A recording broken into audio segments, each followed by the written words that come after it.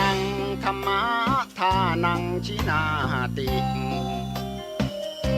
ภาษาบาลีที่พุทธองค์ท่านทรงตรัสสอนมาแล้วครับยังเป็นทางการครับนี่คือเดอะเฮียนนะครับนะที่จบลงไปก็เป็นเรียกว่าอีกหนึ่งช่วงของชาดกนะครับ นะในส่วนนี้เองนะคุณกำลังฟังสถานีวิทยุ FM 104.50 เมกะเฮิรตซ์ครับสถานีวิทยุเพื่อการศึกษา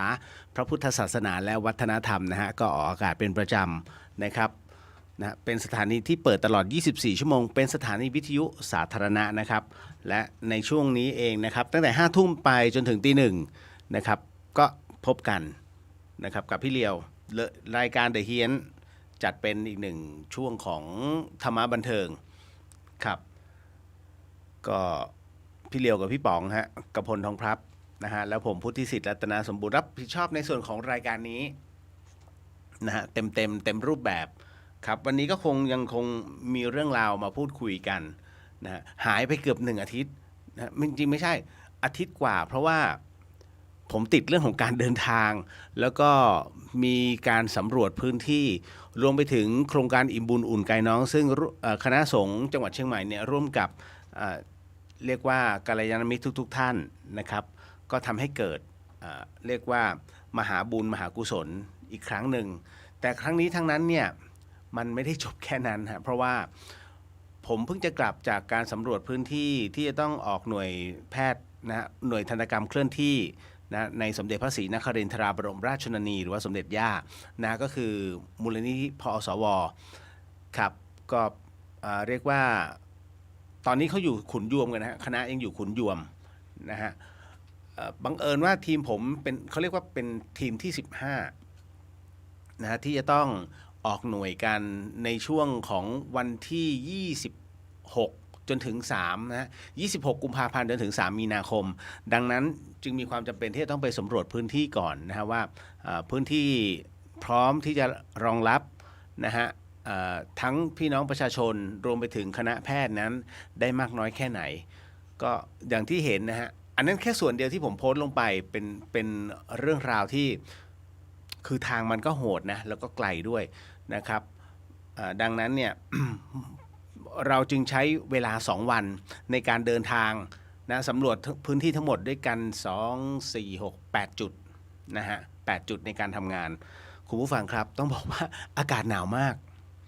ที่กัลยาณิวัฒนานะฮะอำเภอกัลยาณิวัฒนานะฮะหนาวมากคือถ้าช่วงเวลานี้5 ทุ่มของกัลยาณิวัฒนาย้อนกลับไปได้2 วันเนี่ยตอนนี้ประมาณ11 องศา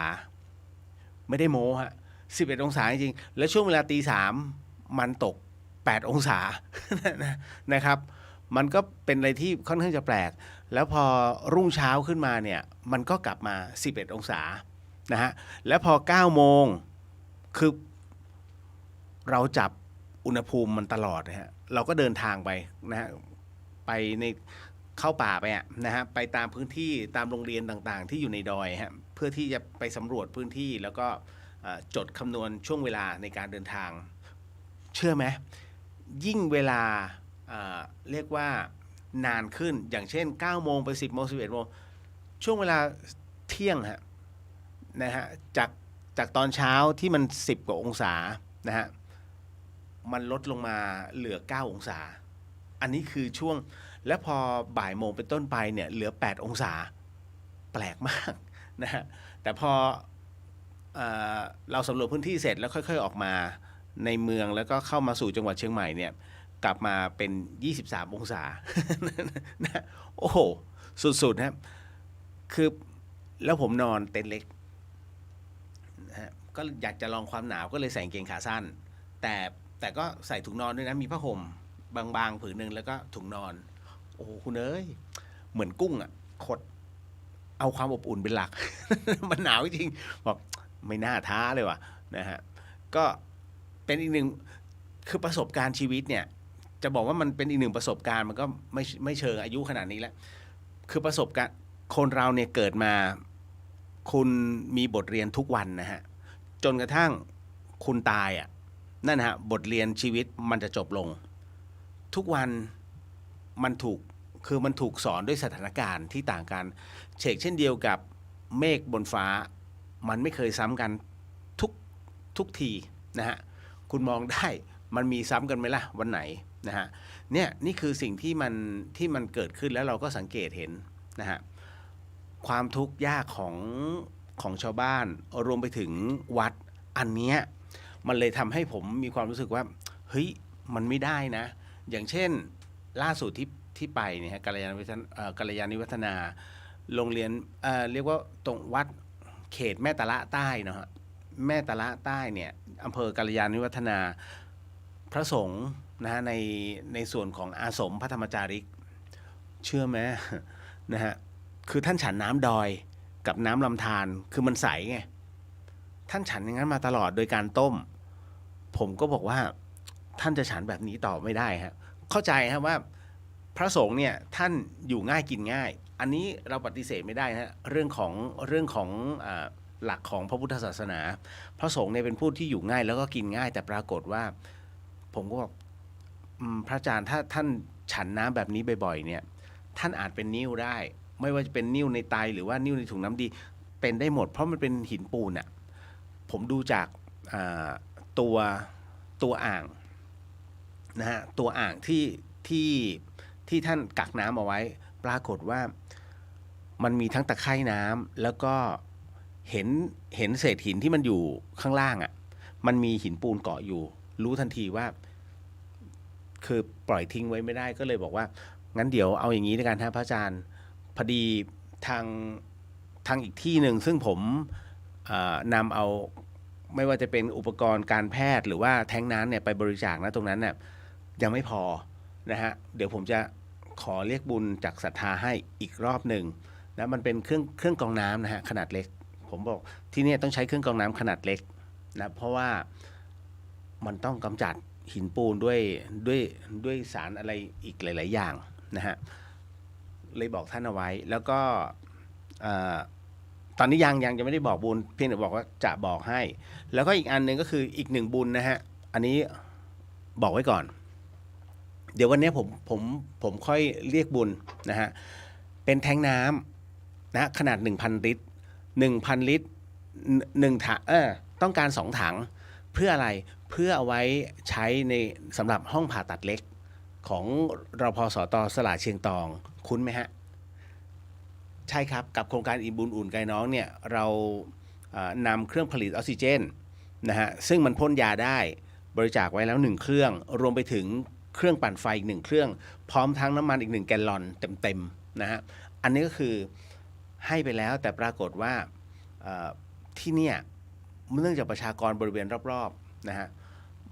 ค่อนข้างจะหนาแน่นแล้วที่สำคัญก็คือว่ากว่าจะนำผู้ป่วยออกมาสู่อำเภอแม่เสลียงหรือว่าแม่ลาน้อยได้คุณครับกินระยะเวลาโอ้โหขนาดผมอะ เรียกว่าประมาณ4 ชั่วโมงขนาดผมเรียกว่ายังสมบูรณ์นะฮะยังนั่งรถยังคงเคงแล้วถ้าคนป่วยขึ้นมาเนี่ยมันค่อนข้างลำบากเพราะฉะนั้นก็เลยสอบถามไปปรากฏว่าที่นั่นเขากำลังจะทำเป็นห้องผ่าตัดเล็กขนาดเล็กนะฮะหมายถึงว่าถ้าไม่หนักหนาจนเกินไปอย่างเช่นสมมติถูกมีดบาดหรือว่าพลาดเงี้ยฟันฟืนแล้วไปโดนแขนแล้วมันฉีกเขาก็สามารถทำการเย็บเขาเรียกผ่าตัดเล็กได้นะฮะแต่ถ้ามากไปกว่านั้นต้องส่งอำเภอนะครับเพราะฉะนั้นเนี่ยก็เลยต้องจัดให้มีน้ำสะอาดปรากฏว่าที่เนี่ยของสลาเชียงตองนั้นน้ำไม่พอฮะที่เก็บกักน้ำไม่พอโดยเฉพาะยิ่งน้ำในห้องผ่าตัดดังนั้นก็เลยบอกว่าโอเคเดี๋ยว ผมก็ต้องบอกทีมออฟโรดของน้องเขาว่าไม่เป็นไรเดี๋ยวพี่จะช่วยเพราะว่าเรื่องน้ำกับชีวิตเนี่ยคนเขาจะชอบทำมากอันเนื่องมาจากว่ามันเป็นหัวคิวบุญเพราะน้ำของเราที่กักเก็บไว้ในแท้งนะฮะมันอยู่ใช้สำหรับการผ่าตัดดังนั้นไม่ว่าใครก็ตามที่เข้ามาตรงนี้นั่นคือเราทำบุญกับชีวิตคนนะฮะก็เลยบอกว่าเดี๋ยวขออนุญาตแล้วกันน้องส่งใบเสนอราคามาให้เดี๋ยวไว้ผมจะโพสต์ลงไปนะฮะรู้สึกว่าใบละตก 4,900 ถ้าจำไม่ผิดนะฮะไม่ได้ซื้อในเชียงใหม่แต่สั่งจากแม่เสลียงผมก็บอกทำไมไม่เอาจากเชียงใหม่มันถูกน้องก็เลยบอกว่าพี่เลี้ยวในเชียงใหม่มันถูกจริงไม่ว่ากันไม่เถียงแต่ พี่ลองคิดดูว่าถ้าขนไปอ่ะไปถึงแม่เสลียงแล้วกว่าจะเข้าไปอ่ะมันค่อนข้างจะใช้เวลาแล้วมันเทอะทะมันไม่คล่องตัวในการเดินทางผมก็มานั่งนึกใช่เพราะครั้งที่ผ่านมาเอาไปเนี่ยมันใช้เวลาหน้างานมันใช้เวลาเยอะแต่ถ้าเราไปสั่งที่แม่เสลียงเนี่ย2 แท้งนะฮะเขาเรียกเขาจะมีรถขนวัวเขาเข้าไปส่งให้ฟรีก็เลยมองว่าถ้าอย่างนั้นก็โอเคนะฮะน้องเขาจัดการให้นะรวมไปถึงแผงโซลาร์เซลล์ล่าสุดคือผมก็ไปสำรวจพื้นที่อ่ะแต่กลับมาที่ธรรมสถานปรากฏว่าแปลกใจตรงที่ไฟส่องสว่างที่คณะศรัทธานะของหลวงพี่ภัสกรเนี่ยนะฮะที่ให้ผม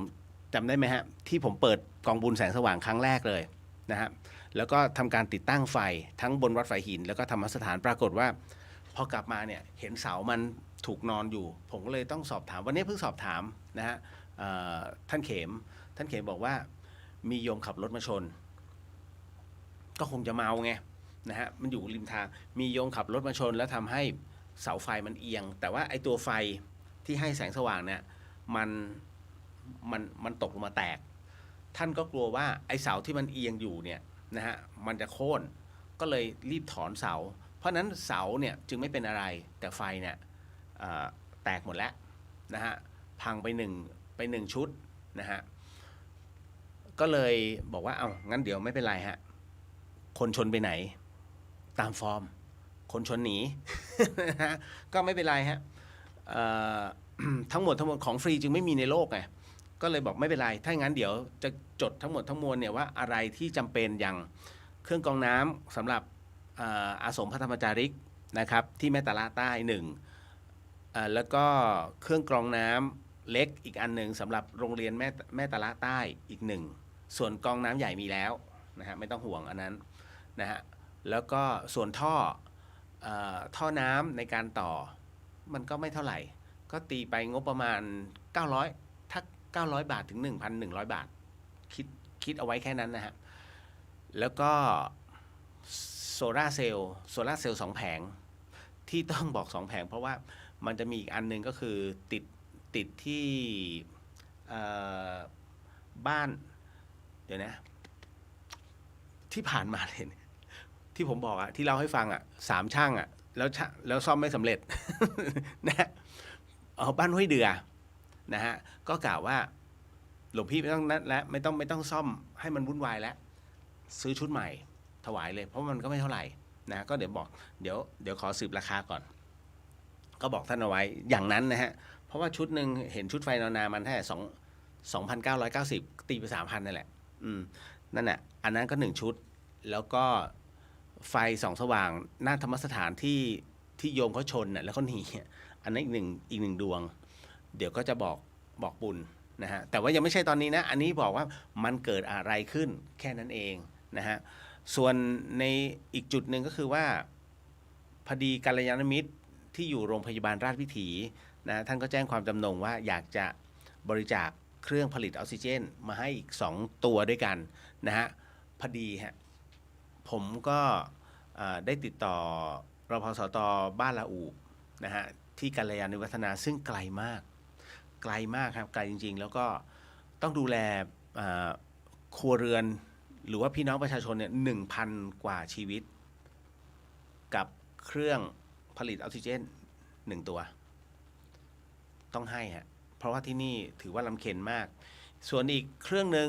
ให้กับโรงพยาบาลเขาเรียกโรงพยาบาลวัดจันทร์นะฮะทำไมต้องให้เพราะว่าช่วงฤดู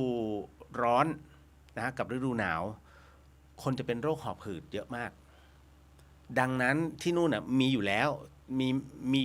หลายเครื่องนะใช้คำว่าหลายเครื่องแต่ไม่พอเพราะว่าประชาชนที่นั่น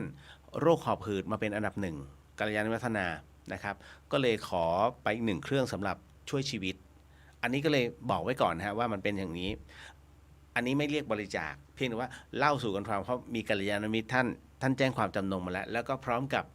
ยาพ่น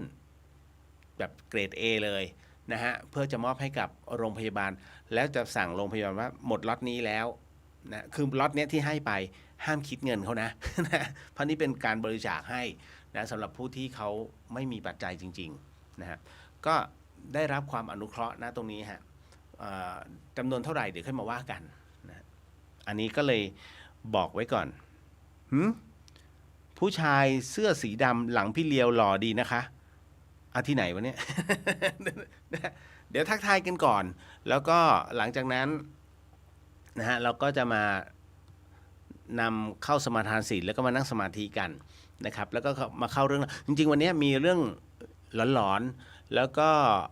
ขอบพระคุณนะฮะอาจารย์จืดเพราะวันนี้ผมไปบรรยายที่วิทยาลัยอาชีวะเชียงใหม่นะก็ควบคู่ไปกับผอ.วิทยุของอสมทนะฮะพี่ทรงวิทย์นะก็ไปเป็นทูไว้กันนะฮะกับคณะบริหารธุรกิจนะฮะเพิ่งจะเสร็จช่วงประมาณสักบ่าย3บ่าย4ประมาณนี้แถวๆนี้นะฮะก็เลยต้องรีบกลับมาทำงานต่อนะฮะอันนี้ก็คือแจ้งทราบว่าที่ผ่านๆมาเนี่ยที่มันหายไปไม่ใช่อะไรหรอกมันต้องทำงานมากฮะแล้ววันอาทิตย์เนี้ยหลังจากที่ผมทำพระสังฆทานทิพย์เสร็จผมต้องตีรถเข้าอุทัยธานีอีกรอบหนึ่งใช่ครับต้องไปวัดท่าสุงนะฮะแล้วจากนั้นก็ถึงจะเข้ากรุงเทพอันเนื่องมาจากว่าวันที่9อ่ะผมต้องพาคณะขึ้นอีสานนะก็ไปกราบไหว้ครูบาอาจารย์ไปงานพิธีพระราชทานเพลิงของหลวงปู่โสวังนะฮะที่วัดลำปะโดนะฮะที่มหาสารคามนะครับแล้วหลังจากนั้นก็เดินทางกลับพอกลับเสร็จปุ๊บนั่นแหละถึงจะขึ้นเชียงใหม่ได้โอ้โหสุดๆคือคิวผมมันแน่นมากคือแน่นแบบเฮ้ยบางทีอยากพักมันก็ได้แค่วันเดียวแล้วก็เดินทางต่อ เป็นเพราะผมบูชาพระศิวลีด้วยหรือเปล่ามีทั้งพระศิวลีมีทั้งพระอุปคุตเหลือพระสังฆจาย คือเขาบอกอย่างนี้บ้านใดนะที่มีพระอุปคุตพระศิวลีแล้วก็พระสังฆจายเนี่ยไว้ในครอบครองคุณไม่ต้องกลัวเลยว่าชาตินี้จะอดมีกินมีใช้ไปตลอดแต่ถ้าจะต้องแขวนเขาเรียกเครื่องรางของขลังนะฮะที่เป็นอะไรที่อยากจะเราไปพรีเซนต์งานหรือไปของานหรือไปกู้ยืมเงินนะฮะเพื่อทำสิ่งใดสิ่งหนึ่งแต่เงินนั้นต้องคืนเขาด้วยนะฮะเพราะไม่งั้นคุณจะรับกรรมมาเป็นเขาเรียกเป็นทวีคูณนะฮะอะไรที่คิดว่ายืมยากๆอ่ะอย่างกู้แบงค์เนี่ยฮะคุณเอาชูชกคุณพกชูชกไปเพราะชูชกเป็นผู้ขอตลอดนะขอพระเวสสันดรได้ยันครอบครัวนี่คือเขาถึงได้บอกว่าเครื่องรางถ้าจะต้องไปทำสิ่งใดสิ่งหนึ่งหรือว่าของานนะหรือว่าพรีเซนต์งานนะครับคุณพกชูชกไปได้ นะอันนี้เล่าสู่กันฟังนะครับเพราะฉะนั้นสายมูก็เตรียมตัวนะครับส่วนวันมาฆบูชาก็ผมขอดูคิวก่อนว่า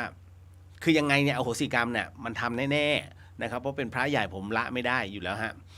ก็เดี๋ยวขอดูนิดนึงว่าผมอยู่หน้าตรงไหนนะครับก็ยังตอบไม่ได้เพราะว่าบางทีอาจจะอยู่เมืองการวัดท่าขนุนเงี้ยนะฮะหรือยังอยู่ที่วัดท่าซุงขอดูอีกทีหนึ่งนะครับแต่ทำให้ เพราะว่าก็ต้องแทนหลวงพี่ฮะเพราะหลังจากมาฆบูชาไปแล้วเนี่ยก่อนวิสาขะก็เป็นอะไรที่เดี๋ยวต้องมาว่ากันอีกทีหนึ่งพูด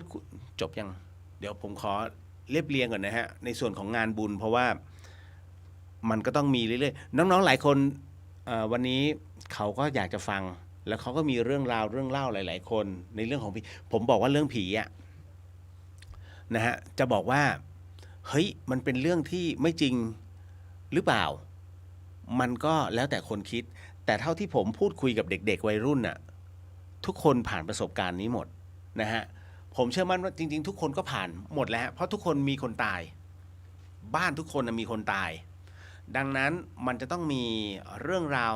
เกิดขึ้นแต่ใช้คำว่าไม่แน่ใจนะฮะก็ไม่เป็นไรแต่ให้รับรู้ว่าเรื่องของจิตวิญญาณมันมีจริง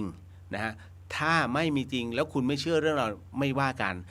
แต่ให้คุณรับรู้ว่าคุณเชื่อเรื่องสมาธิไหมล่ะ หรือว่าความสงบภายในจิตใจ ถ้าคุณไม่เชื่ออันนี้ตอบไม่ได้เลยนะทำอะไรไม่ได้เพราะแสดงว่าชีวิตคุณไม่มีความสงบ เพราะถ้าจิตคุณจะสงบทุกวันเนี่ยทุกคนนะฮะจะมีช่วงเวลาของจิตสงบอยู่คุณรู้ไหมว่าตอนไหนตอนหลับฮะหลับนั่นแหละคุณจิตสงบถ้าคุณนอนไม่หลับแสดงว่าจิตคุณไม่สงบแน่นอนนะฮะดังนั้นเนี่ยทั้งหมดทั้งมวลเนี่ยถึงได้บอกว่าฝึกสมาธิเนี่ยมันก็เหมือนกับฝึกหลับแต่วันนี้บังเอิญมีคำถามที่น้องส่งมาว่าพี่เลียวนั่งสมาธิแล้วมันหลับอ่ะจะแก้ไขยังไงผมคงคือจริงเรื่องนี้พูดไปแล้วเนาะนะฮะแต่วันนี้ผมก็จะยกรูปแบบของพระโมคคัลลาให้ฟังแล้วกันนะฮะซึ่งพระโมคคัลลาเองเนี่ยก่อนที่จะเป็นเรียกว่าเป็นบรรลุแล้วกันนะเป็นพระอรหันต์เนี่ยฮะท่านก็นั่งสมาธิแล้วก็หลับนะรู้ใช่ไหมเดี๋ยวเรื่องราวเป็นไงวันนี้จะเล่าให้ฟังนะเล่าสู่กันฟังนะทั้งหมดทั้งมวลนะครับเดี๋ยวจะหาว่าเฮ้ย นะเรื่องผีก็มีเป็นผีครูผีนางรำนั่นแหละนะฮะก็มีเพราะน้องเขาเล่าเอาไว้แล้วผมก็แปะนะยังคงมีเรื่องราวและคำถามอีกพอสมควรเลยทีเดียววันนี้ท่านใดที่ฟังไม่ไหวหลับได้เลยฮะ นะหลับได้ไม่มีปัญหานะครับเพราะว่าผมชินกับการที่หลายๆท่านบอกแม่พอฟังรายการนี้เหมือนยานอนหลับทุกที ก็ดีใจครับที่ยังได้ฟังอยู่เล็กๆน้อยๆนะฮะอย่างน้อยนะฮะก็เราได้พูดคุยนะฮะเป็นที่เรียบร้อยแล้วเดี๋ยวมาพูดคุยกันก่อนเนาะก่อนที่จะไปเข้าสู่เรื่องราวกันนิดนึงนะท่านใดที่ผมไม่ได้คืออ่านข้ามเลยขออภัยด้วยจริงๆนะสาธุครับป้าแก้วสวัสดีครับคุณเลี้ยวสวัสดีครับป้าแก้วนะฮะคิดถึงเหมือนกันแต่ว่าช่วงนี้แย่ๆหน่อยผมเดินทางตลอดนะฮะท่านใดมีหนังสือพระเจ้า500ชาติบ้างไหม ช่วยส่งมาให้ผมหน่อยนะ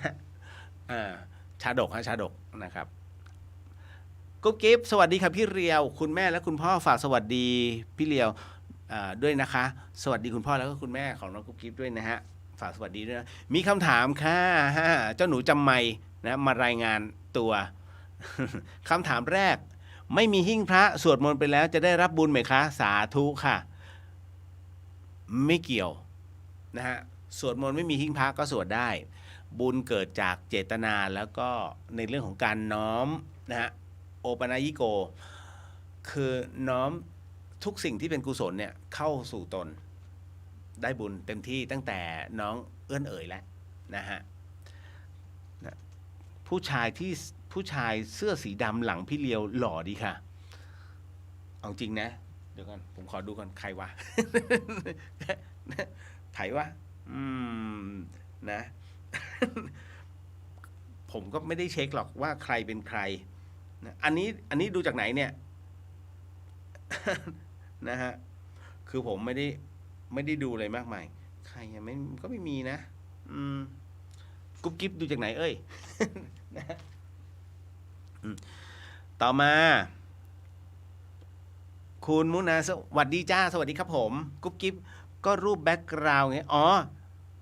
เพราะคุณป๋องเนี่ยเหรอกระพลทองพลับนะฮะเดี๋ยวจะบอกเขาให้นะ ต่อมาคุณมุนาบอกว่าหลวงปู่เหลืองวัดกระดึงทองมรณภาพแล้วนะคะอ๋อทราบนานแล้วครับนะฮะอันนี้ก็ตอนนั้นเนี่ยอยู่ท่านเพิ่งมรณภาพไปไม่นานเนี่ยหลวงปู่เหลืองจริงๆแล้วรู้สึกท่านจะ101 ปีนะฮะแต่ว่าในข่าวเนี่ยบอกว่าเท่าไหร่80หรือ90ต้นๆไม่ใช่ท่าน101 ปีแล้ววันนั้นที่ไปเนี่ยแล้วคุยนะฮะหลวงปู่น่ารักมากนะท่านผอมนะฮะแต่พอไปกราบเสร็จปุ๊บเนี่ยท่านก็คุยคือพระอุปถากก็ห้ามแต่ไม่ท่านอยากคุยแล้วก็ยิ้มหัวเราะโหผมนั่งกันอยู่ข้างล่างอ่ะคือท่านก็พระอุปถากท่านเข็นรถมา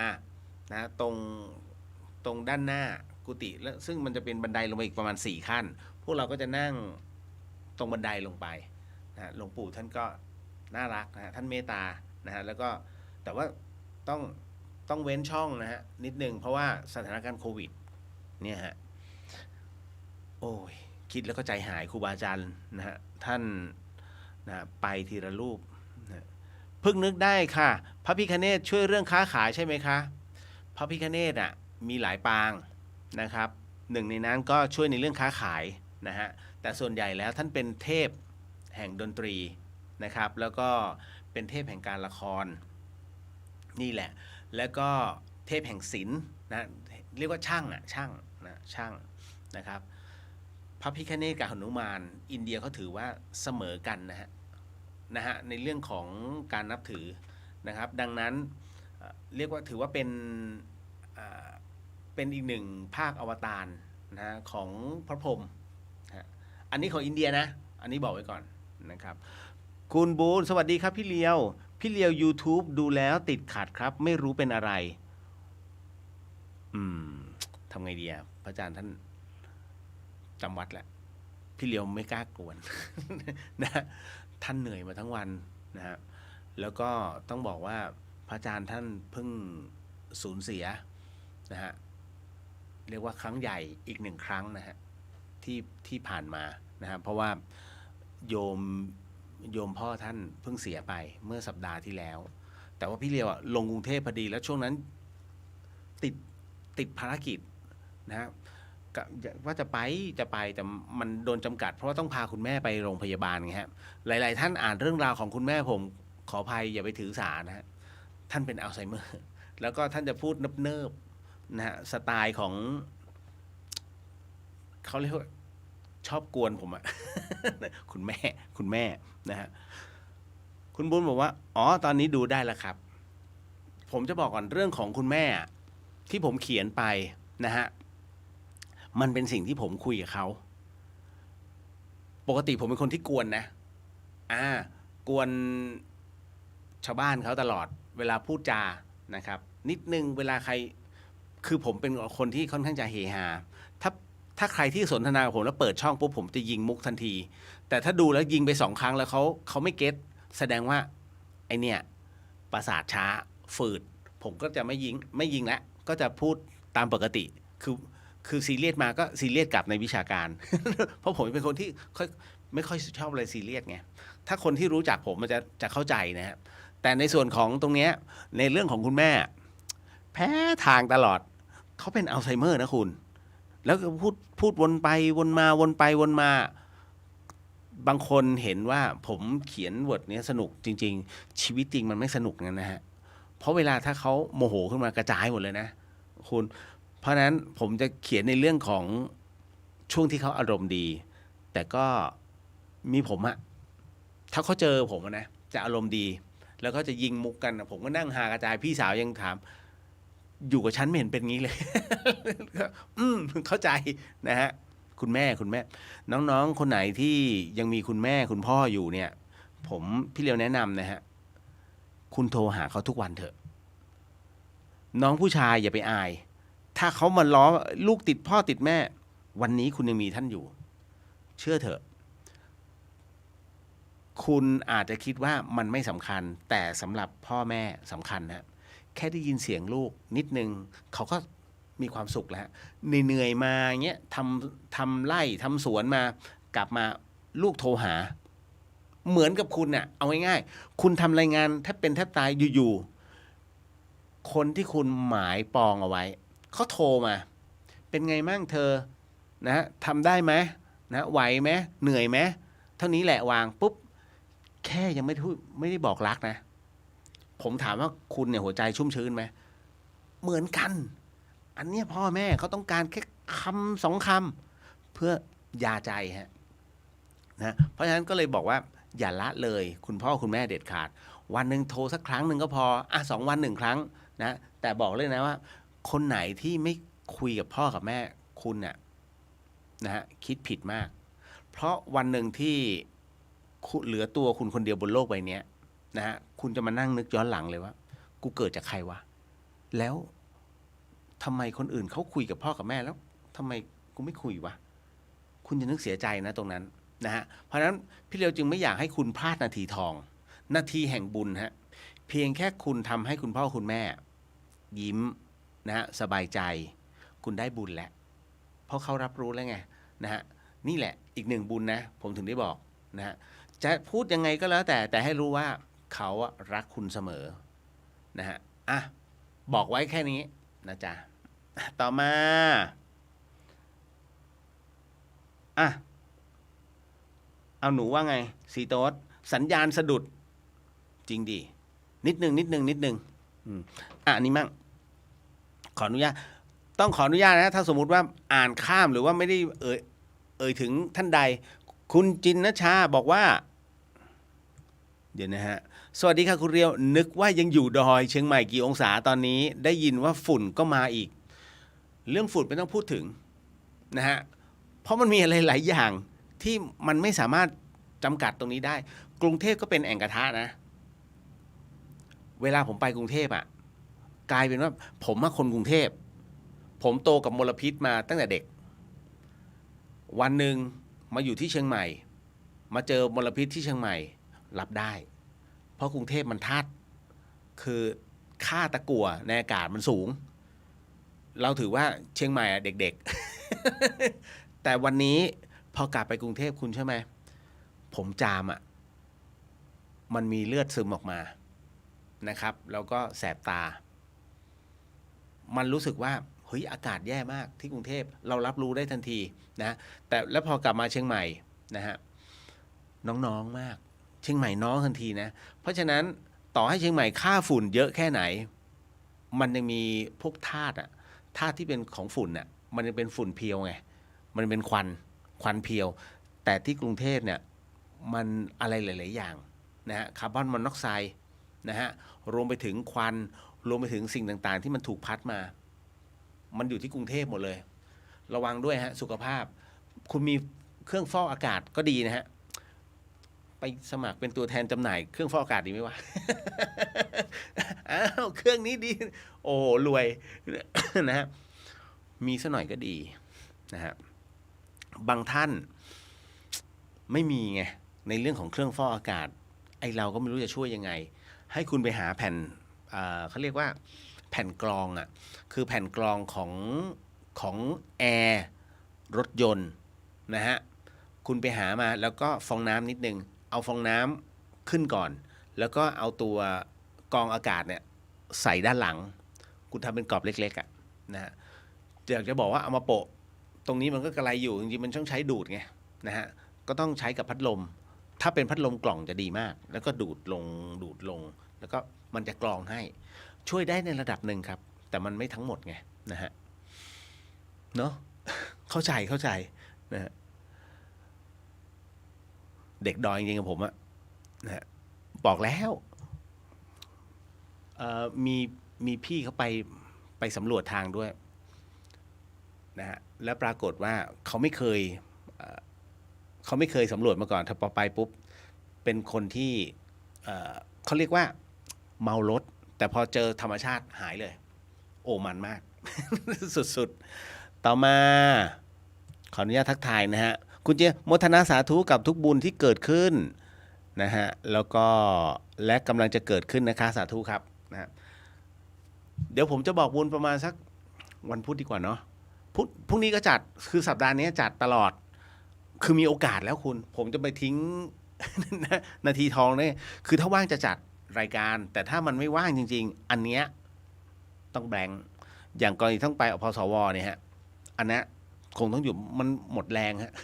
นะต่อมาอันนี้คุณปารายงานตัวคุณเลียวแล้วก็ชาวเดอะเฮียนค่ะโมทนาสาธุครับนะฮะคุณจันยาสวัสดีค่ะคุณเลียวสวัสดีครับผมคุณจีน่าพูดเหมือนพระอาจารย์เปียบเลยเรื่องชูชกพอพระอาจารย์บอกแม่ชีถ้าจำไม่ผิดกู้เงินแบงก์อิสลามยังได้เลยใช่ครับงานหลวงพี่ท่านก็มาแม่ชีท่านนั้นผมไม่ทวงคืนก็ให้แม่ชี นะครับเพราะว่าถือว่าหลวงพี่ท่านเมตตาครับต่อมาคุณเบนสวัสดีค่ะสวัสดีครับผมคุณจินครับ พระเจ้า500 ชาติที่ธรรมสถานน่าจะมีนะคะ คุ้นๆพระอาจารย์เหมือนเคยพูดถึงนะคะ ใช้คำว่าเคยมีฮะแต่ว่าณบัดนี้หาไม่เจอ เพราะผมพยายามจะหานะฮะก็ไม่เอาดีกว่านะฮะไม่วุ่นวายเพราะเดี๋ยวถ้าไปลื้อมากมายมันจะกระจายซะก็ไม่ผมจะมีเขาเรียกว่าเราจะมีส่วนของเราในการทำการศึกษาค้นคว้าโดยเฉพาะก็จะเป็นเงี้ยต้องแยกกันผมกับหลวงพี่จะแยกกันนะฮะต่อมาพี่สุวรรณยาสวัสดีค่ะสวัสดีครับผมนะฮะ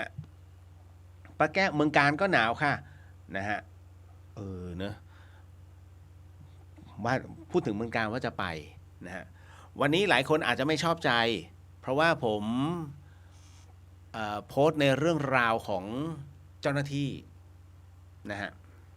ผมจะบอกว่าผมพูดเสมอว่าผมเป็นคนที่ไม่โกหกตัวเองบางอย่างเนี่ยมันกระทบโดยตรงนะฮะอันนี้คือกระทบชาตินะฮะผมมีความรู้สึกว่าผู้ชายเนี่ยต้องเป็นคนที่มีความรับผิดชอบถ้าทำผิดต้องยอมรับผิดนะฮะอย่างเช่นนะถ้าเราขับรถชนใครเนี่ยต้องลงไปรับผิดชอบแต่มากน้อยแค่ไหนว่ากันแต่เราคือคนผิดไม่ใช่ขับรถหนีถ้าต่อยกันนะฮะเราก็พร้อมที่จะอภัยซึ่งกันและกันยอมรับผมต่อยกับเขาครับมันต้องพูดตรงๆแต่วันนี้มันเกิดเหตุเจ้าหน้าที่คุณก็รู้อยู่ว่ามันจริงแท้แค่ไหนนะฮะบังเอิญว่ามีหลายคนเนี่ยเข้ามาในอินบ็อกซ์แล้วมาถามผมในจุดนี้ฮะเรื่องของเจ้าหน้าที่ตำรวจในส่วนของการตั้งด่านเอาอย่างนี้ผมเชื่อมั่นว่าทั้งประเทศน่ะจับจ้องอยู่ผมไม่สรุปเพราะพูดไปมันก็เราไม่มีหลักฐานไม่มีอะไรเลยผมคือผู้ฟังแต่ผมจะบอกว่าอย่างกรณีของเชียงใหม่ผมพูดมาเยอะแล้วนะเรื่องตรงนี้อย่างของเชียงใหม่เนี่ยนะฮะจริงๆอยากให้สำนักงานตำรวจแห่งชาติไปโคกันกับส่วนกลางแล้วก็โคกับทางการบินถ้าเขาบินมาเนี่ยหรือว่าอะไรก็ตามเนี่ยท่านตั้งโต๊ะเลยเป็นการเช่าใบขับขี่เป็นการเช่าใบขับขี่เพราะเชียงใหม่มันคือเมืองท่องเที่ยวคุณเขาขี่มอเตอร์ไซค์เนี่ยนะฮะใส่หมวกกันน็อกไม่ใส่หมวกกันน็อกท่านตั้งด่านปุ๊บพอปรับเสร็จปุ๊บเนี่ยเขาเสียความรู้สึกเพราะเขามาเที่ยวมันไม่รู้หรอกกฎของบ้านเราแต่จริงๆมันเป็นเบสิกเข้าใจนะฮะแต่บางคนก็เหมือนคุณเนี่ยถามว่าคุณเคยเข้าใจอะไรสังคมนะฮะมากน้อยแค่ไหนคนเรามันเข้าใจไม่เท่ากันนะเพราะฉะนั้นถ้าทำกรณีเขาเรียกใบขับขี่ชั่วคราวไปไหนก็ได้ภายใน8 จังหวัดภาคเหนือสมมุตินะ8 จังหวัดภาคเหนือคุณจะขี่ไปไหนก็ได้นะฮะกฎก็คือใส่หมวกนะฮะแล้วก็มีการเขาเรียกว่าลงทะเบียนเป็นเงินเท่าไหร่ก็ว่าไปนะฮะสำหรับใบขับขี่ชั่วคราวใช้ได้7 วันแค่นั้นมันก็จะง่ายหน่อยถูกไหมฮะเขาก็จะมียื่นเป็นใบขาวนี่ไงเสียมาแล้วมันจะจบแต่อันเนี้ยพอจับปุ๊บโอ้โหคุณคือเห็นเกือบทุกวันแต่ตอนนี้พอข่าวของนครบาลของอะไรนะห้วยขวางใช่ไหมดังเชียงใหม่ไม่ค่อยมีแล้ว คือก่อนนะเห็นแล้วเขาก็ถ่ายรูปกันแต่ก็แปลกนะแล้วเหมือนกับเป็นการฝึกตำรวจใหม่หรือเปล่า เราก็เห็นน้องๆตำรวจมาขีดเดียวตลอดยืนกันเป็นแถวเลยประมาณ20 คนนะ10 คน20 คนเท่านี้นะฮะเราก็ทุกคนก็จะพูดเป็นเสียงเดียวกันมาฝึกเด็กใหม่ เป็นเข้าใจกันนะอันเนี้ยถึงได้บอกว่าขอนำเสนอนะครับว่าถ้าเป็นไปได้เนาะนะฮะทำใบขับขี่ชั่วคราวแล้วมันจะดูงามนะครับอีกอันนึงตัวเลขสำคัญมากประเทศไทยไม่เคยทำเลยคือคุณเคยเห็นใช่ไหมฮะชาวต่างชาติเข้าชมพื้นที่300ถ้าคนไทย50 บาทเป็นเราก็มีความรู้สึกอย่างเราไปประเทศลาวคนไทย40คนลาวเท่าไหร่นะเงินของเขานั่นแหละเงินกีบนะไม่รู้แต่รู้ว่าอันเนี้ยคนไทยเสียมากกว่าเราเข้าใจแต่เราก็เสียความรู้สึกนะแต่คราวนี้พอมาประเทศไทยมันมีวิธีแก้ไงคุณ เราเรียนเลขไทยไว้ทำแปะอะไรล่ะอะไรที่เป็นของคนไทยคุณเขียนเลขไทยไปคนไทยเข้า30เป็นเลขไทยฝรั่งไม่รู้เรื่องหรอกแต่ถ้าคุณไปเขียนอาหรับิกเหมือนกันเนี่ยมันใช้กันทั่วโลกโอ้ชั้นขนาดนี้แต่ถ้าคุณเขียนเป็นเลขไทยปุ๊บเขาจะไม่รู้ว่าเท่าไหร่แค่นั้นเลยนิดเดียวบิดนิดเดียวทำไม่เป็นนี่คือระบบฮะไม่เป็นไรช่างมัน นะเกินตัวไปมาเข้าสู่เรื่องราวกันนะพี่วรันทรสวัสดีครับคุณเรียวสวัสดีครับนะฮะเดี๋ยวคือหลายๆท่านพยายามรอบุญผมอยู่ใช่ไหมเอาไงดียังไม่บอกบุญฮะคืออย่างนี้เพราะผมยังไม่ได้แจงเลยว่าที่ผมใช้จ่ายไปอิ่มบุญอุ่นไก่น้องมันเท่าไหร่นะฮะ เดี๋ยวผมต้องแจงอะไรให้มันเรียบร้อยก่อนนะครับแล้วก็อะไรอีกนะเดี๋ยวมันแวบขึ้นมาเมื่อกี้ อ๋อจะแจกพระ แหมพอบอกแจกพระคือพอดีว่าวันนี้นะฮะน้องที่เขาเป็นศิษย์หลวงตาม้าเนาะนะฮะโมทนาพระมาให้ซึ่งหลวงตาม้าท่านอธิษฐานจิตเป็นที่เรียบร้อยแล้วหลวงตาม้าวัดถ้ำเมืองนะนะครับนะฮะก็ให้พี่เลียวไว้จำนวนหนึ่งเดี๋ยวไว้จะแจกในรายการแต่ว่าวันไหนเดี๋ยวขอแจ้งอีกทีหนึ่งนะฮะสวยฮะพระสวยด้วยนะฮะเอาไว้ตั้งแต่วันแถวๆนี้อังคารพุธพฤหัสนะฮะเดี๋ยวมีแจกแน่ๆนะครับก็10 องค์เดี๋ยวแจกให้แต่ว่าขอเวลาไปเตรียมตัวก่อนนะครับ นิดนึงวันที่1ไม่ได้ผมใส่ฟัน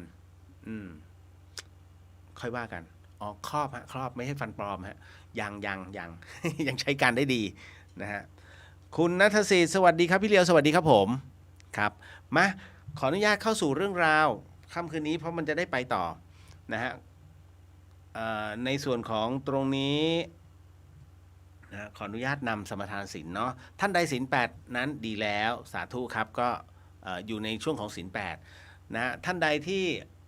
วันนี้ศีลไม่ครบพร่องไปบ้างเรามาต่อกันดีกว่านะครับคือแน่นอนที่สุดฮะถ้าศีลขาดเราต่อศีลได้ไงนะแต่ถ้าอะไรที่มันผิดพลาดไปแล้วเนี่ยมันแก้ไขในสถานการณ์นั้นไม่ได้แต่เรามาแก้ไขในเรื่องของศีลเนี่ยอยู่เขาเรียกอยู่นะอยู่ตัวกว่าพร้อมเนาะสาธุสาธุท่านใดที่ไม่สามารถนะครับหรือว่าคิดว่าจะกล่าวไม่ทันใช้น้อมจิตน้อมใจตามเนาะสาธุครับนะโมตัสสะภะคะวะโตอะระหะโตสัมมาสัมพุทธัสสะนะโมตัสสะภะคะวะโตอะระหะโตสัมมาสัมพุทธัสสะนะโมตัสสะภะคะวะโตอะระหะโตสัมมาสัมพุทธัสสะพุทโธธัมโมสังโฆศีลข้อ1ไม่ฆ่าสัตว์ศีลข้อ2ไม่ลักทรัพย์ศีลข้อ3ไม่ประพฤติผิดในกามศีลข้อ4ไม่พูดเท็จศีลข้อ5ไม่ดื่มสุราและของมึนเมาบัดนี้ข้าพเจ้าตั้งใจรักษาศีลแล้วบัดนี้ข้าพเจ้าคือผู้มีศีลข้าพเจ้าผู้มีศีลละอายต่อการทำความชั่วกลัวต่อผลของบาปกรรมข้าพเจ้าผู้มีศีลมีหิริโอตปะมีกายเป็นมนุษย์มีใจเป็นเทวดาเป็นมนุษย์เทโว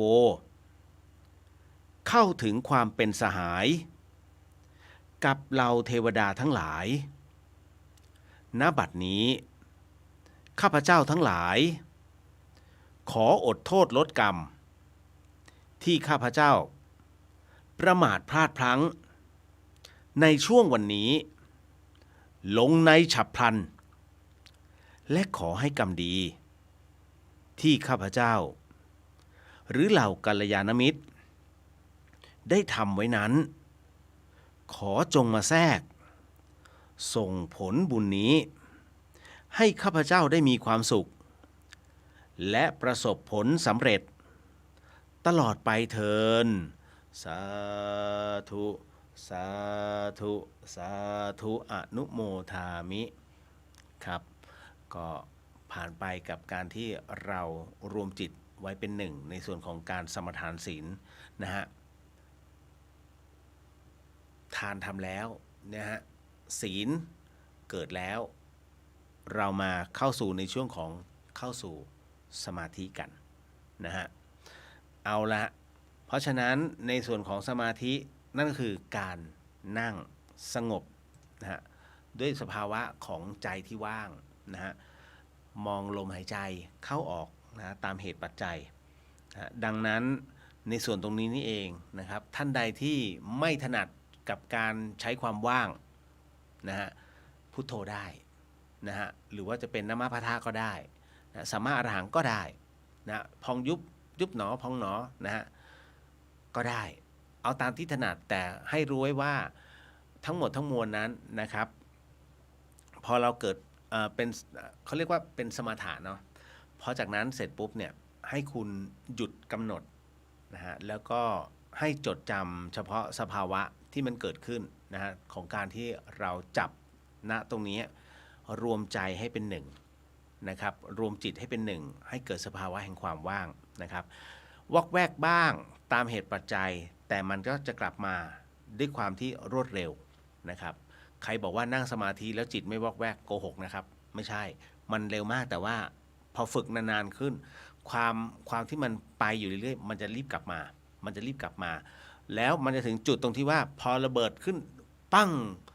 จิตมันก็ตามเสียงไปแป๊บแล้วกลับทันทีคือมันกลับเร็วมากจนกระทั่งเรามองว่ามันนิ่งนะฮะเพราะฉะนั้นในส่วนตรงนี้เนื่องจากว่าเป็นรายการวิทยุผมไม่สามารถจะให้พื้นที่ของในช่วงของรายการนั้นมันเดดแอร์ได้นะฮะ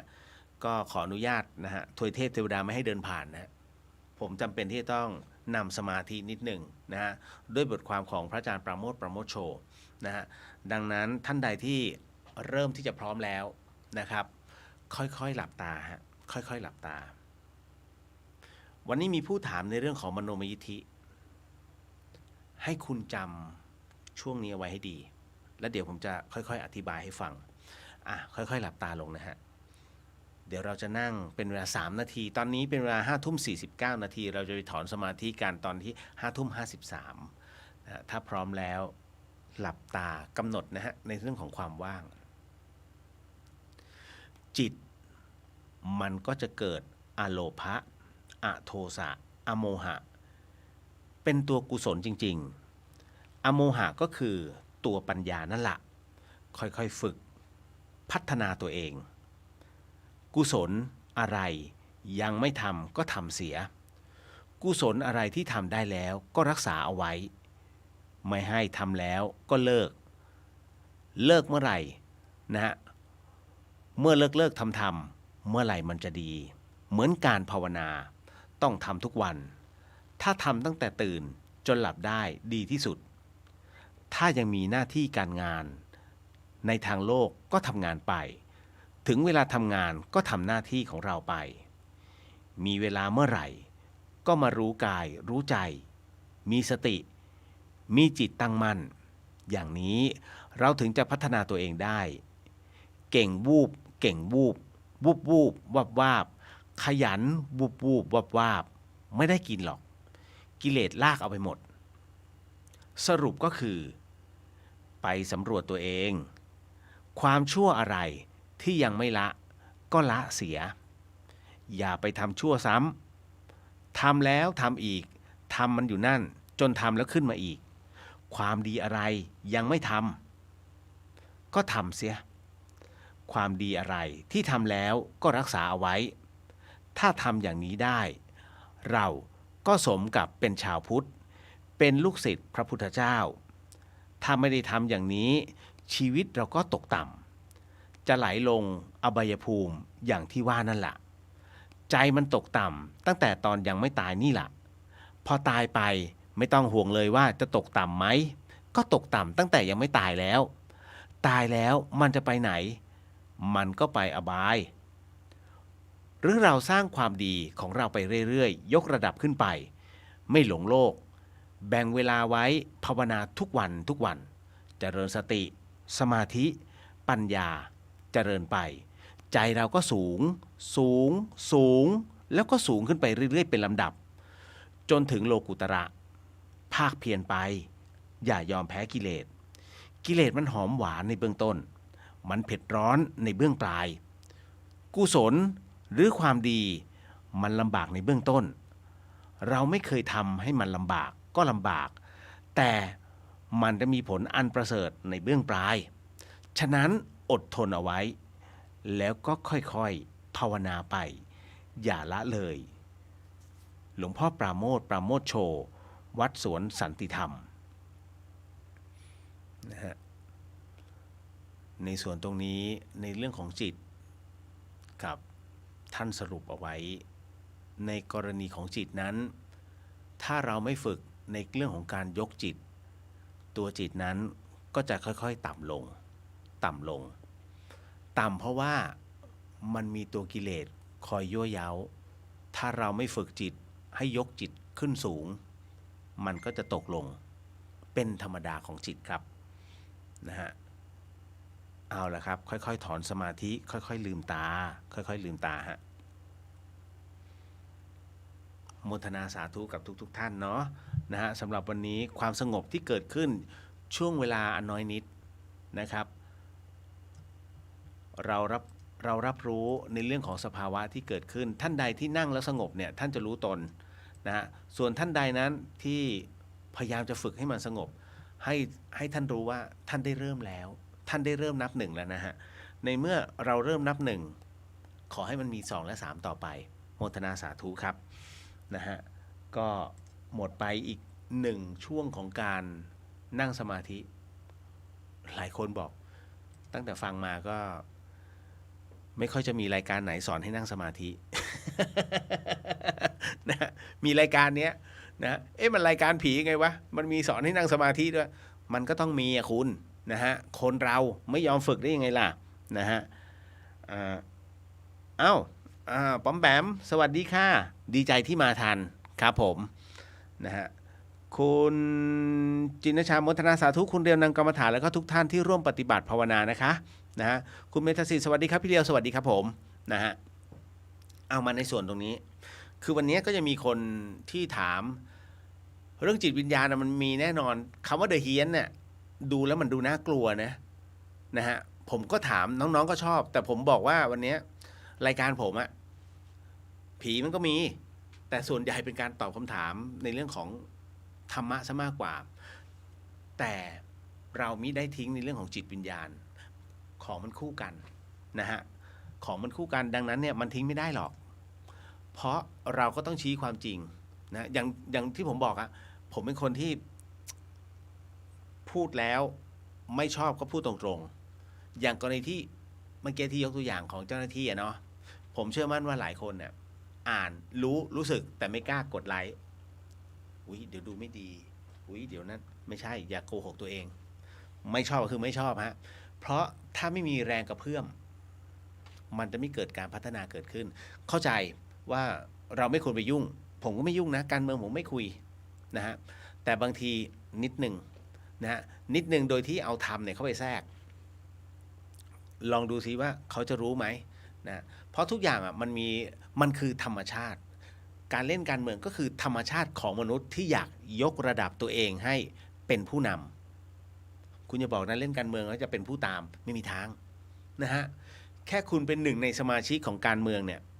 เวลาไปไหนเนี่ยดูได้อย่างงานศพเขาเชิญก่อนเลยขอเชิญอบจ.นะฮะสท.นะฮะทำไมไม่เชิญพ่อแม่ ทำไมไม่เชิญคุณครูผู้มีบทบาทในเรื่องของการให้ความรู้สท.ทำอะไรนะฮะอบจ.ทำอะไร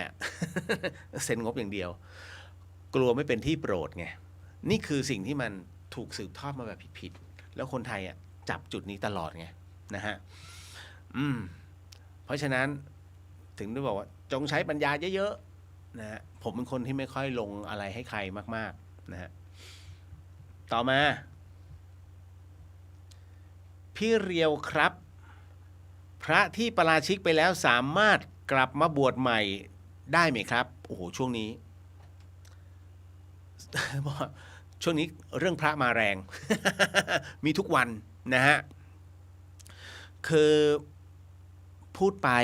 มันก็จะเป็นในเรื่องของวจีกรรมแต่ถามว่าต้องพูดไหมต้องพูดทำไมอ่ะพี่ไม่กลัวกรรมเหรอกลัวนะแต่บางอย่าง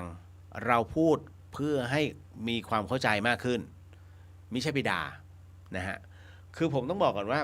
พระปาราชิกแล้วกลับมาบวชใหม่ได้ไหมได้ฮะเฮ้ยพี่เลียวไม่พูดงั้นน่ะเขาก็บอกกลับมาบวชไม่จริงกลับมาบวชใหม่ได้แต่มันมีแต่ได้แค่เนนบวชพระไม่ได้บางคนคือปาราชิกไปแล้วแอบกลับมาบวชซึ่งไม่มีใครรู้หรอกปัจจุบันเนี้ยก็ยังมีประเภทเนี้ยแต่คุณยังจับไม่ได้ยังจับเขาไม่ได้นะฮะคือเมื่อปาราชิกไปแล้วนะฮะแอบบวชใหม่มันทำได้ไหมมีนอกจากคุณเขาเรียกว่าประชาชนยังหาไม่เจอแต่ตัวท่านอะไปไหนไม่รอดเพราะว่ามันเหมือนตาลยอดด้วนฮะมันไม่สามารถเจริญงอกงามในพระพุทธศาสนาได้นะยิ่งทำกรรมในเรื่องของการหลอกศรัทธาเนี่ยยิ่งซวยหนักนะฮะถามว่าเยอะไหมเยอะปัจจุบันนะฮะเยอะดังนั้นกรณีตรงนี้คือจริงๆแล้วได้ศีล10แต่ว่าปกติแล้วเขาไม่นิยมกลับมาบวชแม้กระทั่งเป็นเนรก็ไม่สามารถนะฮะแต่ถามว่าถ้าบวชได้ไหมบวชได้แต่ได้เป็นเนรพระไม่ได้นะครับ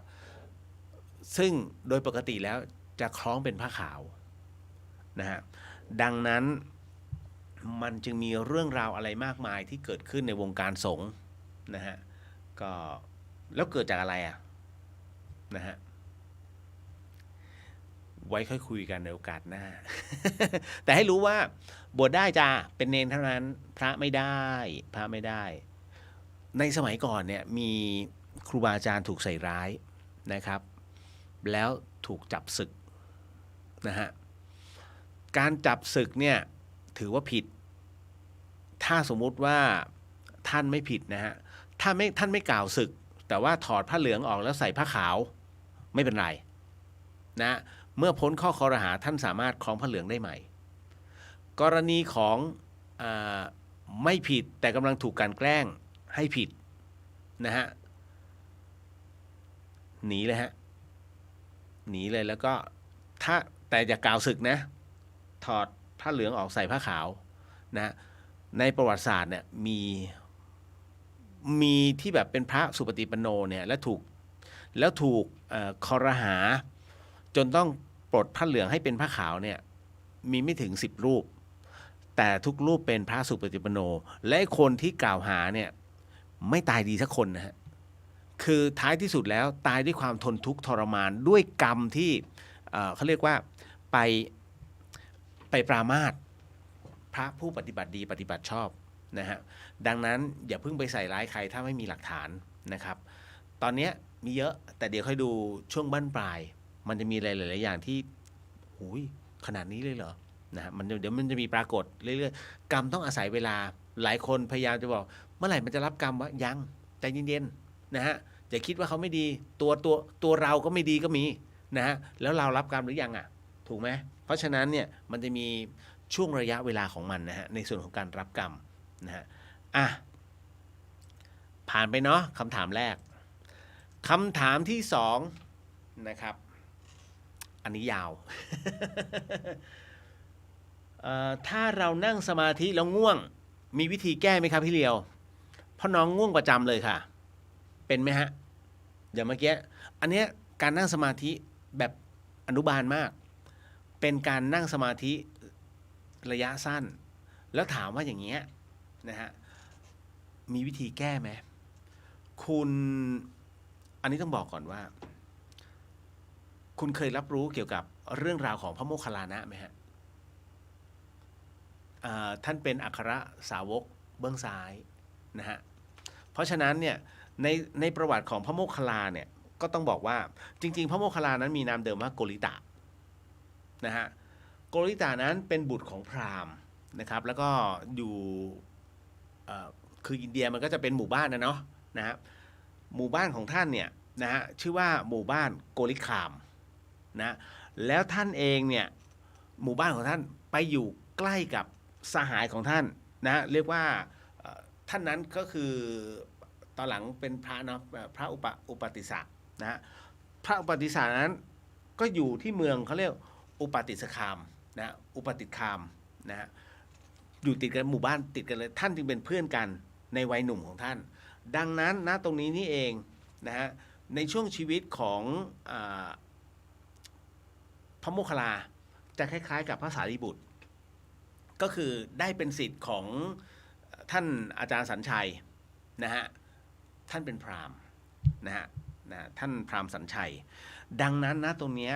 ด้วยความที่ท่านอยากรู้อยากเรียนนะครับในสิ่งต่างๆนั้นนะท่านก็ขยันในเรื่องของการฝึกปรือนะฮะเรียกว่าฝึกจนทุกอย่างเนี้ยอาจารย์สัญชัยเนี่ยไม่มีอะไรจะสอนให้แล้วดังนั้นโกริตะจึงพยายามที่จะต้องไปหาเส้นทางใหม่ตรงนี้นี่เองปรากฏว่าท่านอุปติสสะเนี่ยได้ไปพบกับท่านพระอัสสชิพระอัสสชิก็คือ1 ใน 5ปัญจวัคคีย์นะฮะที่บรรลุธรรมเป็นพระอรหันต์แล้วนะตรงนี้พระอัสสชิก็เลยแสดงพระธรรมเทศนาขององค์พระสัมมาสัมพุทธเจ้านั้นนะให้ฟังให้กับท่านอุปติสสะได้ฟังพระอุปติสสะนั้นพอฟังธรรมจากท่านอัสสชิปรากฏว่าบรรลุเป็นโสดาบันทันทีเป็นเขาเรียกโสดาปัตติผลนั่นคือผลของการที่พอฟังปุ๊บพิจารณาแล้วผลจึงออกมาทันทีนะท่านจึงเป็นโสดาบันเป็นโสดาปัตติผลพอถึงตรงนั้นเสร็จปุ๊บนำเอาหลักตรงนี้มาบอกกับโกริตะ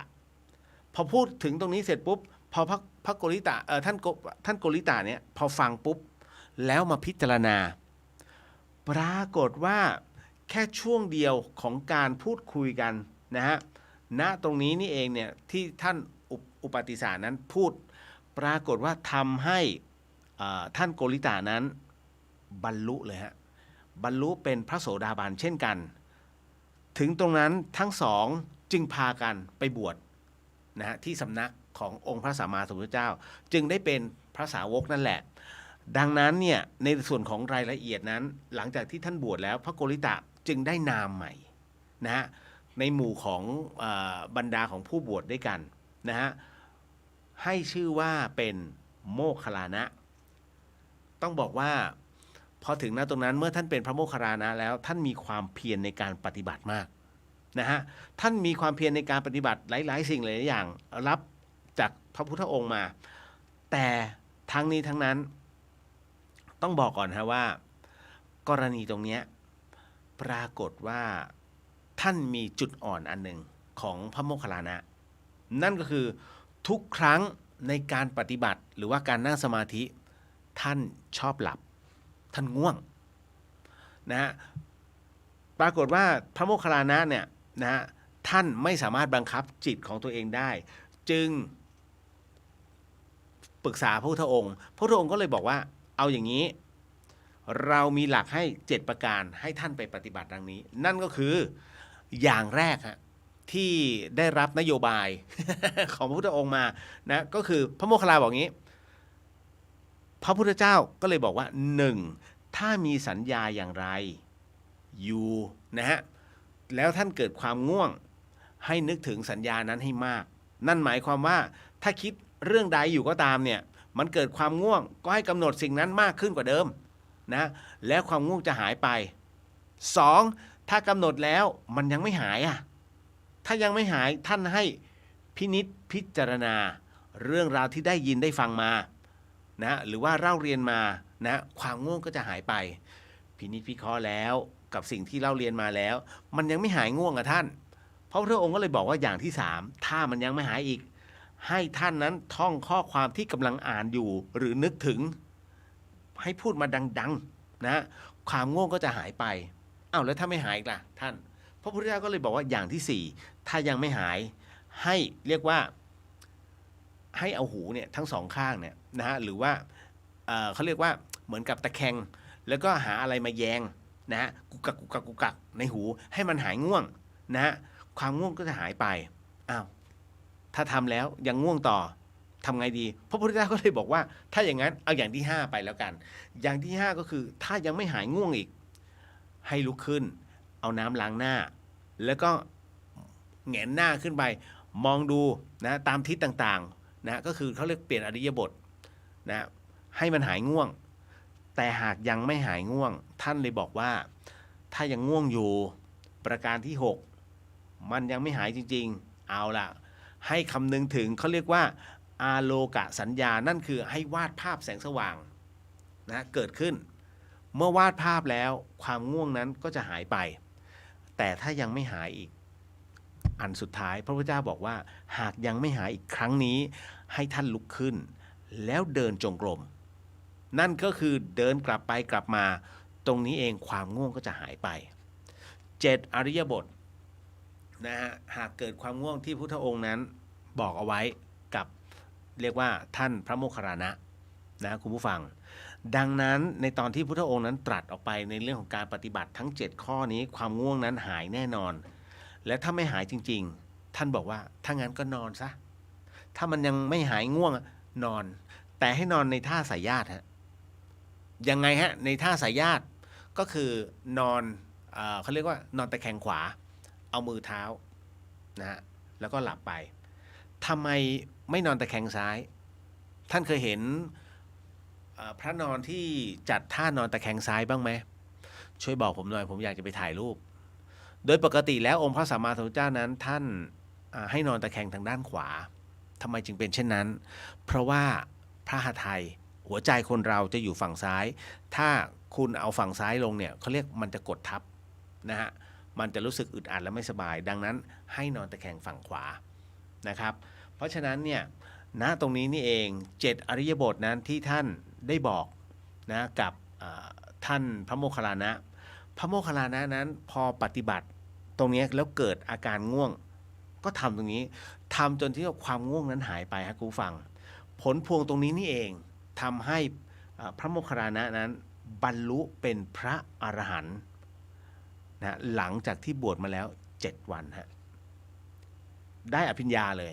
นะคือท่านมีได้เขาเรียกมีฤทธิ์น่ะเกิดขึ้นพระโมคคัลลานะเด่นในเรื่องของฤทธิ์นะฮะจำได้ไหมเรื่องของพระโมคคัลลานะเนี่ยเขาเรียกเป็นไอดอลพระโมคคัลลานะคือไอดอลของพระมาลัยด้วยฤทธิ์ของพระโมคคัลลานะนี่เองเนี่ยท่านจึงไปโปรดนะยมโลกฮะเราไม่พูดถึงตรงนั้นแต่เรากำลังจะพูดถึงในเรื่องของพระโมคคัลลานะฤทธิ์ของท่านเนี่ยได้รับการยกย่องจากองค์พระสัมมาสัมพุทธเจ้าว่าเป็นเลิศนะในทางฤทธิ์ท่านได้รับแต่งตั้งให้เป็นอัครสาวกนะเบื้องซ้ายคู่กับพระสารีบุตรซึ่งเป็นเบื้องขวาความที่ท่านมีฤทธิ์มากบางครั้งท่านได้รับบัญชานะเรียกว่าให้เป็นสื่อหรือว่าเป็นเครื่องมือในการชักจูงพวกที่มีมิจฉาทิฐิแล้วก็มีฤทธิ์ต่างๆเนี่ยให้คลายความเห็นผิดลงแล้วหันมานับถือพุทธศาสนากันอย่างมากมายบางครั้งได้รับพุทธบัญชาให้ไปใช้คำว่าปราบนะฮะให้ไปปราบผู้ที่มีฤทธิ์ที่เป็นมิจฉาทิฐิเรียกมิจฉาทิฐิแล้วปรากฏว่าพอถึงณตรงนี้เสร็จปุ๊บเนี่ยบางทีก็ทำให้ท่านรู้สึกว่าไม่อยากทำสงสารนะเพราะเมื่อไหร่ก็ตามที่องค์พระโมคคัลลานั้นนะไปปราบนะตรงเนี้ยซีโรราบหมดเลยนะตรงนี้นี่เองในสมัยพุทธกาลนั้นจึงมีผู้ที่เข้ามาบวชเป็นสาวกขององค์พระสัมมาสัมพุทธเจ้านั้นเป็นลำดับมากขึ้นและส่วนใหญ่เป็นผู้มีฤทธิ์ทั้งนั้นฮะเพราะพระโมคคัลลานั้นไปปราบนะจนกระทั่งต้องบอกว่าการกระทำของท่านนั้นเป็นประเด็นมากนะที่ทำให้พวกเดรัจฉีพวกนอกศาสนาเนี่ยฮะนะแค้นเคืองเป็นอย่างมากถึงกับจ้างวานนะจ้างวานให้โจรเนี่ยโจรป่าเนี่ยมาดักคอยฆ่าพระโมคคัลลานะเรียกว่าให้ดักตัดมือตัดเท้ากันเลยนะฮะแต่คราวนี้เนี่ยต้องบอกว่าพระโมคคัลลานะพวกเหล่าโจรเนี่ยมาดักนะฮะ มาดักที่กุฏิของพระโมคคัลลานะถึง3 ครั้ง 3 ครา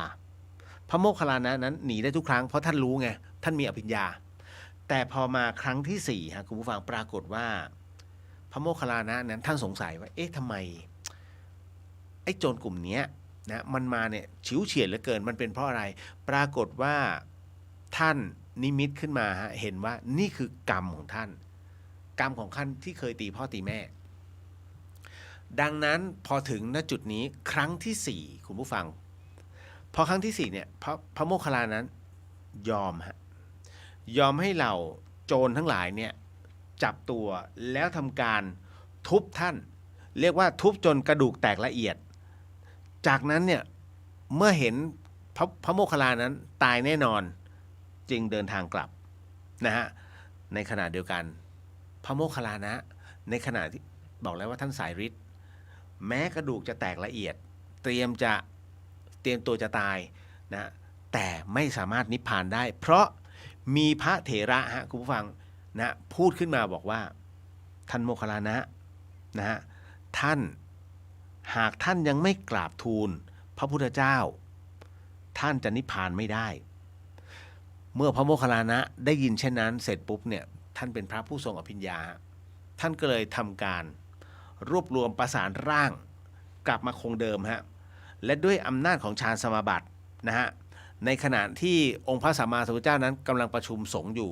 ปรากฏว่าพระโมคคัลลานะนั้นได้เหาะลงมากลางที่ประชุมแล้วก็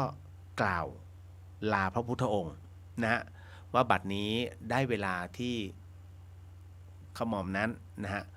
ได้ถึงเวลาจะต้องเข้าสู่พระนิพพานแล้วขอลาพุทธองค์ไปก่อนพระพุทธองค์ก็อนุญาตมีพระพุทธานุญาตฮะพระโมคคัลลานะจึงนิพพานนะตรงนั้นนี่ฮะนี่คือที่มาที่ไปดังนั้นพระโมคคัลลานะจึงเรียกว่าเป็นแบบอย่างของความอดทนนะฮะเป็นแบบอย่างของความถ่อมตนพระโมคคัลลาถ่อมตนนะฮะคือจะบอกว่าตัวเองเก่งท่านจะไม่พูดเลยท่านจะไม่บอกนะฮะแล้วก็มีความใฝ่รู้ณขณะที่ร่ำเรียนของพระฤาษีนะฮะของฤาษีสินชัยจนหมดสิ้นแล้วเนี่ยมาขอต่อกับพระพุทธเจ้านะซึ่งไม่เหมือนใครนะจนถึงพระนิพพานนะนั่นก็คือ7อริยบทจำให้มั่นนะฮะว่าถ้าง่วงมันง่วงเรื่องอะไรอ่ะให้นึกเรื่องนั้นน่ะนึกไปนึกจนกว่าไม่ง่วงแต่ถ้านึกแล้วมันยังง่วงอีกพิจารณาใหม่พิจารณาในสิ่งที่กำลังฟังอยู่นะพอฟังเสร็จปุ๊บหรือว่าสิ่งที่เล่าเรียนมานึกมันก็ยังง่วงไม่หายอย่างที่3ท่านก็เลยบอกว่างั้นไม่เป็นไรนะก็เรียกว่าเอาสิ่งที่ท่านเนี่ยคิดว่ากำลังจะต้องอ่านเนี่ยอ่านออกเสียงดังๆนะฮะเพื่อกระตุ้นเราไม่ให้มันหายง่วงแล้วถ้ามันยังไม่หายอีกดังที่4ก็เลยต้องใช้การแยงหูหรือแคะหูให้มันกุกในให้หูมันก้องยังง่วงต่อนะฮะถ้ายังง่วงต่ออย่างที่6อย่างที่บอกฮะลุกขึ้นเอาน้ำล้างหน้าแล้วก็แงนดูนะฮะมองท้องฟ้ามองทิศทางต่างๆเป็นอริยบทลูกตาแต่ถ้ายังไม่หายอีกอย่างที่6นะฮะเขาถึงได้บอกให้วาดภาพแสงสว่างให้เกิดขึ้นและถ้าวาดภาพแสงสว่างได้เกิดขึ้นในดวงจิตแล้วนะฮะมันยังไม่สว่างจริงก็ยังทำให้ง่วงลุกขึ้นเลยฮะเดินจงกรมนะ7อย่างแต่ถ้าเดินจงกรมแล้วไม่หายท่านบอกงั้นก็นอนซะอย่าไปฝืนไปไม่ได้ประโยชน์แต่ให้นอนในท่าสายญาตินะฮะนั่นคือนอนสมาธินอนสายญาติไม่ใช่นอนแผ่อย่างนี้นะถ้านอนแผ่อย่างนี้เรียกนอนหลับ แต่ถ้านอนแบบสายญาตินะโอเคนะฮะก็คือนี่คืออีกหนึ่งเรื่องราวของพระโมคคัลลานะนะครับก็มาเล่าสู่กันฟังไม่ได้มีอะไรมากมายนะครับต่อมาคุณนัทเดี๋ยวสวัสดีครับคุณเรียวสวัสดีครับผมนะพัชพลบอกว่าผมอยากทราบว่าคนที่ลบหลู่พญาครุฑจะต้องรับผลกรรมไหมฮะให้รับรู้ไว้อย่างหนึ่งว่าอะไรก็ตามนะฮะที่มีเหตุของมันเนี่ยนะเมื่อสร้างเหตุนั้นย่อมย้อนกลับไปหาเขานะดังนั้นในเรื่องของวจีกรรมเกิดขึ้นง่ายมากนะฮะเพราะฉะนั้นทั้งหมดมันมีผลกระทบถ้าในส่วนของคือจริงๆนะองค์พญาครุฑเราก็นับถือนะฮะอย่างเช่นนะ เอาง่ายๆไออะไรแหละค่ายมวยเขมรน่ะที่เอาตราครุฑน่ะไปแปะตรงเป้าอ่ะนะฮะไอ้ตรงเนี้ยถามว่ามันประมาณไหนคือการนับถือของเขมรกับเราต่างกันนะฮะต่างกัน แต่เรารู้สึกว่าเรารับไม่ได้ที่รับไม่ได้เพราะอะไร เพราะเราเอาใจไปจับกับวัตถุ เอาใจไปจับกับความเป็นครุฑเป็นภาพตรงนั้น มันคนละประเทศกันนะฮะแต่แน่นอนที่สุดถ้าเราล้อเลียนบ้างอะเราเอาของเขาสิ่งที่เขารักบ้างเอามาล้อเลียนบ้างอะนะฮะถ้ามันอยู่ที่เจตนาไงถ้าเราไปทำแบบนั้นบ้างเราก็จะแย่เช่นกัน ตัวกรรมก็จะตีกลับมาหาเรา ดังนั้นดูนะฮะดูแค่เห็นแล้วก็เวทนา เราไม่ต้องไปคิดเราทำอะไรไปมากกว่านี้ไม่ได้ถูกไหมฮะเพราะเราไม่ใช่เจ้าชีวิตเขาเขาก็มีเจ้าชีวิตของเขาเราก็มีเจ้าชีวิตของเรานะฮะนั่นคือตัวเราเองเราเลือกที่จะเป็นได้ไงนะฮะแต่เราอย่าไปเลือกทำอย่างที่เขาทำแค่นั้นนะฮะต่อมาไม่ค่อยได้มาฟังมัวไปฟังรายการพี่ป๋องตั้งอาทิตย์หนึ่งอ๋อพระชพลผัดกัน เพราะว่าป๋องของเขาก็ผีล้วนของพี่เลียวก็ผีสลับทำ นิดนึงแก้ใจกันไปป้าแก้วบอกว่าถ้าคุณเรียวมาเมืองการมาพักบ้านป้าแก้วนะคะ มาครั้งที่แล้วป้าแก้วโชคดีเลยค่ะ ขอดูก่อนนะป้าแก้วเพราะว่าผมก็กะว่าจะไปที่ทองผาภูมิหน่อยนะฮะนิดนึงนะฮะมีเขาเรียกว่าแค่ตั้งใจ แต่ว่ายังนะฮะยังไม่ได้มีโอกาส แต่ถ้ามีโอกาสก็จะไปครับผมต่อมา อันนี้หมดเนาะเดี๋ยวตึ๊ดต่อมาฮะกับอีกหนึ่งเรื่องราว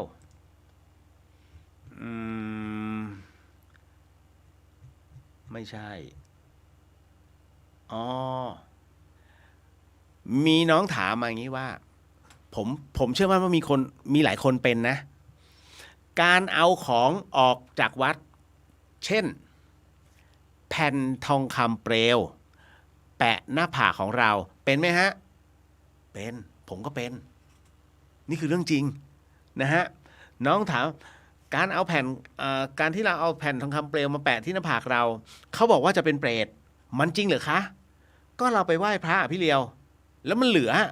แล้วก็มาแปะที่หน้าผากเราเพื่อเป็นสิริมงคลกับตัวเรามันจะเป็นเปรตได้ยังไงหนูสงสัยค่ะสมมุติว่าเป็นน่ะเราจะแก้ไขยังไงกับสิ่งที่เราไม่รู้มาก่อนผมเชื่อมั่นว่าหลายคนทำผมก็ทำนะเพราะความไม่รู้เราจึงทำในสิ่งนั้นนะฮะถามว่าผิดไหมไม่ผิดเพราะอะไรฮะมันอยู่ที่เจตนาคุณจะไปคิดมากนะมันอยู่ที่เจตนาถ้าเรามีเจตนาอย่างเช่นสมมติโอ้โหกุฏิท่านเป็นพระที่ทรงความเขาเรียกทรงอยู่ในศีลมีความขลังในตัววันนี้ท่านมรณภาพไปแล้วกุฏิท่านก็ทรุดโทรมแล้วขอชายคาขอเศษไม้มานิดนึงเพื่อไปทำเป็นโมสารแกะปุ๊บเดินออกไปอันเนี้ยเขาเรียกว่าเอาของวัดออกไปวัดนั้นมีดอกไม้อันสวยงามนะฮะถ้าคุณไปเด็ดนะฮะเอามาดมซึ่งพระท่านก็ปลูกกันไว้สมมุตินะพระท่านปลูกว่าเอามาดมอุ๊ยหอมเอากลับไปอันนี้ก็ถือว่าเป็นของสงฆ์จะไม่เป็นของสงฆ์ก็แต่เมื่อเจ้าของนั้นอยู่ณจุดนั้นเป็นคฤหัสถ์ปลูกหากเป็นสงฆ์ปลูกขอสงฆ์ก่อนท่านบอกเอาไปเถอะจบถือว่าไม่เป็นกรรมซึ่งกันและกันแต่กรณีตรงนี้หลายคนเป็นนะฮะเอาแผ่นทองคำเปลวที่เราไปแปะพระเสร็จปุ๊บอุ๊ยมันเหลือนิดนึงเอามาแปะหน้าผากเพื่อเป็นสิริมงคลตึงจริงเหรอใครบอกว่าเป็นสิริมงคลถามก่อนนะฮะถ้าคุณจะแปะแบบนั้นนะฮะอาจจะแปะที่บ้านคุณได้แปะพระพุทธรูปที่บ้านเสร็จปุ๊บอุ๊ยเหลือแปะอันนี้สิริมงคลท่านเห็นอะไรไหมฮะสถานที่ไงที่ต่างกันองค์พระพุทธรูปที่อยู่ในบ้านที่อยู่ในหิ้งพระห้องพระของเรานั่นคือของเราท่านเอาสมมตินะสงกรานต์ส่งน้ำพระทีเสร็จปุ๊บอุ้ยหน้าท่านมองเหลือเกินงั้นเดี๋ยวขอแปะ ขอแปะแผ่นทองคำเปลวท่านก็เอาวัสลินทานิดนึงนะฮะทาที่หน้าโลชั่นนั่นแหละทาที่หน้ามันจะหนืดๆไงแล้วจากนั้นคุณก็เอาแผ่นทองคำเปลวแปะแปะแปะแปะอุ๊ยแผ่นทองเหลืออ่ะเพื่อความเป็นสิริมงคลแปะหน้าเราดีกว่าปึ้งเป็นการลงหน้าทองถามว่าผิดไหมคำตอบคือไม่ผิดฮะนั่นคือของที่อยู่ในบ้านและสิ่งนั้นก็คือของที่เราหลงเหลือจากการปิดพระของเรานะฮะแต่คราวนี้มันจะไม่เหมือนกันกับการที่คุณเอาแผ่นทองเนี่ยไปปิดพระที่วัดแล้วเอามาปิดที่หัวปิดแผ่นทองคุณเตรียมไปหรือเปล่าอ๋อเตรียมไปค่ะเตรียมไปถวายพระเมื่อแปะเสร็จปุ๊บเอามาแปะหัวถามว่าเมื่อแปะแล้วเนี่ยมันเป็นของใครของพระอยู่ในวัดไม่ใช่เหรอนะฮะเหมือนกับใส่บาตรใส่บาตรแล้วหลวงพี่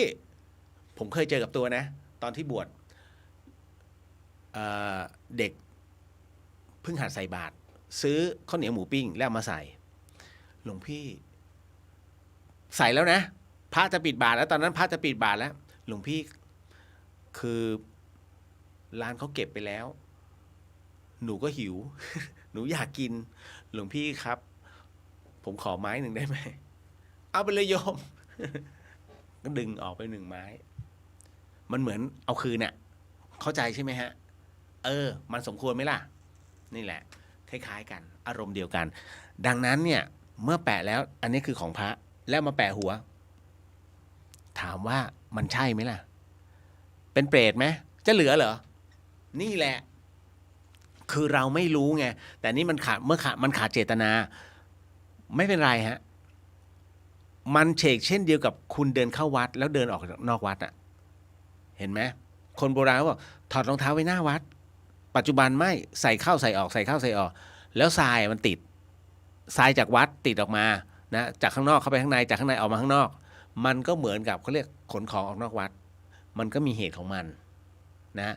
จะอะไรก็แล้วแต่หากพระท่านไม่อนุญาตถือว่าเป็นการนำเอาสิ่งของนั้นน่ะออกจากวัดล้วนๆนะกรณีตรงนี้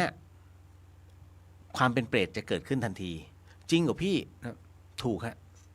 พระเดชพระคุณพระราชพรหมยานหรือว่าหลวงพ่อฤาษีลิงดำท่านกล่าวไว้แล้วบังเอิญนะฮะผมก็ไปอ่านบทความของท่านอันหนึ่งครั้งหนึ่งท่านไปงานที่จังหวัดพิจิตรเป็นการเรียกว่าฉลองอุโบสถหลวงพ่อพระราชพรหมยานนั้นเข้าไปนะฮะแล้วท่านก็แสดงพระธรรมเทศนาบางส่วนมีโยมคนหนึ่งเนี่ยถามว่าหลวงพ่อเจ้าคะหนูเอาของออกจากวัดเอากลับไปบ้านนะฮะอย่างนี้หนูจะเป็นเปรต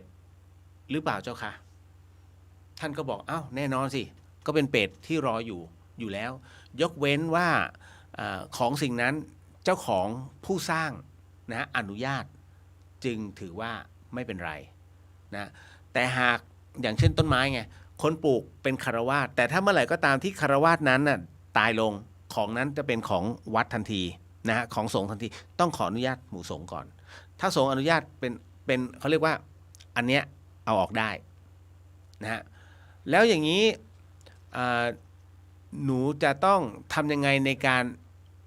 เขาเรียกว่าชดใช้เพราะหนูก็บางทีก็ทำแบบเนี้ยหมายถึงว่าเดี๋ยวไอ้ดอกไม้มั่งนะฮะเดี๋ยวเป็นข้าวปลาอาหารที่เหลือจากก้นบาทถ้าท่านไม่อนุญาตถือว่าขโมยนะฮะอันนี้ก็ไม่รู้ว่าอนุญาตไม่อนุญาตแต่ว่าเธอผู้นี้ถามหลวงพ่อพระเดชพระคุณพระราชพรหมยานน่ะแล้วอย่างเงี้ยหนูจะทำยังไงคะหลวงพ่อท่านก็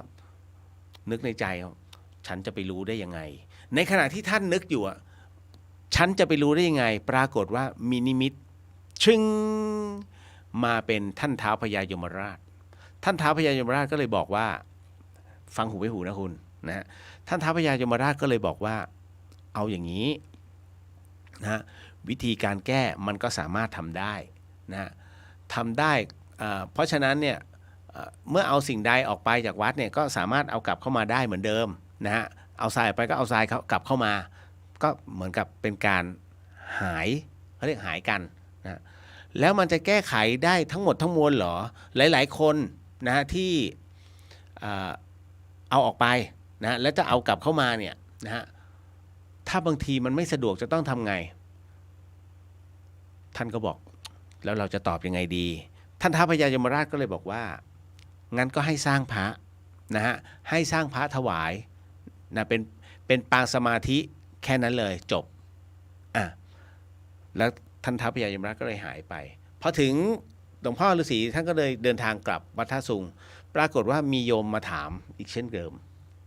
หลวงพ่อเจ้าคะแล้วต้องสร้างพระแค่ไหนท่านก็ตอบไม่ได้ก็ไม่รู้เหมือนกันว่าอะไรจะต้องสร้างพระแค่ไหนนะฮะปรากฏว่าท่านท้าวพญายมราชก็มาปรากฏกายอีกรอบหนึ่งก็เลยบอกหลวงพ่อไปฮะว่าเอาอย่างนี้บอกรวบลัดเลยแล้วกันนะฮะให้สร้างพระหน้าตัก4 ศอกนะฮะหน้าตัก4 ศอกปางสมาธิอันนั้นถือว่าเป็นการชดเชยแล้วก็ชดใช้นะฮะในเรื่องของการที่เราทำอะไรไว้กับวัดเนี่ยฮะถือว่าเป็นการขอโหสิทันทีคือล้างไปเลยล้างกรรมตรงนั้นออกไปเลยนะฮะแล้วก็หายไปพระเดชพระคุณพระราชพรหมยานก็เลยบอกว่าถ้าต้องทำบุญด้วยพระขนาด4 ศอกนะฮะก็คือหน้าตัก1 วาให้ร่วมกันก็ได้ท่านใดที่มีส่วนร่วมในการสร้างพระขนาด1 วานะฮะทั้งหมดทั้งมวลที่มีส่วนร่วมนั้นกรรมที่ทำเอาไว้กับวัดต่างๆเนี่ยไม่ว่าจะเป็นที่ไหนก็แล้วแต่เป็นอโหสิกรรมทั้งสิ้นทั้งหมดเลยเขาเรียกล้างไพ่อันนี้เป็นบทความที่พระเดชพระคุณนั้นติดเอาไว้ที่วัดท่าสุงเลยนำมาบอกกันก่อนนะฮะก็แลกเปลี่ยนไงเป็นวิทยาทานนะฮะเพราะฉะนั้นหากมีโอกาสก็ลองดูเนาะนะฮะต่อมานะฮะเดี๋ยวนะเดี๋ยวนะแป๊บหนึ่งอันนี้โอเคนะครับในเรื่องของแผ่นทองคำเปลวแผ่นทองคำเปลวเนี่ยที่แปะหัวนะฮะใครทำก็ช่างเขาแต่เราอย่าไปทำถ้าเมื่อท่านถวายเป็นที่เรียบร้อยแล้วต่อให้คุณไม่ได้เอาแผ่นทองไปแล้วก็ไปซื้อเช่าดอกไม้จากตรงนั้นนะฮะทุกอย่างเป็นของวัดเรียบร้อยนะฮะแม้กระทั่งคนขายถ้าคนขายแอบเม้มเอาแผ่นทองกลับบ้านซวยเหมือนกันนะแม้จะเป็นเจ้าหน้าที่วัดก็ไม่รอดแล้วโดนหนักด้วยนะฮะตัวกรรมหมดลงต่อมาฮะพี่เลียวครับทำไมจึงมีแต่ข่าวไม่ค่อยดีเกี่ยวกับวงการสงฆ์เลยอ่ะเหมือนกับเมื่อกี้เลยใช่ไหมถ้าจำไม่ผิดอันนี้ปาราชิกอันนี้นั่งสมาธินะครับพี่เลียวครับทำไมจึงมีแต่ข่าวไม่ค่อยดีเกี่ยวกับวงการสงฆ์เลยเป็นเพราะอะไรครับเห็นไหมอย่างที่ผมบอกอ่ะเป็นช่วงของพระเหลืองมาแรง บางคนเรียกพระว่าแครอทขนองปากฮะจำไว้ฮะว่าวจีกรรมเกิดขึ้นจริงคิดอย่างไรสัมผัสอย่างนั้นว่าพระคือแครอทนะฮะเดี๋ยวมันจะมีบางอย่างที่มันตีกลับมาแครอทจริงๆสำหรับคนที่ใช้วจีแบบนั้นนะฮะเพราะฉะนั้นเนี่ยถึงได้บอกว่าอะไรก็ตามต้องระมัดระวังพอสมควรตัวกรรมกรณีตรงนี้ที่สงสัยว่าทำไมจึงมีแต่ข่าวไม่ค่อยเดียวเกี่ยวกับวงการสงฆ์แล้วเป็นข่าวเกี่ยวกับอะไรกามภาวะอารมณ์ฮอร์โมนนะฮะมันเกิดขึ้นตามสภาวะของร่างกายที่มันเกิดขึ้นแต่แน่นอนที่สุดนะฮะถ้าจะไปพูดถึงในเรื่องของธรรมชาติของบุคคลนั้นมันพูดได้หมดสำหรับพี่เลียวนะผมจะบอกเลยว่ามันเป็นเพราะว่าบทควบคุมเนี่ยฮะในการบวชพระหย่อนยานสมัยก่อนเนี้ยที่ผมเคยเล่าจะบวชแต่ละครั้งคุณต้องอยู่วัดก่อนนะ3 เดือนทุกเรียกว่า30 วันก่อนแล้วก็มา60 วันจริงๆมัน90 วันแล้วก็เพิ่มเป็น180 วันคือเพิ่มไปทุกๆ3 เดือนอ่ะจนครั้งที่3ถ้าท่านถามในเรื่องของพระวินัย หรือว่าข้อวัดต่างๆที่ต้องทำตอบไม่ได้ไม่ต้องบวชแล้วกลับบ้านไปมึงอะประมาณนี้เลยนะฮะท่านไล่เลยนะฮะแต่ปัจจุบันไม่ใช่ดังนั้นในเรื่องของการบวชอะไรก็แล้วแต่ที่เขาเรียกบวชฉับพลันน่ะนะฮะอันเนี้ยแล้วมันบวชได้เลยหย่อนยานมากอำนาจตัดสินของฝ่ายปกครองคฤหัสถ์นั้นนะฮะมักจะปัดความรับผิดชอบอย่างเช่นสำนักพระพุทธศาสนาสำนักพระพุทธเนี่ยแม้ว่าจะสร้างมาเพื่อส่งเสริมอย่างเดียวเหรอนะทำไมไม่มีลงโทษเหรอถ้าถ้าสร้างมาเพื่อส่งเสริมอย่างเดียวโดยที่ไม่ทำการสืบสวนสอบสวนแล้วก็ลงโทษนะฮะคือลงโทษตรงนี้ไม่ใช่ลงโทษพระสงฆ์ท่านลงโทษกันเองท่านมีพระวินัยแต่ต้องลงโทษเจ้าหน้าที่ของวัดซึ่งเป็นฆราวาสต้องลงโทษนะฮะเพราะถือว่าคือเดี๋ยวทุกวัดเนี่ยเจ้าอาวาสรองเจ้าอาวาสแล้วก็วิยาวัจกร3 คนเนี้ยเป็นเจ้าหน้าที่ของรัฐอัตโนมัตินะฮะไม่ใช่เจ้าหน้าที่ตำรวจแต่เป็นเจ้าหน้าที่เฉพาะพื้นที่ดังนั้น2 รูปกับอีก1 ท่านใดท่านหนึ่งคัดค้านเนี่ยสามารถทำได้กรณีตรงนี้ถึงได้บอกว่าถ้าสำนักพุทธไม่แอคชั่นตายนะฮะเอาแต่ส่งเสริมไม่มีการลงโทษนี่พังนะฮะไม่มีดีกว่าเช่นเดียวกับกระทรวงศึกษาธิการที่ท่านไม่ดูแลนักเรียนตีกันซึ่งเป็นปัญหาซึ่งมันแก้ง่ายๆแต่ท่านไม่แก้เลยคุณเคยเห็นกระทรวงศึกษาแอคชั่นไหมไม่มีนั่นน่ะอะไรแบบนี้นะครับกรมศาสนาอยู่ไหนไม่มีเงียบเห็นไหมฮะเนี่ยคือการหย่อนยานในเรื่องของเขาเรียกกระบวนการปัดความรับผิดชอบท่านนี่ไปองค์กรนั้นสิมาตรงนี้สินี่แหละเพราะมันล่าช้ามันล้าสมัยมันก็เลยเกิดขึ้นมันจึงมีกลุ่มบุคคลเขาเรียกผู้ทนไม่ไหวนะฮะบุกเองทำเองพอเขาทำจนประสบผลสำเร็จไปก้าวล่วงพระภิกษุนี่นู่นนั่นซวยอีกก็มันไม่ทำงานน่ะและที่สำคัญก็คือว่าอนุญาตนะฮะให้ผู้ที่เรียกว่าไม่สมควรเป็นสมณะบวชจริงๆนะฮะคือเป็นบุคคลต้องห้ามมาบวชอย่างเช่นพวกไหน LGBTQ ผมบอกก่อนนะด้วยความเคารพผมไม่ได้แอนตี้น้องๆนะฮะแต่มันมีพระวินัยกำหนดอยู่ LG นะฮะพวกเนี้ยนะครับคืออย่างนี้ผมเคยยกตัวอย่างไปแล้วนะฮะถ้าคุณอยากจะกินข้าวมันไก่ร้านเนี้ยชามละ1,000นะฮะแต่มึงให้มันเหมือนกับชามละ40 บาทแต่เขาขายชามละ1,000ถ้าคุณพอใจตรงเนี้ยนั่นคือคุณพอใจไงพอใจที่จะจ่ายแต่ถ้าคุณไม่พอใจไปกิน40ก็ถูกต้องฮะถ้าท่านคิดอย่างนี้ถูกต้องพระสงฆ์นะฮะพระวินัยเนี่ยก็เหมือนข้าวมันไก่ชามละ1,000นะถ้าท่านต้องการที่จะเสพข้าวมันไก่ชามละ1,000ท่านต้องยอมรับพระวินัยให้ได้นะฮะซึ่งพวก LGBTQ เนี่ยมีแล้วก็มีมาตั้งแต่พุทธกาลแล้วก็ตัดอารมณ์ตรงนั้นออกแล้วฝึกปฏิบัติอย่างเดียวใช่ครับนะฮะแต่กรณีที่ท่านเห็นแบบนี้ลักเพศไงนะแอบมาบวชหรือทำใจไม่ได้หลวงพ่อโปร่งนะฮะวัดคงตะเคียนที่ชุมพรเล่าให้ฟังนะฮะพระอาจารย์รูปหนึ่งท่านเล่าให้ฟังท่านเป็นศิษย์หลวงพ่อโก่งซึ่งหลวงพ่อโปร่งท่านเคยมาที่ธรรมสถานพระตอนลงอุโบสถนะฮะก่อนลงอุโบสถเนี่ยหลวงพ่อโปร่งเห็นมีโยมผู้หญิงขี่มอเตอร์ไซค์มานะที่วัดก็เห็นพระลูกวัดเนี่ยบางรูปนะฮะมองตามคือไม่ได้แสดงอาการอะไรนะฮะแต่หลวงพ่อโปร่งท่านเป็นพระซึ่งทรงในเรื่องของพระวินัยสุดยอดมากพอนั่งนะช่วงปาติโมกข์หรือว่าช่วงที่ท่านปรงอาบัติกัน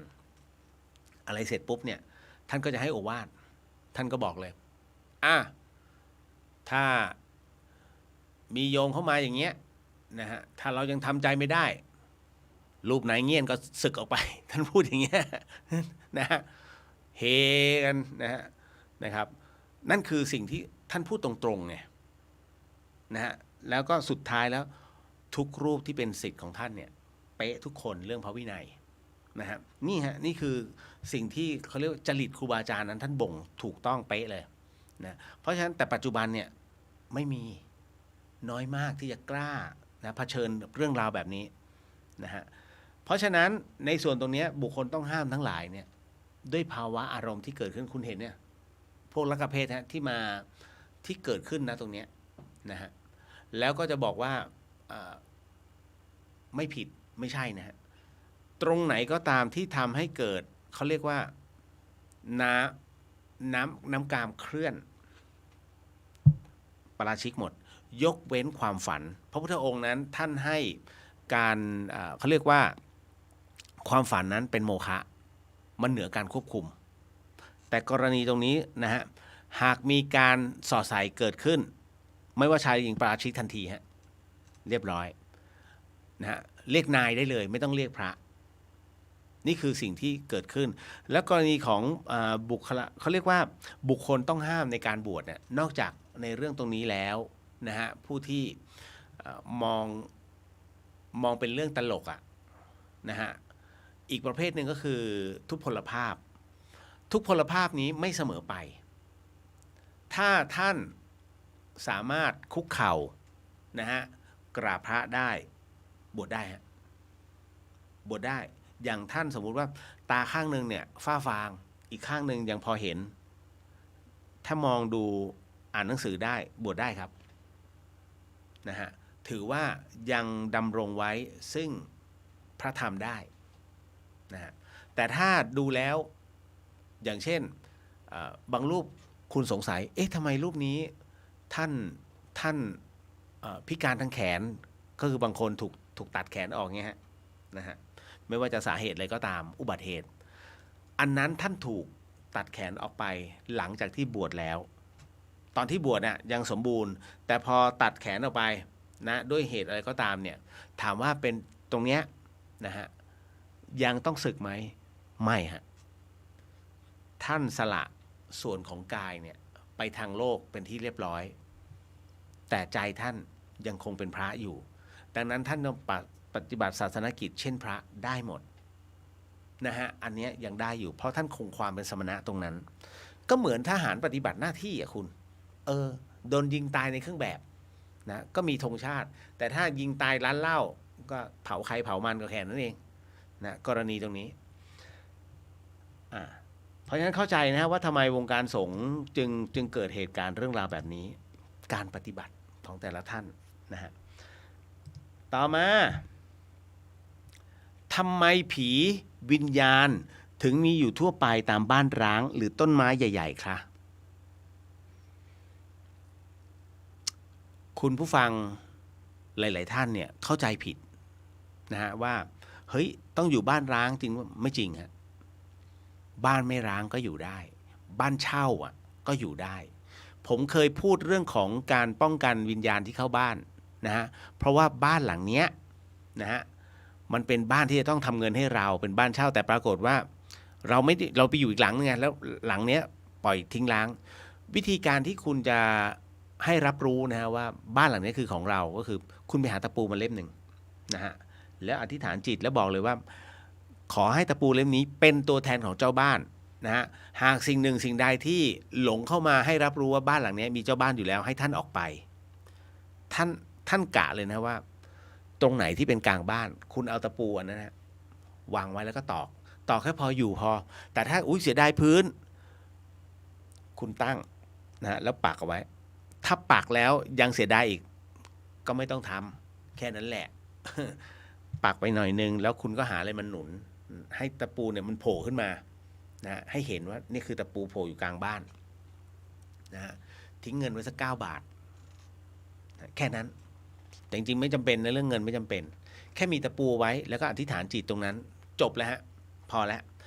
สัพพวิญญาณเมื่อเข้ามาเขาเรียกว่ามันเป็นเคล็ดของโบราณมันเป็นสูตรโบราณถ้าวิญญาณผ่านเข้ามาเสร็จปุ๊บเนี่ย ทำไมต้องผ่านเข้ามา คุณสัพพวิญญาณมีทุกที่ บ้านที่ไม่มีคนอยู่มันก็เหมือนกับศาลพระภูมิร้างอ่ะเพราะฉะนั้นมันจะมีพวกสัมภเวสีเล่ร่อนอ่ะเฮ้ยโอ้อันนี้ศาลใหญ่จริงมันไม่ใช่มันเป็นบ้านฉัน มันเป็นบ้านเช่า ขออยู่แล้วกัน ก็ไม่มีคนอยู่อ่ะฉันก็ต้องอยู่ก่อน นี่แหละฮะกรณีตรงเนี้ยนะฮะทุกที่อ่ะมันมีหมดทั้งล้างและไม่ล้าง แล้วแต่ว่าเขาจะเลือกตรงไหน ส่วนต้นไม้ใหญ่ คุณอย่าเข้าใจผิดว่าต้นไม้ใหญ่เป็นผี ส่วนใหญ่แล้วต้นไม้ใหญ่คือวิมานของรุกขเทวดา ดูยังไงฮะต้นถ้าต้นไม้ใหญ่ที่เป็นที่เรารู้กันเนี่ยพวกตะเคียนอะไรพวกนี้คุณคิดว่ามันเป็นสัพพวิญญาณเป็นวิญญาณที่รอเขาเรียกว่ารอการทำบารมี จะอยู่ที่ประเภทไม้แบบเนี้ยแต่ถ้าเป็นเทวดาทวยเทพเทวดาตามหลักแล้วเนี่ยตรงไหนที่เขาบวชต้นไม้เทวดาเข้าก่อน คนที่ตัดต้นไม้ทิ้งเนี่ยนะฮะ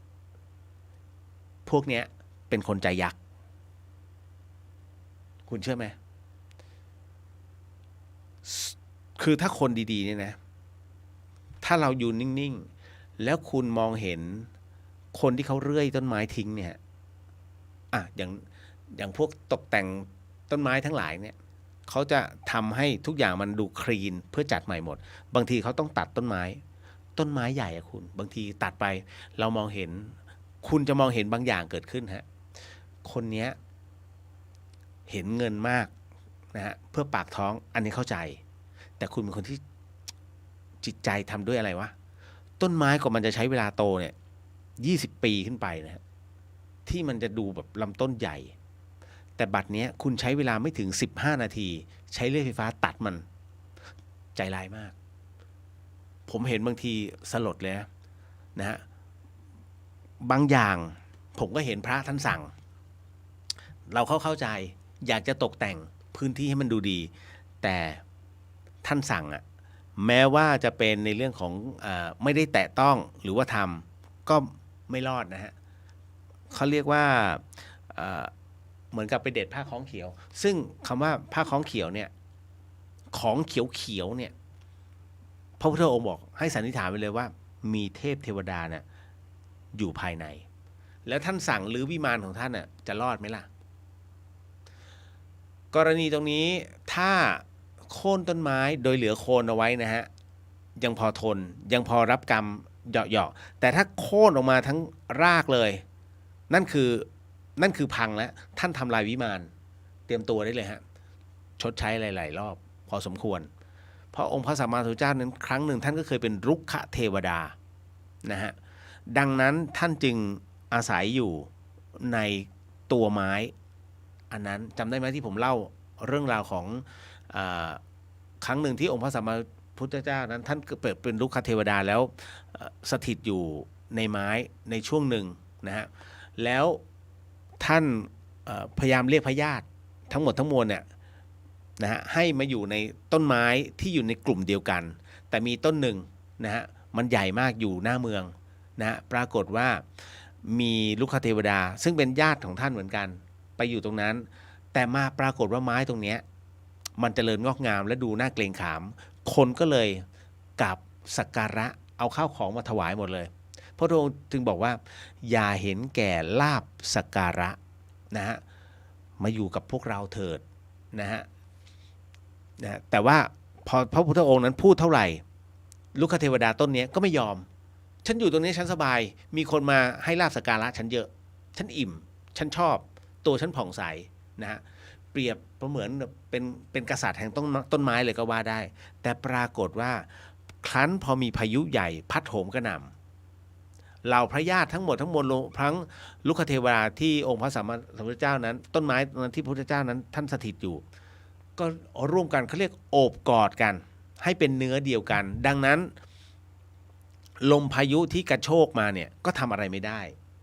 ตัดภาพกลับมาที่ไม้ใหญ่นะฮะอันยืนเด่นตระหง่านอยู่ต้นเดียวบัดนี้ไม้นั้นโค่นลงไปที่เรียบร้อยแล้วนะฮะนั่นเป็นเพราะว่าไม่มีอะไรมายึดหนึ่งเดียวคนนี้นะฮะพอล้มลงเสร็จปุ๊บวิมานพังนะฮะเมื่อวิมานพังแล้วต้องออกไปก็ต้องไปหาที่สถิตใหม่นะฮะตรงนี้เองนะครับอรรถกถาเรื่องนี้จึงบอกเอาไว้ฮะว่านี่คือ ไม้ใหญ่ที่มีรุกขเทวดานั้นสถิตอยู่เป็นวิมานของเทพต้นเล็กนะฮะผมไม่ได้พูดเองนะฮะอันเนี้ยในในอะไรวะเดี๋ยวของพระเจ้าฤทัยของพระเจ้าฤทัยนะฮะ31ภพภูมิเนี่ยได้เขียนเอาไว้นะฮะเดี๋ยวนะผมจำชื่อหนังสือไม่ได้อีกแล้วเอาเป็นว่าในหลัก31ภพภูมิเนี่ยนะฮะท่านบอกเอาไว้ว่าไม้ใหญ่เนี่ย2 คนโอบนะฮะจะมีเทวดาสถิตอยู่อย่างน้อย4 ตนลุกขเทวดาสถิตอยู่4 ตนนะถ้าเล็กลงก็ลำดับลดหลั่นกันมานะตามลำดับต่างๆดังนั้นให้รับรู้เอาไว้เฉยๆนะตรงนี้นะฮะไตรภูมิไตรภูมิกถาหรือว่าไตรภูมิพระร่วงนะฮะเขียนเอาไว้ในส่วนของตรงนี้นะครับต่อมาเดี๋ยวนะฮึสยังเท่าเดิมขออนุญาตแป๊บหนึ่งนะมันเลื่อน คำถามมันเลื่อนคุณเรียวคะที่ว่าอาการคนเป็นโรคระยะสุดท้ายนะฮะแล้วเขาอาการดีขึ้นนะฮะแต่พูดไม่ได้เพราะเขาใส่เครื่องช่วยหายใจที่ปากใส่ทิ้วเหรอใช่ไหมโอ้โหนี่ทรมานนะคุณรู้ไหมว่าอุปกรณ์เนี่ยที่มันทรมานมากที่สุดก็คือไอ้ตัวเนี้ยที่พอหายใจไม่ได้แล้วคนไข้วิกฤตอ่ะที่เขาจะเอาไอ้ตัวเรียกอะไรทิ้วเอาว่าเครื่องช่วยหายใจแล้วกันที่เป็นหลอดอ่ะเขาเอาเข้ายัดปากเข้าไปในคอก็คือจะทำให้คอตรงๆแล้วก็ยัดเข้าไปให้มันลงไปข้างล่างอ่ะไม่รู้ถึงปอดป่ะน่าจะถึงปอดแหละเพื่อที่เติมออกซิเจนเข้าไปก็คือหายใจทางปากนั่นแหละนะแล้วก็ปิดพัตเตอร์นะฮะทรมานนะคุณตอนดึงออกอ่ะโอ้อวสานข้าวดึก นะฮะอันเนี้ยนะแถมที่ข้อมือนั้นก็เต็มไปด้วยน้ำเกลือข้อมือเต็มไปด้วยน้ำเกลือไม่ใช่มั้งฮะมีน้ำเกลือแน่ๆอาจจะมีเลือดเทียมด้วยไหมนะฮะหรือว่าจะมีพวกวิตามินเขาก็ให้เป็นถุงนะขยับไม่ได้ค่ะเราจะให้เขาสั่งเสียยังไงดีอันนี้ถามไว้ก่อนนะครับเพราะว่าผู้ป่วยยังเพลียยาอยู่บนเตียงทบทวนอีกรอบนะฮะคุณเลียวคะที่ว่าอาการคนเป็นโรคระยะสุดท้ายนะแล้วเขาอาการดีขึ้นแต่พูดไม่ได้เพราะว่าเขาใส่เครื่องช่วยหายใจที่ปากแถมมือนั้นก็ให้น้ำเกลือขยับไม่ได้เราจะให้เขาสั่งเสียอย่างไรนะอันนี้ถามไว้ก่อนเพราะผู้ป่วยนั้นยังอยู่เขาเรียกเพลียยานะอยู่ที่เตียงปากพูดไม่ได้มือขยับไม่ได้ทำไงก็มันทำอะไรไม่ได้คุณนะฮะคืออย่างนี้ฮะผมพูดเรื่องราวเหล่านี้อยู่เสมอว่าคนไข้วิกฤตที่หมอบอกว่าอยู่ได้อีกไม่นานนะฮะให้ท่านรับรู้เลยว่าเมื่อไหร่ก็ตามที่อาการดีขึ้นเขาเรียกว่านาทีทองที่คุณจะต้องให้เขาสั่งเสียให้ได้กรณีตรงนี้นะฮะเขาเรียกปฏิกิริยาของธาตุที่มารวมกันครั้งสุดท้ายมารวมเพื่อให้เกิดการสั่งเสียเกิดขึ้นดังนั้นเนี่ยร่างกายมันจะดูเหมือนแข็งแรงแต่ไม่ใช่นี่คือวาระสุดท้ายนะครับก็หมอบอกไม่รอดแล้วคุณจะเอาอาการดีขึ้นแล้วมาหายเป็นปาฏิหาริย์เป็นไปไม่ได้นะฮะมันเป็นการรวมธาตุฮะแล้วคราวนี้ถ้าพูดไม่ได้ทำไงมือเขียนไม่ได้ทำไงมันทำอะไรไม่ได้พอทำอะไรไม่ได้คุณต้องทำให้คุณป้าคะคุณป้าไม่ต้องพูดนะฮะก็ตอนนี้ลูกหลานมาอยู่กันครบแล้วถ้าคุณป้าคิดว่าสิ่งตรงนี้ที่อยากให้พวกหนูทำนะฮะให้คุณป้ากระพริบตา1 ครั้งแต่ถ้าคุณป้าไม่อยากให้พวกหนูทำก็กระพริบตา2 ครั้งคุณป้าคะนี่ก็ต้องบอกก่อนนะว่าคุณป้าอยู่ในอาการที่เรียกว่ารู้เนาะคุณป้ารู้ตัวใช่ไหมคะท่านก็จะกระพริบตาพวกหนูมารอกันตรงนี้เพื่อไม่อยากให้คุณป้านั้นได้เป็นห่วงคุณป้ายังมีห่วงอยู่ไหม ถ้าคุณป้ากระพริบ2 ครั้งก็คือปฏิเสธนะฮะแต่ถ้ามีก็1 ครั้งยังมีห่วงอะไรเหรอคุณป้าก็มากันครบแล้วถ้าอย่างนั้นเดี๋ยว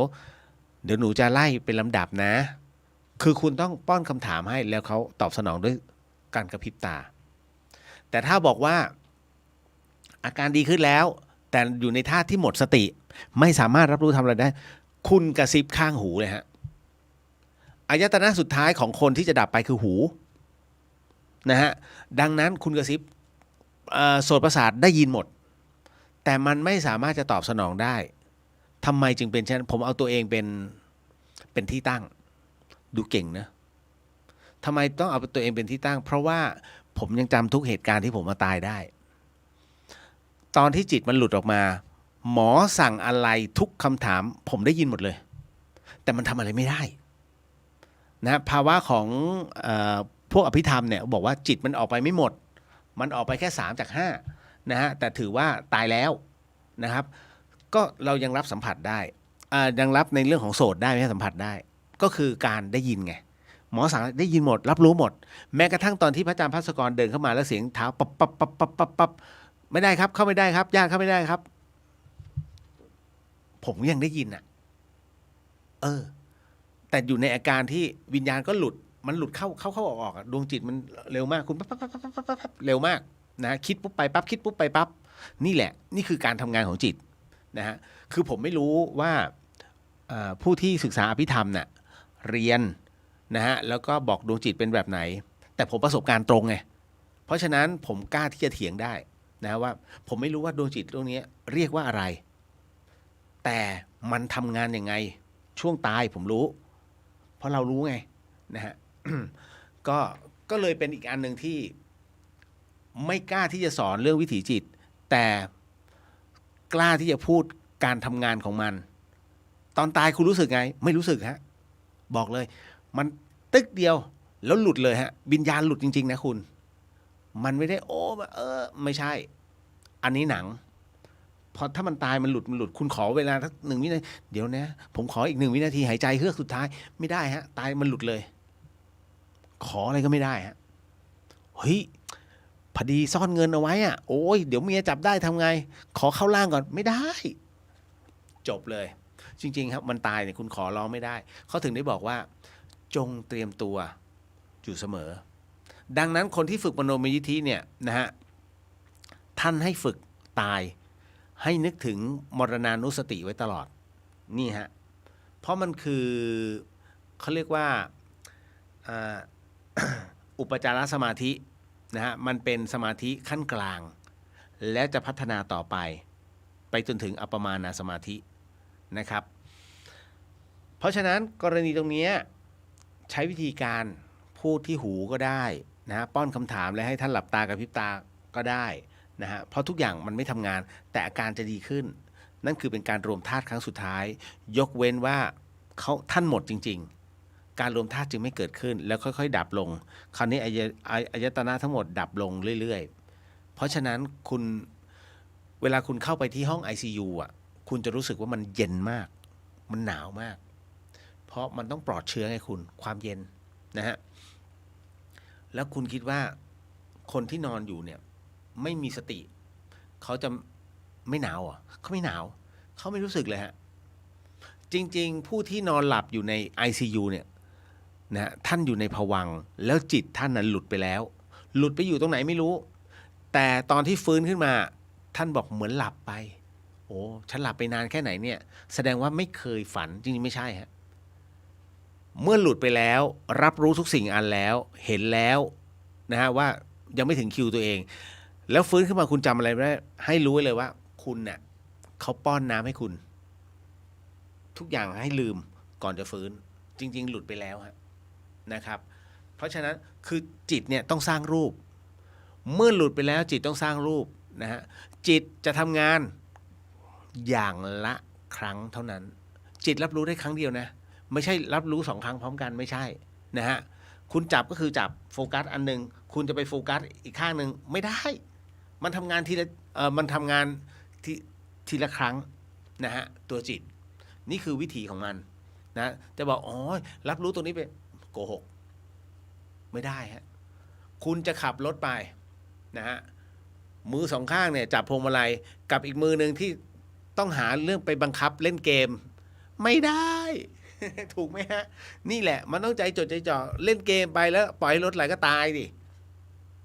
มันทำงานทีละเขาเรียกมันทำงานทีละครั้งนะฮะแค่นั้นเลย ต่อมาอันนี้เก็ตเนาะการอธิบายก็ยากอยู่นะ อ่ะมามีคนมาแกล้งบ้านเรา โดยเอาหินมาขว้างบ้าน ล่าสุดขว้างจนกระจกหน้าต่างแตก เราควรป้องกันยังไงดีคะพี่ ตอนนี้อยู่กันแบบบาดผวามีแต่ผู้หญิงอยู่ที่บ้านทั้งหมดเลย มันไม่แจ้งตำรวจนะฮะคุณแจ้งเจ้าหน้าที่ตำรวจเขาอาจจะไม่มาคุณตั้งตู้แดงขอตำรวจตั้งตู้แดงด่วนค่ะเสีย1,000ต่อเดือนเดี๋ยวเขาต้องมาตรวจทุกวันเพราะฉะนั้นตรงไหนที่มีตู้แดงนะฮะตำรวจจะมาให้นั่นคือรายได้ที่เราบำรุงเป็นค่าบำรุงสถานีนะฮะเจ้าพนักงานก็จะมานะแต่ให้รู้ว่าที่คุณกำลังเผชิญอยู่นะกับชะตากรรมแบบนี้เอาของมาเคลี้ยงใส่บ้านคุณนี่นู่นนั่นนะฮะนี่คือบุพกรรมของคุณนะฮะเป็นบุพกรรมที่ต้องบอกก่อนว่าอดีตชาติใช้คำว่าคาดว่านะฮะในอดีตชาติของคุณน่ะเคยไล่พระหรือไม่เคยไล่คนที่เขาเรียกมาบอกบุญหรือว่าทำบุญไปไม่ต้องมาตรงนี้ไม่เอานะฮะประเภทเนี้ยนี่คือบุพกรรมเพราะมันไม่ได้โดนเราใช่ไหมแต่มันโดนบ้านโพกเพนี่แหละให้รับรู้ไว้นะฮะเป็นบุพกรรมที่คุณต้องโดนอยู่เรื่อยๆเพราะอะไรกรณีขององคุลิมานไงคล้ายๆกันแต่ขององคุลิมานนั้นท่านโดนหนักไงคือแม้ว่าได้เป็นพระอรหันต์แล้วนะฮะอยู่กับสำนักของพุทธองค์เรียบร้อยแล้วทุกครั้งที่องคุลิมานนั้นไปบิณฑบาตนะฮะก็จะมีเหตุว่าเด็กๆที่ขว้างกิ่งไม้นะสำหรับปลาใส่สัตว์มักจะพลาดมาโดนท่านก็หัวล้างข้างแตกถลอกปอกเปิกแต่มันไม่หนักไงเพราะองคุลิมานนั้นฆ่าคนเกิน1,000 คนเพื่ออยากเรียนวิชาความอยากในการเรียนวิชาถามว่าผิดไหมก็คนอยากเรียนน่ะแต่เนื่องจากว่าอาจารย์นะฮะเรียกว่าเป็นอารัชชีแล้วกันอาจารย์เป็นอารัชชีนะฮะให้ไปฆ่าคนมานะ1,000 คนเอานิ้วมายืนยันฉันถึงจะสอนให้เพราะความอยากเรียนไงและคนสุดท้ายที่องคุลิมานกำลังจะมุ่งไปฆ่านั้นคือมารดาแม่ตัวเองแต่มาเจอองค์พระสัมมาสัมพุทธเจ้าก่อนพระพุทธองค์ก็เลยตรัสเทศนะเราหยุดแล้วแต่ท่านน่ะยังไม่หยุดคำว่ายังไม่หยุดก็คือในเรื่องของกิเลสนะฮะในเรื่องของการเข็นฆ่าเท่านั้นแหละฮะเก็ตเลยหยุดทันทีองคุลิมานจึงบรรลุเป็นพระโสดาบันแล้วจากนั้นทำการบวชก็จึงเป็นบรรลุเป็นพระอรหันต์ต่อมานี่คือเศษกรรมไงเช่นเดียวกันที่คุณก็โดนในตัวกรรมที่เคยก่อไว้ก็คือถูกเป็นเพราะว่าการที่ไล่ผู้บอกบุญทั้งหลายไม่เอาฉันไม่ทำบุญไม่จะมายุ่งกับฉันพระมาขอบิณฑบาตไปนี่อารมณ์นี้นะฮะบอกแล้วทุกสิ่งนะมันมีผลกระทบหมดฮะกระทบโลกมันก็ต้องกลับมากระทบเราเช่นกันหมดเวลาเดี๋ยวพรุ่งนี้ต่อฮะพรุ่งนี้มีเรื่องผีเพราะวันนี้ผมค้างอยู่นะครับตีหนึ่ง พรุ่งนี้ต้องไปตะลุยตลาดพระ นิดนึงฮะแล้วเดี๋ยวมาบอกบุญคือพอดีว่าอันนี้บอกไว้ก่อนเนาะผมจะทำคอลเลกชันของพระแล้วก็จะให้ครูบาอาจารย์ท่านช่วยอธิษฐานจิตนะไม่รู้ว่าทันหรือเปล่านะฮะในช่วงของมาฆบูชาวิสาขบูชาอาสาฬหบูชารวมไปถึงในส่วนของวันออกพรรษานะรวมไปถึงวันขึ้นปีใหม่คือทั้งหมดทั้งมวลเนี่ยเตรียมการเอาไว้นะฮะเพื่อที่จะทำการทีเดียวนะแล้วก็ให้หลวงปู่หลวงตาซึ่งเรียกว่าเป็น เป็นพระสุปฏิปันโนนะท่านอธิษฐานจิตและอัดพลังให้ก็จะมอบให้ทุกท่านที่มาร่วมในส่วนของงานพิธีต่างๆของวัดฝายหินนะโดยเฉพาะเนาะอันนี้ก็แค่บอกกล่าวครับนะครับไว้เดี๋ยวเจอกันวันพรุ่งนี้นะฮะสาธุสาธุสาธุสิ่งหนึ่งสิ่งใดที่ผิดพลาดพลั้งไปต้องขอโอสิกรรมนะที่นี้ไม่ได้ตั้งใจหรือมีเจตนาก็ขอมอบอานิสงส์ผลบุญในค่ำคืนนี้ถวายแด่องค์พระสัมมาสัมพุทธเจ้าทุกๆพระองค์พระธรรมเจ้ารวมไปถึงพระอริยสังฆเจ้าทุกๆพระองค์พระปัจเจกพุทธเจ้าทุกๆพระอสิติมหาสาวกเจ้าทุกๆพระอรหันตสาวกเจ้าทุกๆพระองค์รวมไปถึงพรหมเทพเทวดาทั้งหลายสรรพสัตว์สรรพวิญญาณทั้งหลายสรรพเจ้ากรรมนายเวรทั้งหลายทั้งปวงก็ขอให้ท่านได้รับอานิสงส์ผลบุญในค่ำคืนนี้รวมไปถึงขอให้ขอผลบุญนี้ถวายแด่พระพรหมยานหลวงพ่อพระเดชพระคุณหลวงพ่อฤาษีลิงดำแห่งวัดท่าสูงก็ขอให้ท่านนั้นได้รับอานิสงส์ในค่ำคืนนี้ด้วยเช่นกันขอถวายอานิสงส์ในค่ำคืนนี้แด่พระอาจารย์ภาสกรภูริวัฒโนภาวิไลนะฮะก็ขอให้ท่านนั้นได้รับอานิสงส์ในค่ำคืนนี้ด้วยเช่นกันขอมอบอานิสงส์ผลบุญในค่ำคืนนี้ให้กับคุณผู้ฟังที่ฟังในช่อง FM 104.50 เมกะเฮิรตซ์ทั้งจังหวัดเชียงใหม่แล้วก็จังหวัดใกล้เคียงรวมไปถึงช่อง YouTube ของวัดฝายหินแล้วก็ช่องทาง Facebook ของวัดฝายหินทุกๆช่องทางก็ขอให้ท่านนั้นได้รับอานิสงส์ในค่ำคืนนี้ด้วยเช่นกันขอมอบอานิสงส์ในค่ำคืนนี้ให้กับคุณผู้ฟังที่ฟังในช่องพุทธิสิทธิ์รัตนสมบูรณ์แล้วก็เรียวเดอะเฮียนในช่อง Facebook ก็ขอให้ท่านนั้นได้รับอานิสงส์ผลบุญในค่ำคืนนี้ด้วยเช่นกันนะครับก็พบกันใหม่ในวันพรุ่งนี้ขออนุญาตนะครับในส่วนของการส่งบุญให้กับสรรพวิญญาณฮะสัพพโรกวินิมุตโตสัพพสันตาภวาจิโตสัพพเวรมติกันโตนิพุตโตจตุวัมภวาสัพพีติโยวิวันชันตุสัพพโรโกวินันสตุมาเตภวะวันตรายโยสุขีทีคายุโกภวะอภิวาทนาสีริสนิจังวุธาปัจจายิโนจัตตารโรธรรมาวัฏันติอายุวันโนสุขขังพลังนิพพานังปรมังสุขัง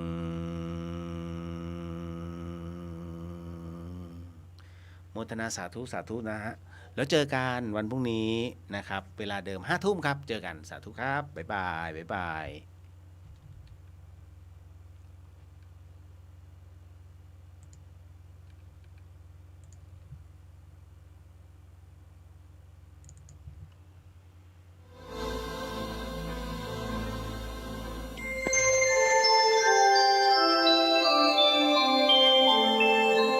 ขณะนี้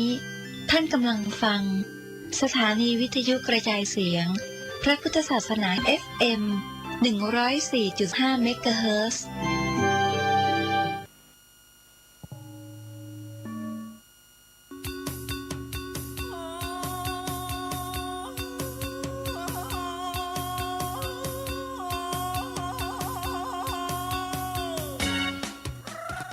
ข่าวสาร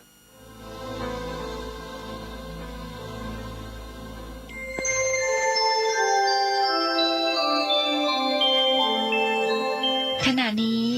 ท่านกำลังฟังสถานีวิทยุกระจายเสียงพระพุทธศาสนา FM 104.5 เมกะเฮิรตซ์ คณะสงฆ์จังหวัดเชียงรายและสมาพันธ์ส่งเสริมและพิทักษ์พระพุทธศาสนาจังหวัดเชียงรายขอเชิญร่วมงานครบรอบ3 ปีการก่อตั้งสมาพันธ์ยุวพุทธสัมพันธ์และเปิดกรุสมเด็จพุทธาจารย์โตพรหมรังสีวันอาทิตย์ที่19 กุมภาพันธ์ 2566 ณ พุทธมณฑลสมโภช750 ปีอำเภอแม่ลาวจังหวัดเชียงรายระหว่างเวลา 7:30 น. ถึง 16:00 น. กิจกรรมในงานประกอบด้วยการตั้งองค์พระป่าและจัดนิทรรศการของ 18 อำเภอการสาธิตการสวดมนต์สรรเสริญพระรัตนตรัยทำนองสรพัญญะและการบรรยายธรรมของนักเรียนที่ชนะเลิศการประกวดระดับจังหวัดการมอบประกาศเกียรติคุณแก่ผู้ทำคุณประโยชน์ต่อพระพุทธศาสนาการเสวนาทางวิชาการและการตั้งโรงทานอย่าลืมพบกันที่พุทธมณฑลวันอาทิตย์ที่ 19 กุมภาพันธ์ 2566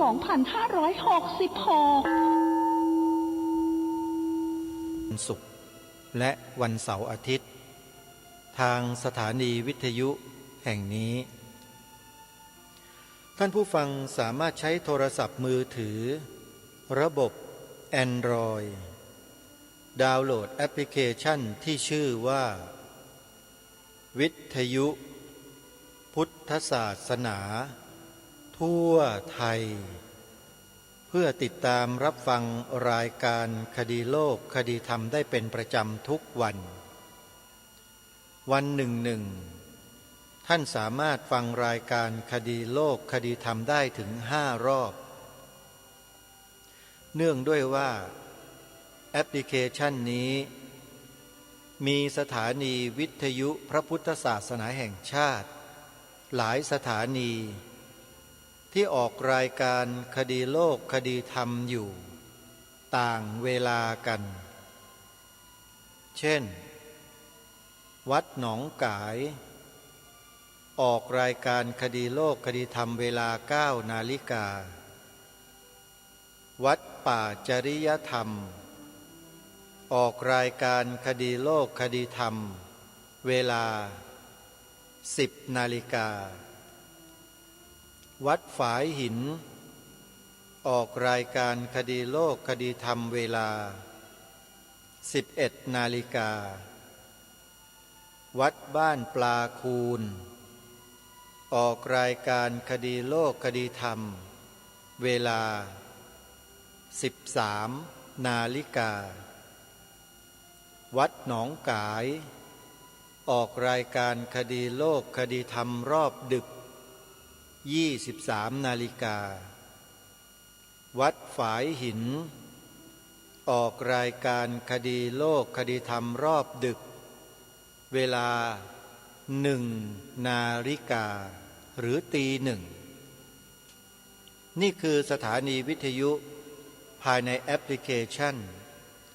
ที่ออกอากาศรายการคดีโลกคดีธรรมอยู่เป็นประจำทุกวัน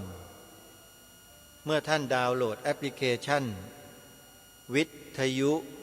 พุทธศาสนาทั่วไทยท่านก็สามารถรับฟังรายการนี้ได้หลายเวลาในแต่ละวันขอกราบขอบพระคุณผู้อำนวยการสถานีวิทยุต่างๆที่เมตตาเปิดพื้นที่ให้กับรายการคดีโลกคดีธรรมรายการนี้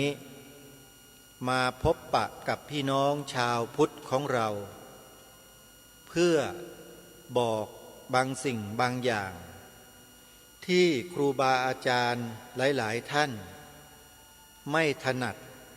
ในการแจ้งบอกเหมือนอย่างที่รายการคดีโลกคดีธรรมได้แจ้งได้บอกกับพุทธศาสนิกชนของเรา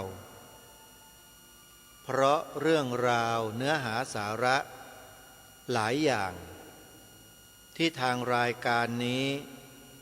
ประสบมาด้วยตนเองต่อสู้ด้วยตนเองมีประสบการณ์ด้วยตนเองจึงสามารถนำมาบอกกับพี่น้องชาวพุทธของเราได้โดยตรงเพราะฉะนั้นเนื้อหาสาระของรายการคดีโลกคดีธรรมนั้นจึงออกจะอยู่ในค่อนข้างหนักสักนิดหนึ่งเพราะไม่ใช่รายการธรรมะแต่เป็นรายการธรรมะไม่ทราบว่าท่านผู้ฟังจะเข้าใจหรือไม่รายการนี้ไม่ใช่รายการธรรมะแต่เป็นรายการธรรมะถ้าใครศึกษาปรมัตถธรรมมาก็จะทราบถ้าใครไม่ได้เคยศึกษาพระปรมัตถธรรมมาก็จะไม่ทราบหรือทราบไม่ชัดเจนแล้วก็อาจจะเกิดข้อโต้เถียงขึ้นมาถ้าศึกษาปรมัตถธรรมมาก็จะเข้าใจไม่ยากที่บอกว่ารายการนี้ไม่ใช่รายการธรรมะแต่เป็นรายการธรรมะตรงนี้ก็หมายความว่าโดยทางโลกิยะทางโลกรายการนี้เมื่อออกอากาศแล้วพูดแล้วคนฟังทางโลกก็จะบอกว่าไม่ใช่ธรรมะก็จะบอกว่าเป็นเรื่องโลกก็จะบอกว่าเป็นเรื่องที่ไม่เกี่ยวกับธรรมะไม่เกี่ยวกับพระมาพูดทำไมนี่คือคนทางโลกิยะก็มักจะพูดแบบนี้แล้วก็เข้าใจแบบนี้ว่ารายการนี้ไม่ใช่รายการธรรมะ จริงๆก็ถูกต้องแล้ว ตามที่เขาพูด ตามที่เขาเข้าใจ และรายการนี้แหละเป็นรายการธรรมะอันนี้สำหรับคนที่ศึกษาปรมัตถธรรมมาแล้วก็จะเข้าใจโดยภาพรวมเลยว่าถูกต้องใช่แล้วเพราะองค์สมเด็จพระสัมมาสัมพุทธเจ้าบัญญัติปรมัตถสัจจะด้วยสมมุติบัญญัติที่เป็นภาษาเอาไว้แล้วลงท้ายว่าธรรมาธรรมาธรรมาทั้งหมดเลยเช่นกุศลธรรมาอกุศลธรรมาอัพพยากตาธรรมาเสกขาธรรมาอเสกขาธรรมาเนวเสกขานาเสกขาธรรมาถ้าใครได้เรียนปรมัตถสัจจะโดยเฉพาะติกะมาติกา22ติกะที่กล่าวมานี้เนี่ยก็จะเข้าใจในคำสุดท้ายที่บอกว่ารายการนี้เป็นรายการธรรมะส่วนคนทางโลกก็เข้าใจอย่างโลกส่วนคนทางธรรมนั้นเข้าใจทั้งโลกแล้วก็ทั้งธรรมเพราะฉะนั้นรายการนี้จึงเป็นรายการที่ฟังได้เฉพาะคนที่เข้าใจธรรมเท่านั้นคนที่ไม่เข้าใจธรรมะฟังไม่ได้ถึงแม้ว่าจะศึกษาเรียนรู้มาแต่ถ้าฟังรายการนี้ไม่ได้ก็แปลว่ายังไม่เข้าใจธรรมะถ้าเข้าใจธรรมะก็จะฟังรายการที่ไม่ใช่ธรรมะรายการนี้ได้ขออนุโมทนาบุญกับนักธรรมะทุกท่านทุกคนที่ท่านเข้าใจหลักธรรมคำสอนของพระสัมมาสัมพุทธเจ้าในเบื้องต้นด้วยสุตตมยปัญญาและจินตามยปัญญาขออนุโมทนาสาธุด้วยนะโยมนะรายการคดีโลกคดีธรรมนั้นเป็นรายการที่ไม่เหมือนใครและไม่มีใครเหมือนมีเอกลักษณ์เฉพาะตนเฉพาะของรายการที่นำเนื้อหาทั้งทางโลกและก็ทางธรรมมาพูดให้สอดคล้องกันโดยเฉพาะทางโลกนั้นเป็นสมมุติบัญญัติที่พูดแล้วคนทางโลกจะฟังแล้วเข้าใจส่วนคนทางธรรมนั้นฟังแล้วยิ่งเข้าใจเพราะฉะนั้นรายการนี้จึงไม่สามารถจะละทิ้งคนทางโลกไปได้จึงต้องมาดำเนินรายการในลักษณะเช่นนี้เพื่อให้คนทางโลกฟังแล้วเข้าใจถ้าพูดเรื่องธรรมะล้วนๆคนทางโลกก็จะฟังไม่เข้าใจอันนี้แหละจึงเป็นเอกลักษณ์พิเศษของรายการคดีโลกคดีธรรมรายการนี้ที่ไม่ได้จัดรายการพูดธรรมะล้วนๆแต่จะมีเรื่องทางโลกเข้ามาเกี่ยวข้องด้วยเพราะองค์สมเด็จพระสัมมาสัมพุทธเจ้าเป็นพระสัพพัญญูรู้สรรพสิ่งทั้งหลายทั้งปวงว่าเกิดขึ้นเพราะมีเหตุปัจจัยจึงเกิดขึ้นไม่มีอะไรในจักรวาลนี้เกิดมาโดดๆหรอกโยมอย่าไปหาเลยทุกสิ่งทุกอย่างล้วนแล้วแต่มีเหตุมีปัจจัยทั้งนั้นพระพุทธองค์จึงตรัสรู้ไวยธรรมไงรู้ไหมว่าไวยธรรมเนี่ยคืออะไรธรรมปริยายก็คือสารพัดธรรมเลยที่พระองค์ตรัสรู้ไม่ใช่ตรัสรู้แบบโดดๆแต่ตรัสรู้ถึงเหตุถึงปัจจัยทั้งหลายทั้งปวงที่พระองค์ตรัสแสดงไว้ในคัมภีร์มหาปัฏฐานนะโยมเคยอ่านเคยดูเคยศึกษาเรียนรู้ทำความเข้าใจกันได้หรือยัง คัมภีร์มหาปัฏฐานเนี่ยไม่ใช่ว่าสวดได้ท่องได้แค่นิเขปบทแล้วก็บอกว่ารู้ไม่ใช่นะยังมีนิเขปบทอีกเยอะแยะมากมายแค่เหตุปัจจัยตัวเดียวเนี่ยทุกคนก็ต้องทำความเข้าใจในนิเขปบทให้ชัดเจนด้วยยกตัวอย่างเช่นเหตุปัจจัยที่เขามีคำขยายความไว้ว่าเหตุสัมปยุตตกานังธรรมานังตังสมุฏฐานานันจะเหตุปัจจเยนะปัจจโยเห็นไหมโยมนี่คือคำขยายของเหตุปัจจโยเพราะฉะนั้นใครที่ไม่เคยศึกษาไม่เคยเรียนรู้ปัจจัย24มาก่อนก็เลยฟังไม่รู้เรื่องฟังธรรมะเนี่ยไม่รู้เรื่องหรอกโยมรู้เรื่องก็เป็นงูปลาเท่านั้นแหละแต่ตีไม่แตกแยกไม่ออกเลยปลงไม่ตกพอตีไม่แตกแยกไม่ออกปลงไม่ตกฟังรายการคดีโลกคดีธรรมก็เลยตกล่วงจากคุณงามความดีโกรธไม่พอใจรายการนี้ซะนั่นเข้าไปนั่นเห็นไหมอกุศลก็ครอบงำจิตมีปฏิฆะอยู่ตลอดเลยเพราะความไม่รู้และไม่เข้าใจแต่ถ้าคนที่รู้ผู้ที่เข้าใจแล้วเขาฟังด้วยพินิจพิจารณาแล้วเหตุผลต่างๆแล้วเขานิ่งสงบเขาพิจารณาเขาได้เหตุได้ผลได้เข้าใจปัญหาต่างๆที่ทางรายการคดีโลกคดีธรรมหยิบยกขึ้นมาแล้วเขาก็ชวนผู้อื่นให้มาฟังนี่คนเหล่านี้จะเป็นแบบนี้คือนอกจากตนเองรู้เข้าใจได้บุญแล้วเนี่ยก็ยังอยากจะชวนเพื่อนๆมาได้บุญด้วยแต่ปรากฏว่าเพื่อนๆบางคนเนี่ยไม่เอาบุญนะเด้พอได้รับฟังรายการคดีโลกคดีธรรมตามคำแนะนำแค่ครั้งเดียวเท่านั้นเลิกฟังไปตลอดชีวิตเลยก็มีก็เพราะไม่เข้าใจธรรมไงไม่รู้จักธรรมะตีโพยตีพายอย่างนู้นอย่างนี้หาว่ารายการนี้พูดการเมืองบ้าง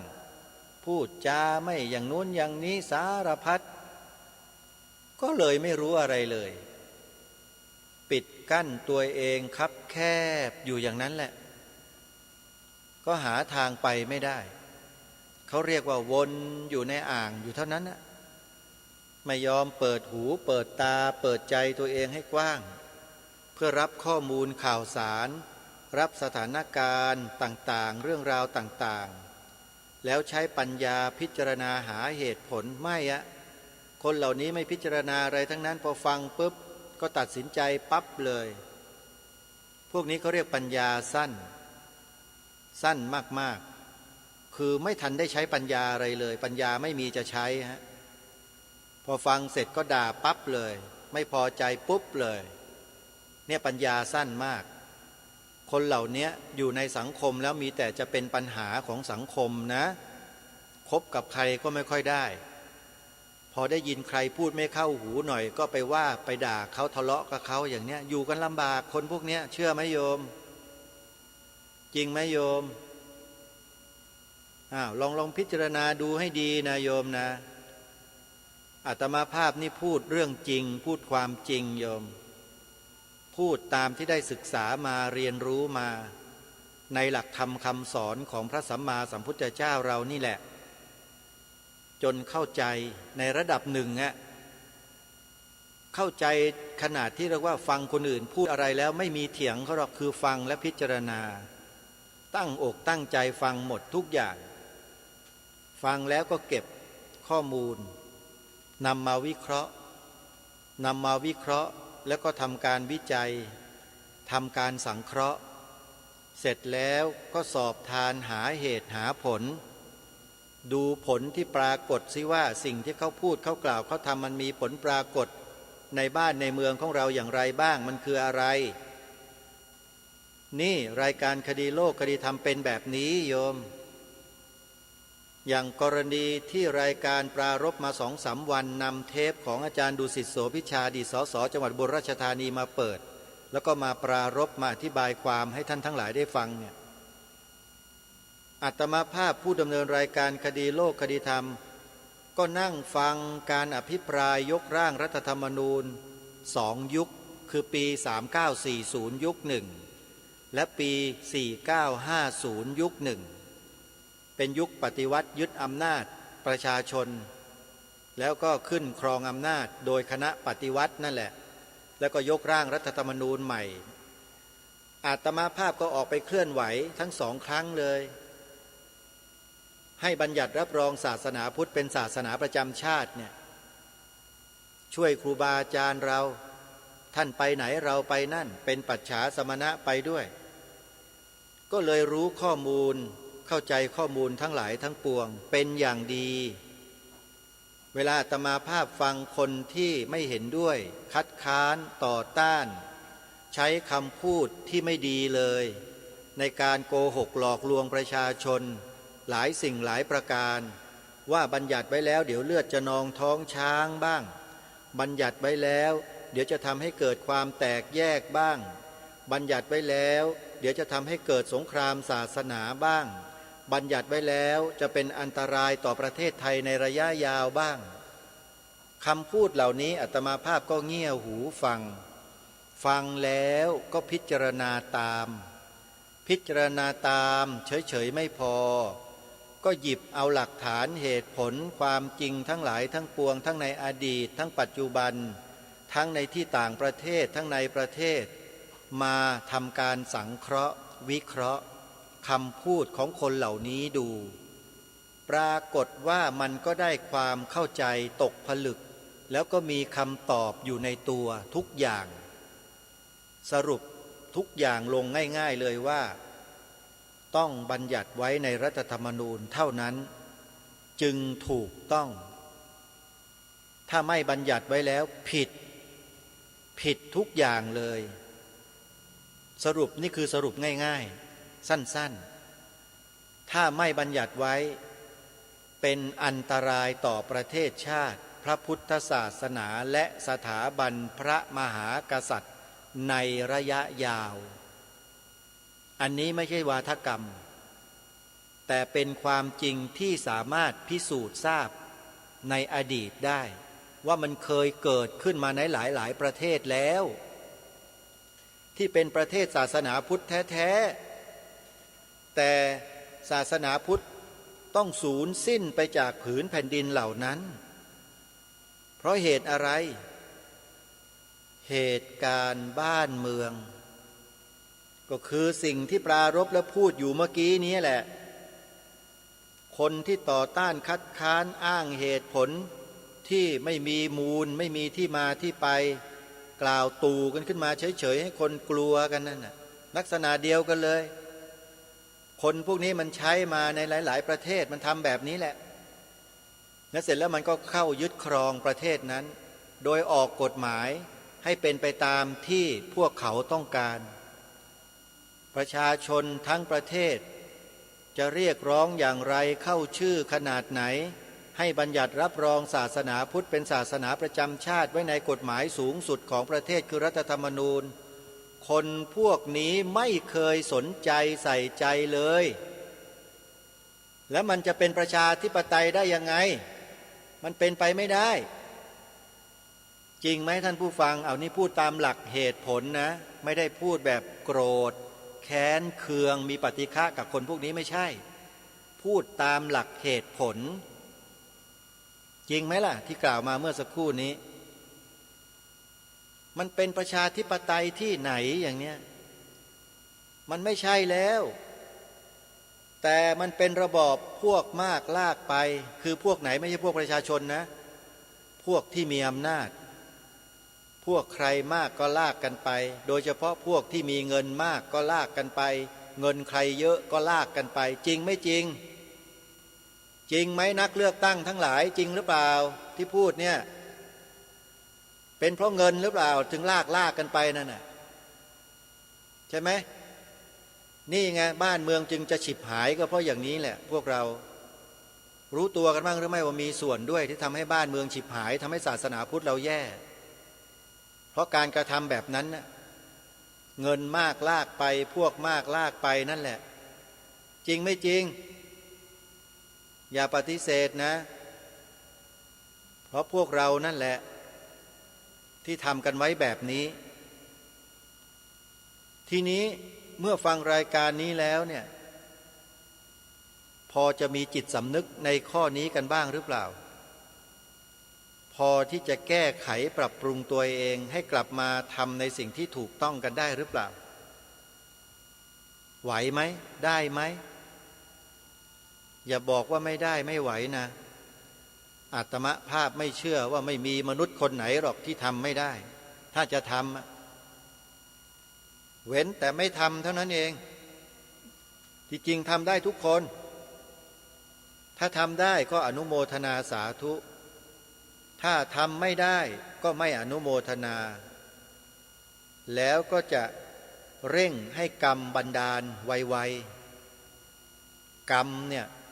เป็นพลังที่เหนือกว่าทุกพลังในสรรพสิ่งทั้งหลายในโลกไม่มีแรงใดจะเสมอด้วยแรงกรรม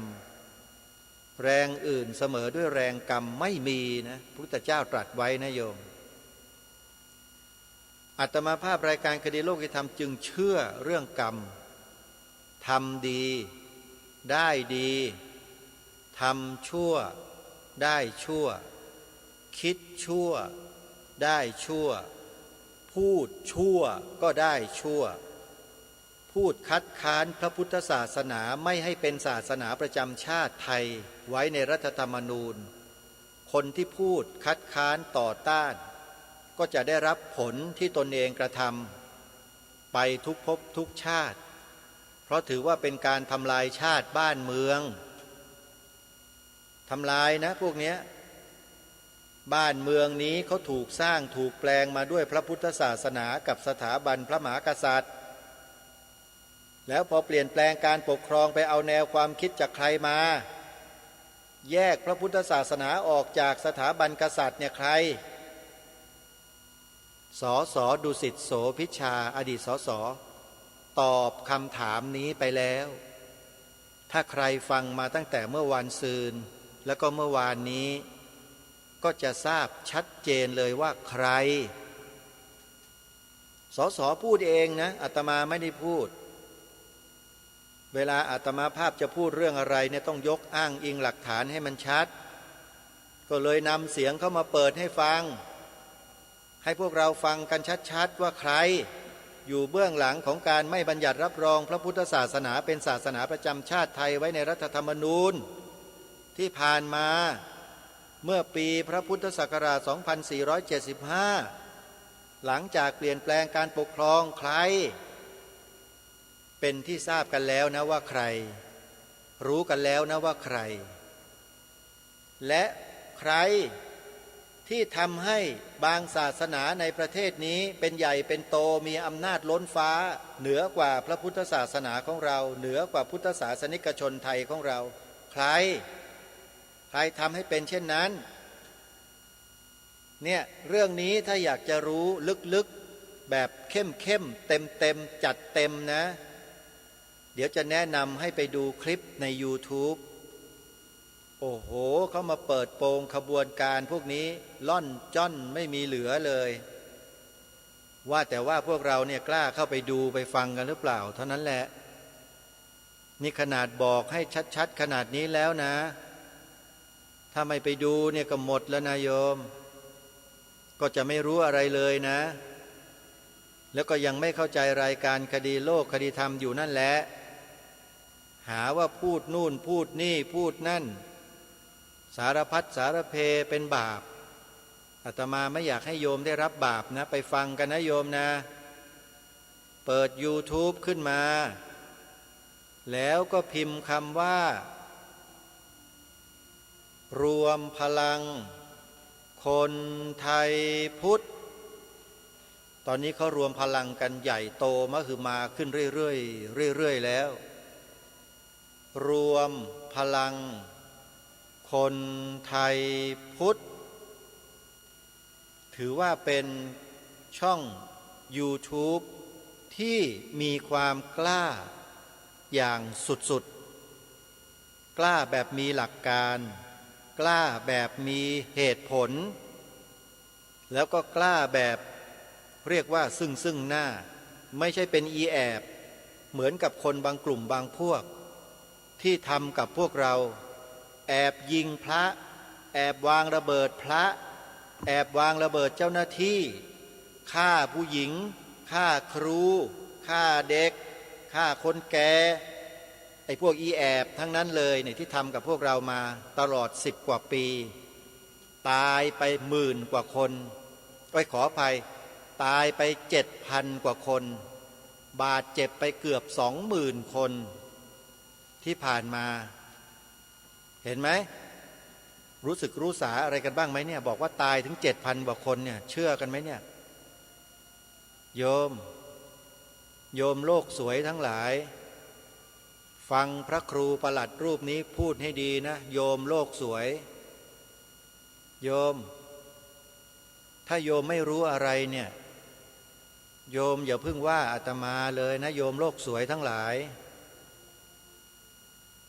รายการนี้แนะนำให้ท่านไปเปิดดูคลิป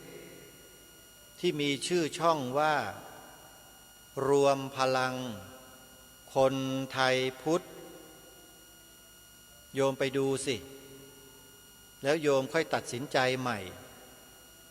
อย่าเพิ่งโกรธอย่าเพิ่งแค้นเคืองอาตมาให้มันเสียเวลานะโยมนะเดี๋ยวโยมจะมาร้องเสียใจทีหลังไม่ได้นะโยมอาตมาภาพบอกด้วยความปรารถนาดีหวังดีนะให้เข้าไปดูไปศึกษาเรียนรู้ไปดูข้อมูลเชิงลึกที่ไม่มีใครกล้าพูดในประเทศเนี้ยแต่คนกลุ่มนี้เขากล้าเลยแหละกล้าที่สุดเท่าที่เคยเห็นมาเนี่ยก็เลยทำให้พวกเรานี่รู้ตัวละครทั้งหลายทั้งปวงชัดเจนไปหมดเลยว่าใครเป็นอะไรทำอะไรยังไงที่ไหนแบบไหนยังไงรู้หมดเลยพอรู้แล้วเป็นไงทีนี้ก็จะกุลีกุจอหันมาหาพรรคพวกแล้วช่วยกันยังไงดีล่ะมันเกิดแบบนี้แล้วมันเป็นอย่างนี้แล้วนะโอ้จะร้องห่มร้องไห้ไอ้ตอนแรกบอกก็ไม่เคยเชื่อคนพวกนี้พอจวนตัวก็ร้องห่มร้องไห้วิ่งหาคนช่วยอย่างนู้นอย่างนี้เห็นไหมแต่ก็ยังดีนะคนพวกนี้ยังมองเห็นยังกุลีกุจอกลับมาขอความช่วยเหลือร้องขอให้ช่วยกันแปลว่าน้ำใจจิตใจเขายังดีอยู่ไงเขากลับมาเนี่ยแต่บางคนเนี่ยพอฟังแล้วปิดไม่ฟังแล้วก็กลับมาว่ารายการคดีโลกคดีธรรมต่อก็มีเห็นไหมคนมันมีหลายประเภทท่านผู้ฟังเป็นเรื่องธรรมดาแต่อาตมาภาพไม่เคยหวั่นไหวอยู่แล้วเพราะรู้ตัวเองว่าทำอะไรพูดอะไรคิดอะไรอยู่และทำพูดคิดเนี้ยทำไปเพื่ออะไรมั่นใจตัวเองถึงขนาดนั้นนะโยมเพราะฉะนั้นสิ่งเหล่านั้นคือคำพูดคำนินทาคำด่าคำว่าร้ายป้ายสีเนี่ยจึงไม่ระแคะระคายเคืองความรู้สึกและจิตใจของอาตมาภาพเลยแม้แต่นิดเดียวไม่หวาดหวั่นเลยฮะจะเป็นคำข่งคำขู่ขนาดไหนก็ตามเถอะปกติไม่มีปัญหาเลยเพราะสิ่งที่เราพูดเราคิดเราทำนั้นคือสิ่งที่องค์บูรพมหากษัตริยาธิราชเจ้าของปวงชนชาวไทยของเราพาทำมาโดยตลอดไม่ได้ผิดเพี้ยนเลยโยมนะที่เราทำกันอยู่ทุกวันนี้เดินจงกรมนั่งสมาธิแสดงพระธรรมเทศนาฟังธรรมปฏิบัติธรรมทำบุญใส่บาตรบุญขึ้นบ้านใหม่บุญข้าวจีบุญอะไรต่างๆสารพัดสารเพบุญเนี่ยบุญศาสตร์เดือน10บุญตางก๋วยสลากเป็นต้นเหล่านี้เราก็พากันทำมาอย่างนี้รักษากันมาสืบสารต่อยอดกันมาอย่างนี้นี่คือสิ่งที่เราจะต้องร่วมแรงร่วมใจกันรักษาไว้สืบสารกันต่อไปเรื่อยๆโยมโดยมี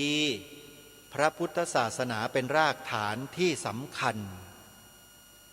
ถ้าหากไม่มีพระพุทธศาสนาเป็นรากฐานที่สำคัญพวกเราจะแตกกันเป็นเสี่ยงๆเลยจริงแตกแน่เพราะฉะนั้นอย่าให้ใครมายุแยงแต่แคงรั่วเรานะโยมจงรักกันสามัคคีกันไว้ทำพูดคิดอะไรก็ให้เป็นไปในทิศทางเดียวกันนะโยมนะพระคุณเจ้าด้วยนะครับอย่าลักลั่น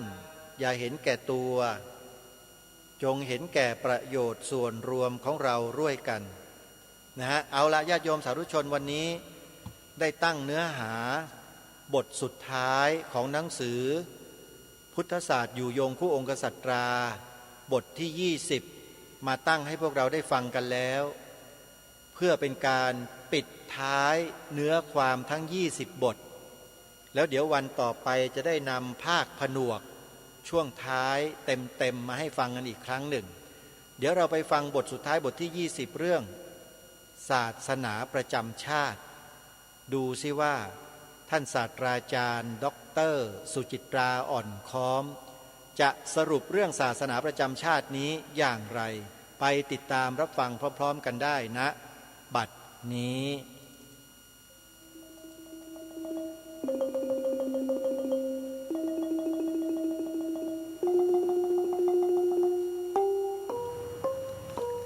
บทที่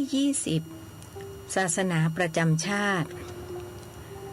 พระพุทธศาสนาอยู่คู่กับสถาบันพระมหากษัตริย์มาช้านานนับตั้งแต่ขุนหลวงเมาส์ในสมัยอาณาจักรไทยอ้ายลาวเป็นต้นมาจึงกล่าวได้อย่างภาคภูมิใจว่า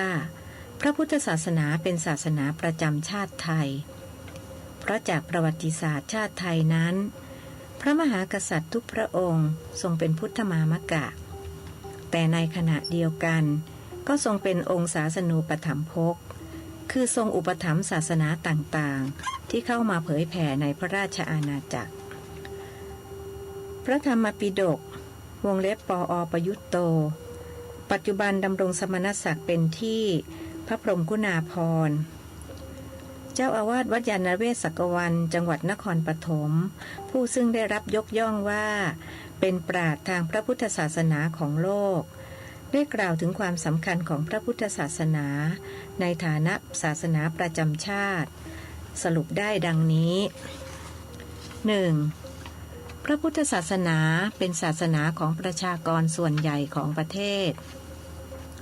2. พระพุทธศาสนาเป็นแกนนำและเป็นรากฐานสำคัญของวัฒนธรรมไทย 3. พระพุทธศาสนาเป็นศูนย์รวมจิตใจทำให้เกิดความสามัคคีในหมู่ชนชาวไทย 4. พระพุทธศาสนาเป็นหลักการที่ช่วยดำรงรักษาเสรีภาพในการนับถือศาสนา 5. พระพุทธศาสนาเป็นสถาบันคู่ชาติไทย 6. พระพุทธศาสนาสอดคล้องกับลักษณะนิสัยของคนไทยที่รักความเป็นอิสระเสรี 7. พระพุทธศาสนาเป็นแหล่งสำคัญที่หล่อหลอมเอกลักษณ์ของชาติไทย 8. พระพุทธศาสนาเป็นมรดกและเป็นคลังสมบัติอันล้ำค่าของชนชาติไทย 9. พระพุทธศาสนาเป็นหลักนำทางในการพัฒนาชาติไทย 10. พระพุทธศาสนาเป็นแหล่งของดีมีค่าที่ชนชาติไทยมอบให้แก่อารยธรรมของโลกอย่างไรก็ตามคำกล่าวที่ว่าพระพุทธศาสนาเป็นศาสนาประจำชาติไทยนั้นเป็นคำพูดที่พูดกันมานานนับร้อยปีทั้งเป็นคำกล่าวที่มีอยู่ในตำราเรียนด้วยแต่น่าเสียดายที่คำกล่าวนี้เป็นที่ยอมรับกันในทางพฤตินัยเท่านั้นส่วนในทางนิตินัยยังไม่มีรัฐบาลชุดไหนกล้าหาญพอที่จะบัญญัติลงไปในรัฐธรรมนูญแห่งราชอาณาจักรไทยทั้งที่ได้เคยมีการเรียกร้องจากองค์กรทางพระพุทธศาสนาทั่วประเทศกว่า 2,500 องค์กร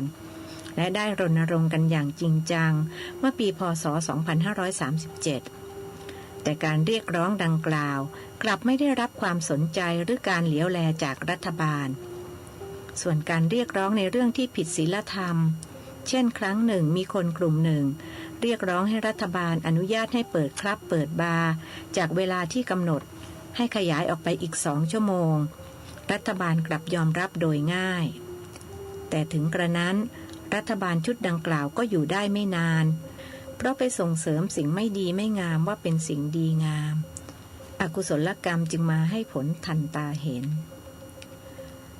ตราบใดที่รัฐบาลซึ่งเป็นผู้บริหารประเทศ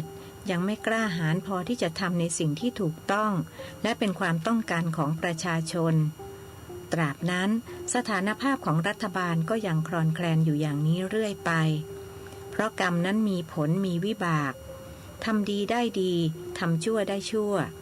เป็นสัจธรรมที่ไม่มีผู้ใดบิดเบือนได้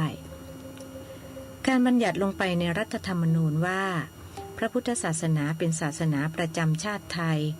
จะช่วยแก้ภาพลักษณ์และสถานการณ์ของพระพุทธศาสนาที่ถึงขั้นวิกฤตศรัทธาให้คลี่คลายลงได้อย่างแน่นอนในที่นี้จะได้นำข้อมูลทางศาสนาที่น่าสนใจของบางประเทศมาเสนอเพื่อให้คณะรัฐบาลผู้บริหารประเทศได้ใช้วิจารณญาณตรวจสอบว่าถึงเวลาแล้วหรือยังที่จะทำตามความเรียกร้องของประชาชนข้อมูลที่นำเสนอมีดังนี้ 1. ประเทศกัมพูชารัฐธรรมนูญฉบับปีพ.ศ. 2532ได้กำหนดให้พระพุทธศาสนาเป็นศาสนาประจำชาติของกัมพูชาอีกครั้งหนึ่งหลังจากการล่มสลายของการปกครองระบอบคอมมิวนิสต์ประชาชนชาวกัมพูชาเป็นชาวพุทธ90% 2. ประเทศศรีลังการัฐธรรมนูญกำหนดให้พระพุทธศาสนาเป็นศาสนาประจำชาติและมีกระทรวงพระพุทธศาสนาประชากรศรีลังกาเป็นชาวพุทธประมาณ69%เป็นฮินดู14%คริสต์และอิสลามมีจำนวนเท่ากันคือ7%3. ประเทศพม่ายังไม่มีรัฐธรรมนูญเพราะกำลังอยู่ระหว่างการเจรจาทางการเมือง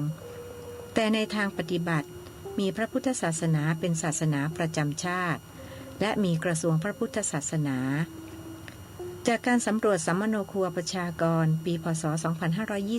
2526ชาวพม่าเป็นชาวพุทธประมาณ68% 4. ประเทศคาลมีเกียซึ่งเป็นอดีตรัฐของรัสเซียรัฐธรรมนูญกำหนดให้มีพระพุทธศาสนาเป็นศาสนาประจำชาติมีธงเป็นรูปดอกบัวประชากรของประเทศนับถือพระพุทธศาสนามหายาน41.5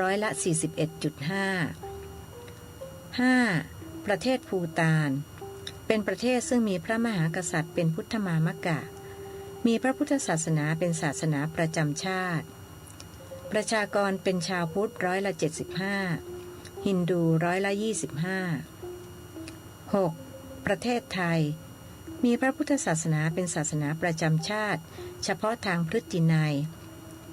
และพระมหากษัตริย์ทุกพระองค์ทรงเป็นพุทธมามกะมาตลอดประวัติศาสตร์ชาติไทยแต่ยังไม่มีกระทรวงพระพุทธศาสนาและไม่มีการบัญญัติไว้ในรัฐธรรมนูญว่าพระพุทธศาสนาเป็นศาสนาประจำชาติจากการสำรวจสัมมโนประชากรปีพ.ศ. 2543คนไทยเป็นชาวพุทธประมาณ94.6%มุสลิม4.6%คริสต์0.7%พราหมณ์ฮินดู0.005%และศาสนาอื่นๆ0.06%จากข้อมูลดังกล่าวเห็นได้ว่าประเทศไทยมีผู้นับถือพระพุทธศาสนาเป็นอันดับหนึ่งแต่ไม่มีการบัญญัติไว้ในรัฐธรรมนูญว่าพระพุทธศาสนาเป็นศาสนาประจำชาติและไม่มีกระทรวงพระพุทธศาสนาเหมือนที่ประเทศศรีลังกาและประเทศพม่ามีเหตุผลที่รัฐบาลนำมาอ้างคือเกรงว่าจะกระทบกระเทือนศาสนาอื่นซึ่งเป็นเหตุผลที่ฟังไม่ขึ้นน่าจะดูตัวอย่างประเทศมาเลเซียซึ่งประชากรของประเทศเป็นมุสลิม46%รัฐบาลมาเลเซียก็ยังบัญญัติให้ศาสนาอิสลามเป็นศาสนาประจำชาติ เพราะถือว่าเป็นศาสนาที่ประชากรส่วนใหญ่ของประเทศนับถือและการกระทำดังกล่าวก็มิได้กระทบกระเทือนศาสนาอื่นแต่อย่างใดรัฐบาลไทยน่าจะนำเรื่องนี้ไปพิจารณาบ้าง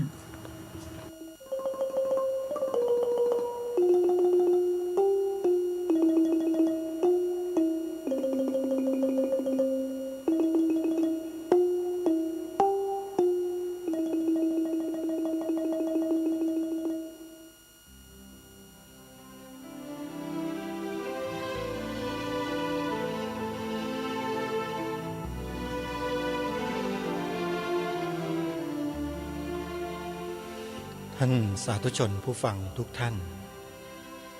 นี่เป็นบทสรุปของบทความในหนังสือที่ชื่อว่าพุทธศาสตร์อยู่ยงคู่องค์กษัตรา โดยท่านรองศาสตราจารย์ด็อกเตอร์สุจิตราอ่อนค้อมซึ่งมีอัตมาภาพเป็นผู้อ่านบันทึกเสียงคู่กันกับเจ้าของผลงานเมื่อประมาณปีพระพุทธศักราช 2554 ท่านสาธุชนทุกท่านบทสรุปบทที่ 20 บทสุดท้ายเรื่องศาสนาประจำชาติคงเป็นคำตอบที่ดีที่สุดที่จะทำให้พวกเราคนไทยที่นับถือพระพุทธศาสนาก็ดีหรือพี่น้องต่างศาสนาก็ดีจะได้มองเห็นประโยชน์ร่วมกันในอนาคตข้างหน้าเพราะพระพุทธศาสนานั้นเป็นศาสนาแห่งความสันติโดยแท้จริงไม่มีคำสอนใดที่ให้เบียดเบียนกันและกันเลยแต่ตรงกันข้ามศาสนาพุทธกลับถูกเบียดเบียนมาโดยตลอดแล้วถ้าหากว่าเรายังฝืนต่อต้านคัดค้านประเด็นดังกล่าวไม่ยอมให้มีการบัญญัติรับรองพระพุทธศาสนาไว้ในรัฐธรรมนูญให้ถูกต้องว่าเป็นศาสนาประจำชาติแล้วเนี่ยประเทศไทยของเราก็คงจะไม่แตกต่างอะไรกับประเทศอื่นๆที่ศาสนาพุทธสูญสิ้นไปจากประเทศนั้นๆด้วยอำนาจของบางสิ่งบางอย่างได้เพราะฉะนั้นตัดสินใจกันเถอะอย่าลังเลอย่าสงสัยอย่าไปเชื่อวาทกรรมของใครทั้งนั้นขอให้เรามั่นใจตัวเราเองมั่นใจในพระพุทธศาสนาที่องค์บูรพมหากษัตริยาธิราชเจ้าของเราทุกพระองค์ได้พาให้เราได้ถือปฏิบัติมานั้นกันเถิดอย่าไปเชื่อคนอื่นเลยญาติโยมเพราะฉะนั้นวันนี้ขอให้ทุกท่านเริ่มด้วยการกล่าวคำนี้ให้เหมือนกันทั้งแผ่นดินกล่าวกันทุกลมหายใจเข้าออกยิ่งดีเปล่งเสียงออกมาให้ชัดถ้อยชัดคำให้เหมือนกันทั้งประเทศว่าพระพุทธศาสนาเป็นศาสนาประจำชาติไทยของเราพระพุทธศาสนาเป็นศาสนาประจำชาติไทยของเราพระพุทธศาสนาเป็นศาสนาประจำชาติไทยของเราเพื่อความเจริญเพื่อความมั่นคงเพื่อความเป็นสิริมงคลต่อประเทศชาติบ้านเมืองของเราญาติโยมสาธุชนพวกเราต้องช่วยกันวันนี้เวลาของรายการหมดลงแล้วท่านผู้ฟังต้องขอสมมุติยุติรายการไว้แต่เพียงเท่านี้ไว้พบกันใหม่ในวันต่อไปขอความสุขความสวัสดีในธรรมแห่งองค์สมเด็จพระบรมศาสดาสัมมาสัมพุทธเจ้า จงปรากฏเกิดมีขึ้นในจิตใจของท่านผู้ฟังทุกท่านทุกคนเทินขอเจริญพร กล้าคิดก็ต้องกล้าทำอย่ากลัวถ้าทำความดีเป็นศึกษาปัญหาให้ทันท่วงทีเมืองไทยจะพัฒนากว่านี้รายการดีคดีโลกคดีธรรมขอรำพันบรรยายความคิดเครื่องหมายแห่งสีทั้งสามงามถนัดขาวคือบริสุทธิ์สีสวัสดิ์หมายพระไตรรัตน์และธรรมะคุ้มจิตไทยแดงคือโลหิตเราใสซึ่งยอมสละได้เพื่อรักษาชาติศาสนาน้ำเงินคือสีโสภาอันจอมประชาถ้าโปรดเป็นของส่วนองค์จับริ้วเข้าเป็นไตรรงค์จึงเป็นสีธงที่รักแห่งเราชาวไทยทหารอวตารนำไปยงยุทธวิชัยวิชิตก็ชูเกียรติสยามประเทศไทยที่เจริญมั่นคงมาได้จนถึงทุกวันนี้มิได้เกิดขึ้นจากความหวาดกลัวอย่างคลาดเขลาแต่บรรพบุรุษไทยของเราทุกยุคทุกสมัยล้วนแต่มีความกล้าหาญและชาญฉลาดปกป้องเอกราชสร้างชาติให้เกิดความมั่นคงโดยมีธงแห่งพระไตรรัตน์เป็นเครื่องนำชัยจึงเป็นที่มาที่ไปของรายการคดีโลกคดีธรรมกล้าคิดก็ต้องกล้าทำอย่ากลัวถ้าทำความดี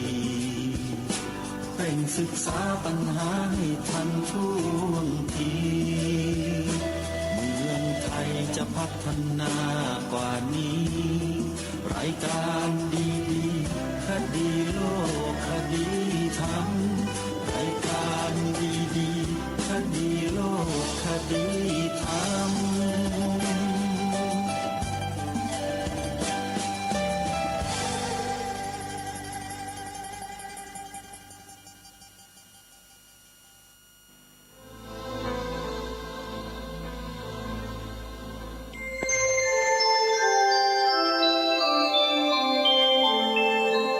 ขณะนี้ท่านกำลังฟังสถานีวิทยุกระจายเสียง FM 104.5 เมกะเฮิรตซ์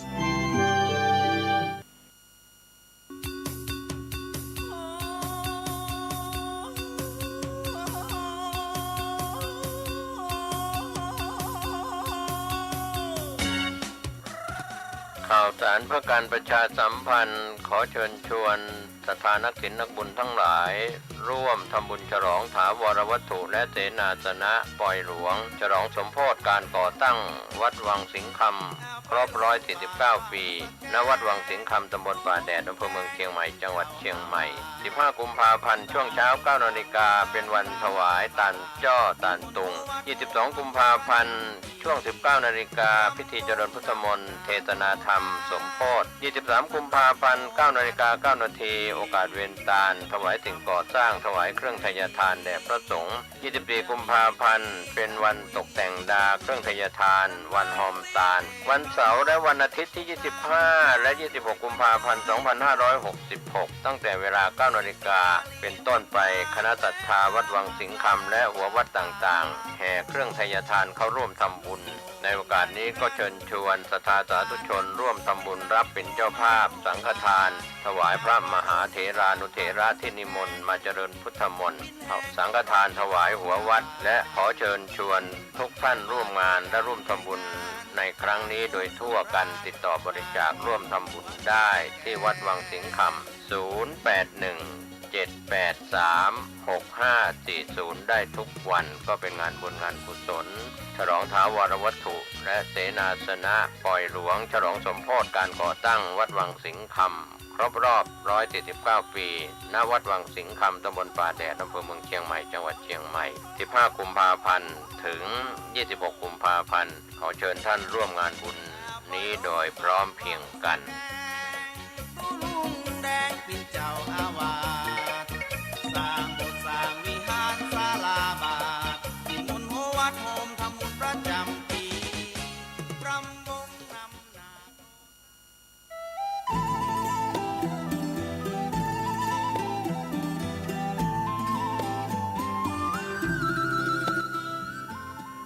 ข่าวสารเพื่อการประชาสัมพันธ์ด้วยพลังพุทธานุภาพธรรมานุภาพสังฆานุภาพเทวานุภาพนาคานุภาพแห่งบรมครูบาอาจารย์ปู่ฤาษี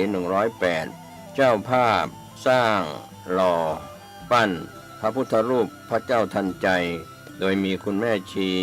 พจนาพรวิศีวรพัฒน์นางสาวสุนทรีวิศีปัตย์นางสาวยานทัศน์วิศีปัตย์พร้อมครอบครัววิศีวรพัฒน์ครอบครัววิศีปัตย์เชิญร่วมเป็นเจ้าภาพหล่อปั้นบรรจุหัวใจ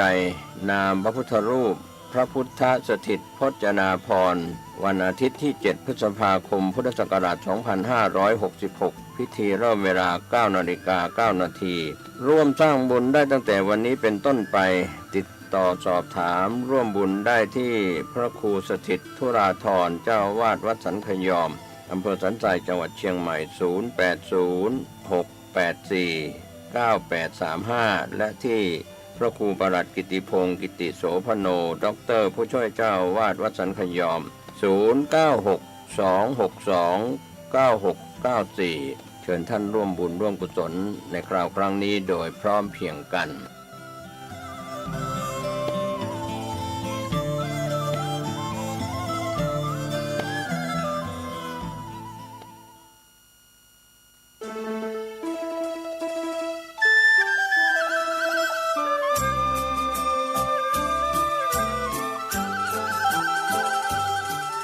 พิธีบำเพ็ญกุศลออกเมรุพระราชทานเพลิงศพพระครูสิริวิชยางกูลพระมหาจรูนสุกิตโตณเมรุชั่วคราววัดบ้านแพะตำบลบ้านเป้าอำเภอแม่แตงจังหวัดเชียงใหม่ขอเชิญญาติโยมและศิษยานุศิษย์ทุกท่านในวันที่25 ถึง 29 มกราคมพุทธศักราช 2566วันที่ 25 เดือนมกราคมเวลา 10 นาฬิกาพระสงฆ์เถรานุเถระ12 รูปสวดพุทธมนต์ธรรมนิยามสูตรเวลา 11 นาฬิกา 30 นาทีถวายภัตตาหารเพลแด่พระภิกษุสามเณรเวลา 13 นาฬิกาอาราธนาสรีระสังขารพระครูสิริวิชยางกูลพระมหาจรุนสุกิตโตขึ้นนอนจิตกาทานณเมรุชั่วคราววัดบ้านแพะตำบลบ้านเป้าอำเภอแม่แตงจังหวัดเชียงใหม่ระหว่างวันที่ 25 ถึง 28 มกราคม 2566 เวลา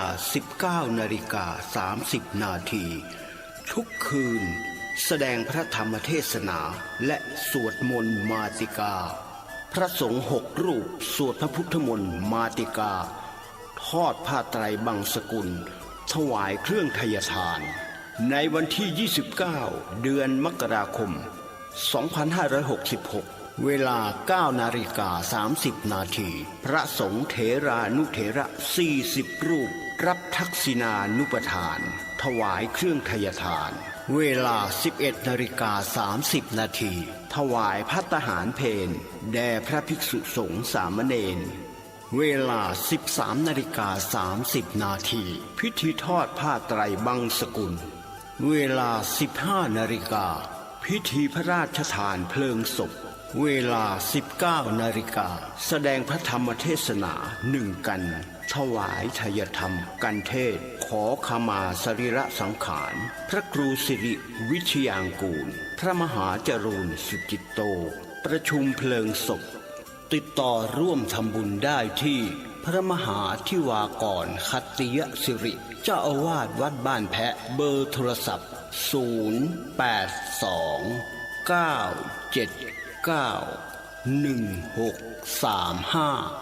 ทางวัดยินดีที่ญาติโยมจะรับเป็นเจ้าภาพโรงทานและร่วมทำบุญทายทานจำนวน100ชุดละ 2,000 บาทจึงขอเชิญญาติโยมและศิษยานุศิษย์มาณที่นี้เจริญพร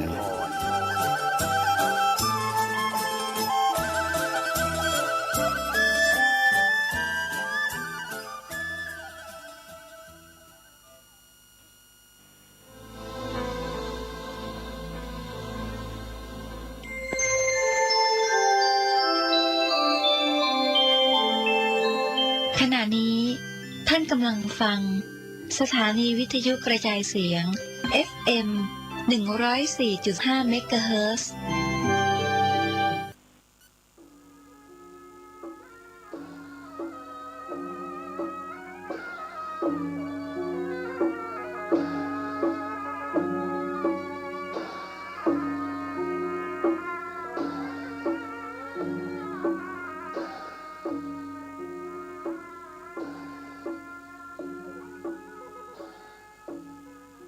ขอความเจริญในธรรมและความผาสุกทางใจจงได้มาบังเกิดมีแก่ท่านสาธุชนคนดีผู้เจริญในศีลในธรรมทุกท่านพร้อมกันนี้ขอยกมือ10 นิ้วกราบอาราธนาเอาคุณพระพุทธเจ้าคุณพระธรรมพระสงฆ์คุณพ่อคุณแม่คุณครูบาอาจารย์ผู้ประสิทธิ์ประสาทวิชาความรู้บุญศีลบุญทานสิ่งศักดิ์สิทธิ์ทั้งหลายอันมีพระสยามเทวาธิราชพระบรมธาตุดอยสุเทพและครูบาเจ้าศรีวิจัยเป็นต้นขอได้โปรดมาอภิบาลปกปักรักษาพระสงฆ์พระเจ้าพระเนนเถนน้อยและท่านผู้รับฟังรายการทุกคนทุกท่านเพื่อปากันมีความสุขกายสุขใจเหมือนกันทุกตนทุกองค์ทุกผู้ทุกคนตลอดกาลนานมาแถมแล้วเน้อเสียงก้องเสียงกองเสียงมองต่ำเข้าเสียงตุเจ้าเทศนาธรรมมาเยี่ยมมาใจท่านสาธุชนคนดีทั้งหลายถึงบ้านถึงจองเพื่อเอาธรรมะแบบรากหญ้าแบบธรรมดามาฮือพ่อแม่พี่น้องทั้งหลายฟังก่อนที่จะได้ฟังนี้ขอเชิญชวนมวลพุทธบริษัททั้งหลายไหว้พระเหมือนกับนักมวยไหว้ครูระลึกถึงครูบาอาจารย์ก่อนผู้ที่ไปแสวงหาสัจธรรม4 อสงไขยปลายแสนมหากัปและ10 ญาติปางสุดท้ายได้เกิดมาเป็นพญาเวสสันตละตาลเข้าของทรัพย์สมบัติสละบัลลังก์ไปบวชเป็นพระฤาษีตาลเมียตาลลูกบำเพ็ญขนาดหนักจนได้ตรัสรู้เฮาไหว้ครูบาอาจารย์เนี่ยก่อนเน้ออาลังหังสัมมาสัมพุทโธภควาพุทธังภควันตังอภิวาเทมิกราบสวากขาโตภควตาธัมโมธัมมังนัมสสามิกราบสุปฏิปันโนภควโตสาวกสังโฆสังฆังนะมามิกราบหันทัพไมยังพุทธัสสะภควโตบุพาภะคณะมะกะลังกะโลมาเสนะโมตัสสะภควโตอะระหะโตสัมมาสัมพุทธัสสะ นะโม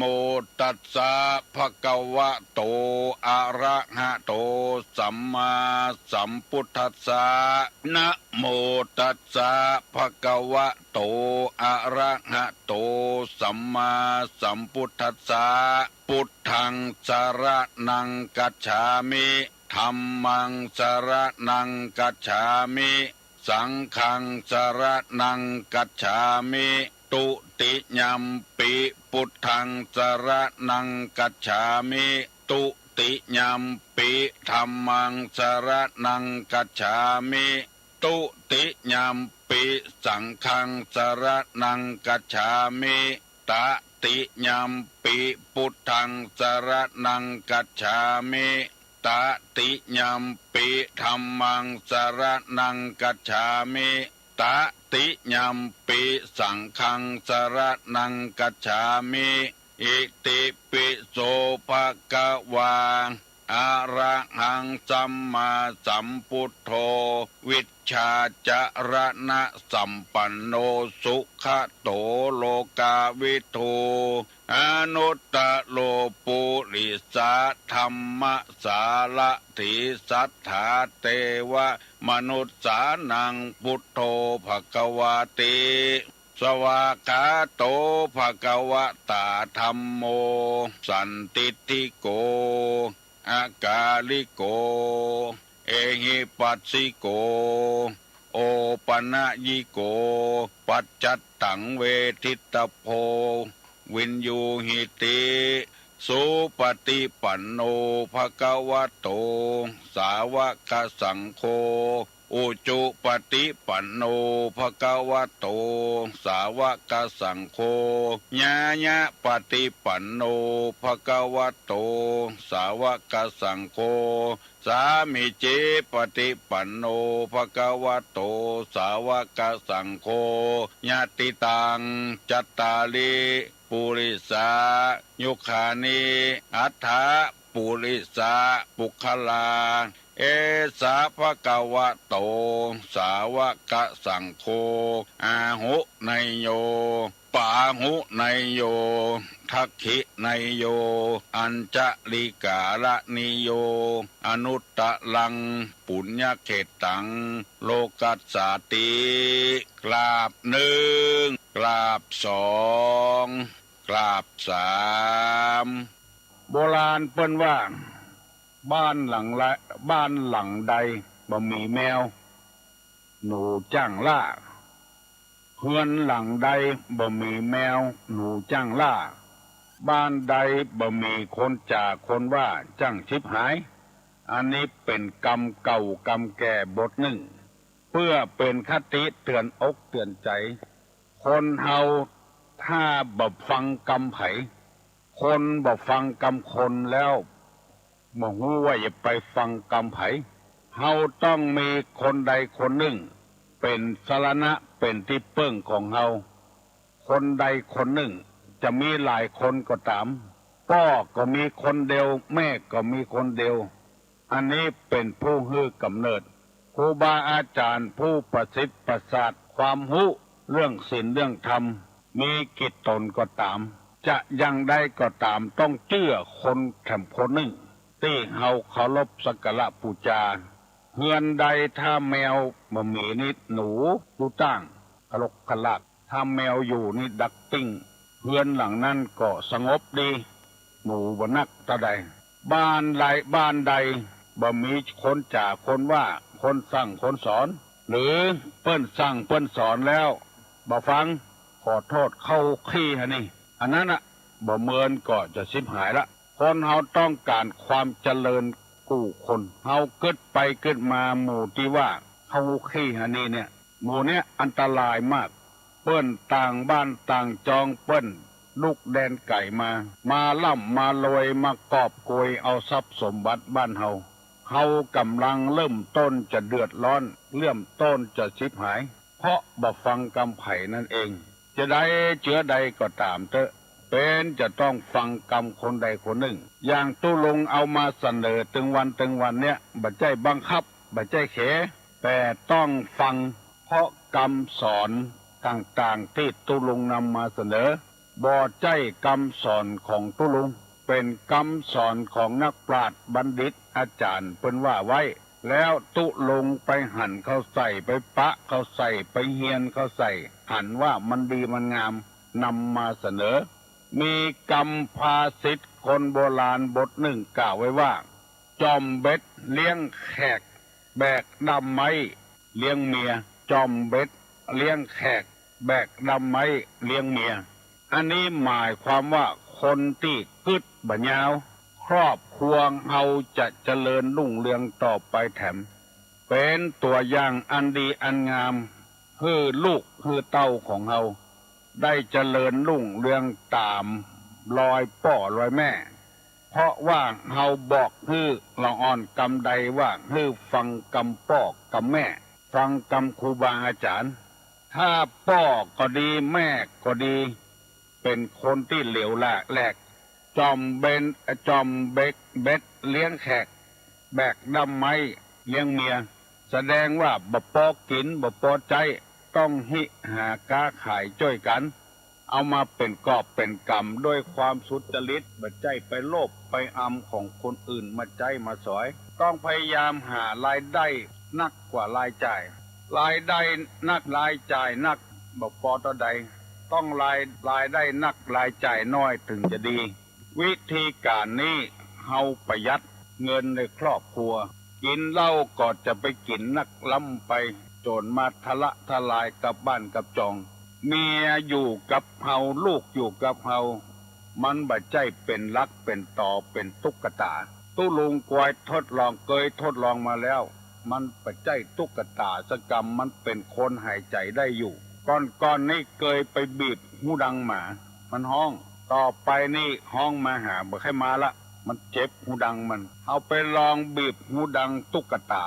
ที่เป็นหมาเหมือนกันมันบ่ห้องเพราะมันบ่มีจิตมีใจการทำไอ้หยังให้คนที่มีจิตมีใจอยู่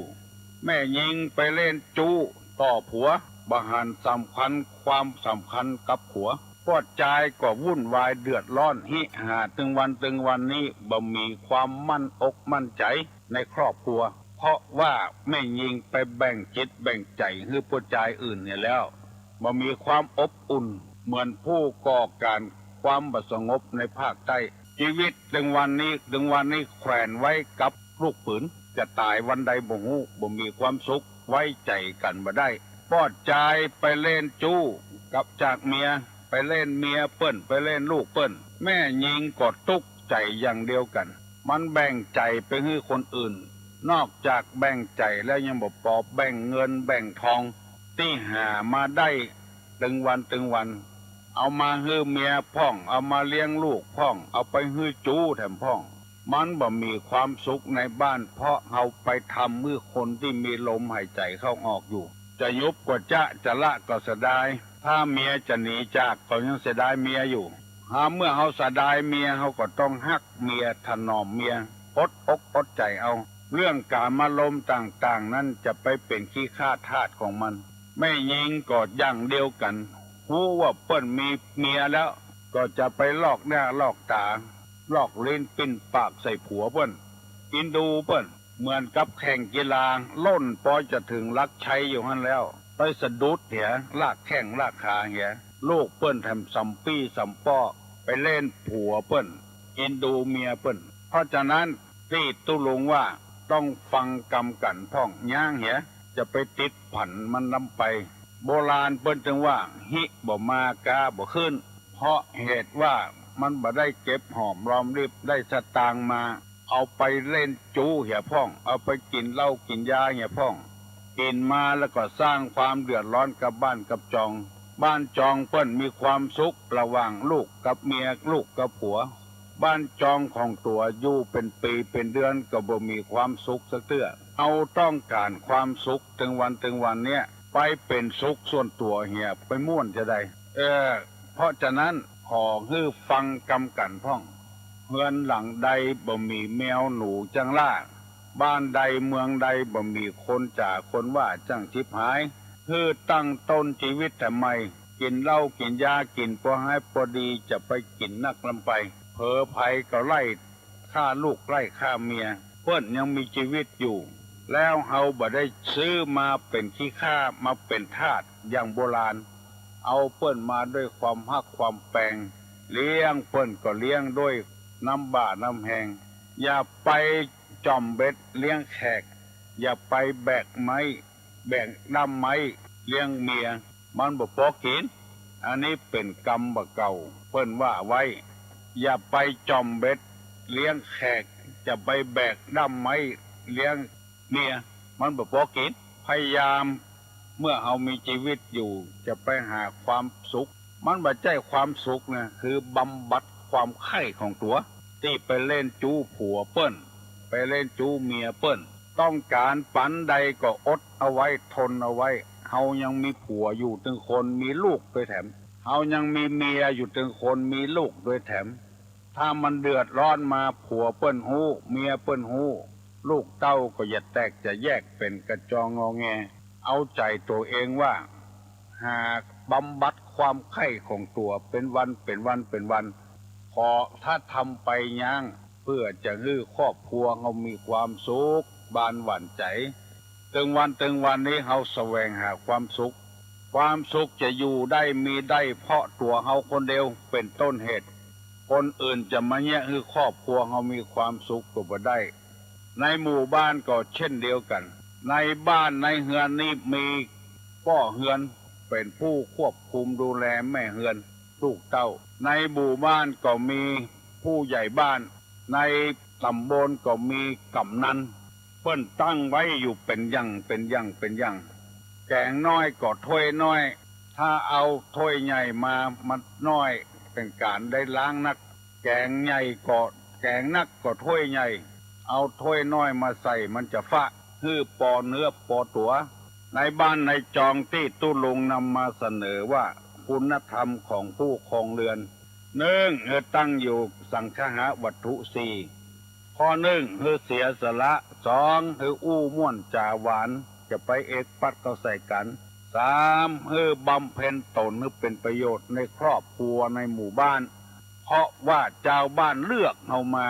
ต้องสนองความต้องการของเจ้าบ้านข้อที่4ว่าสมานัตตาประพฤติตัวสม่ำเสมอต้นเสมอปลายยามเมื่อฮักน้ำส้มว่าหวานส้มแต่ก็ว่าหวาน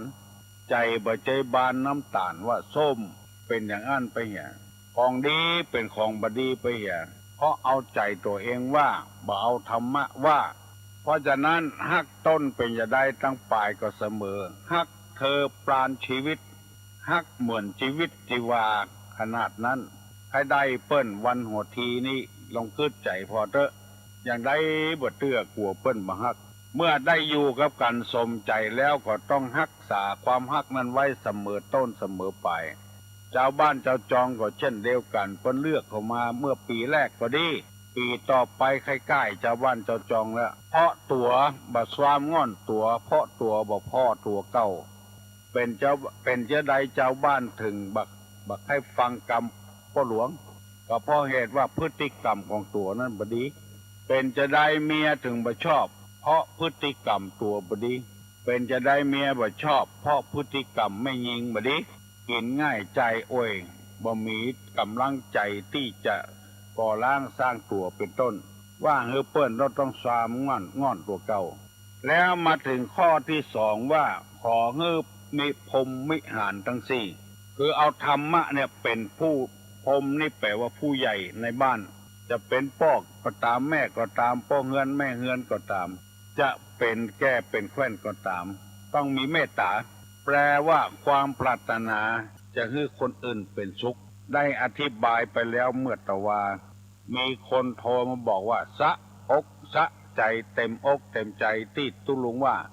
เพราะว่าฟังง่ายแล้วบักเกิดบักเกิ้งอย่างที่ไหน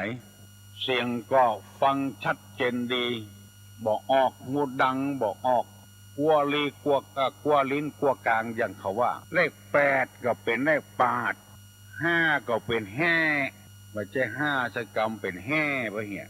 13 14 15 18อันนี้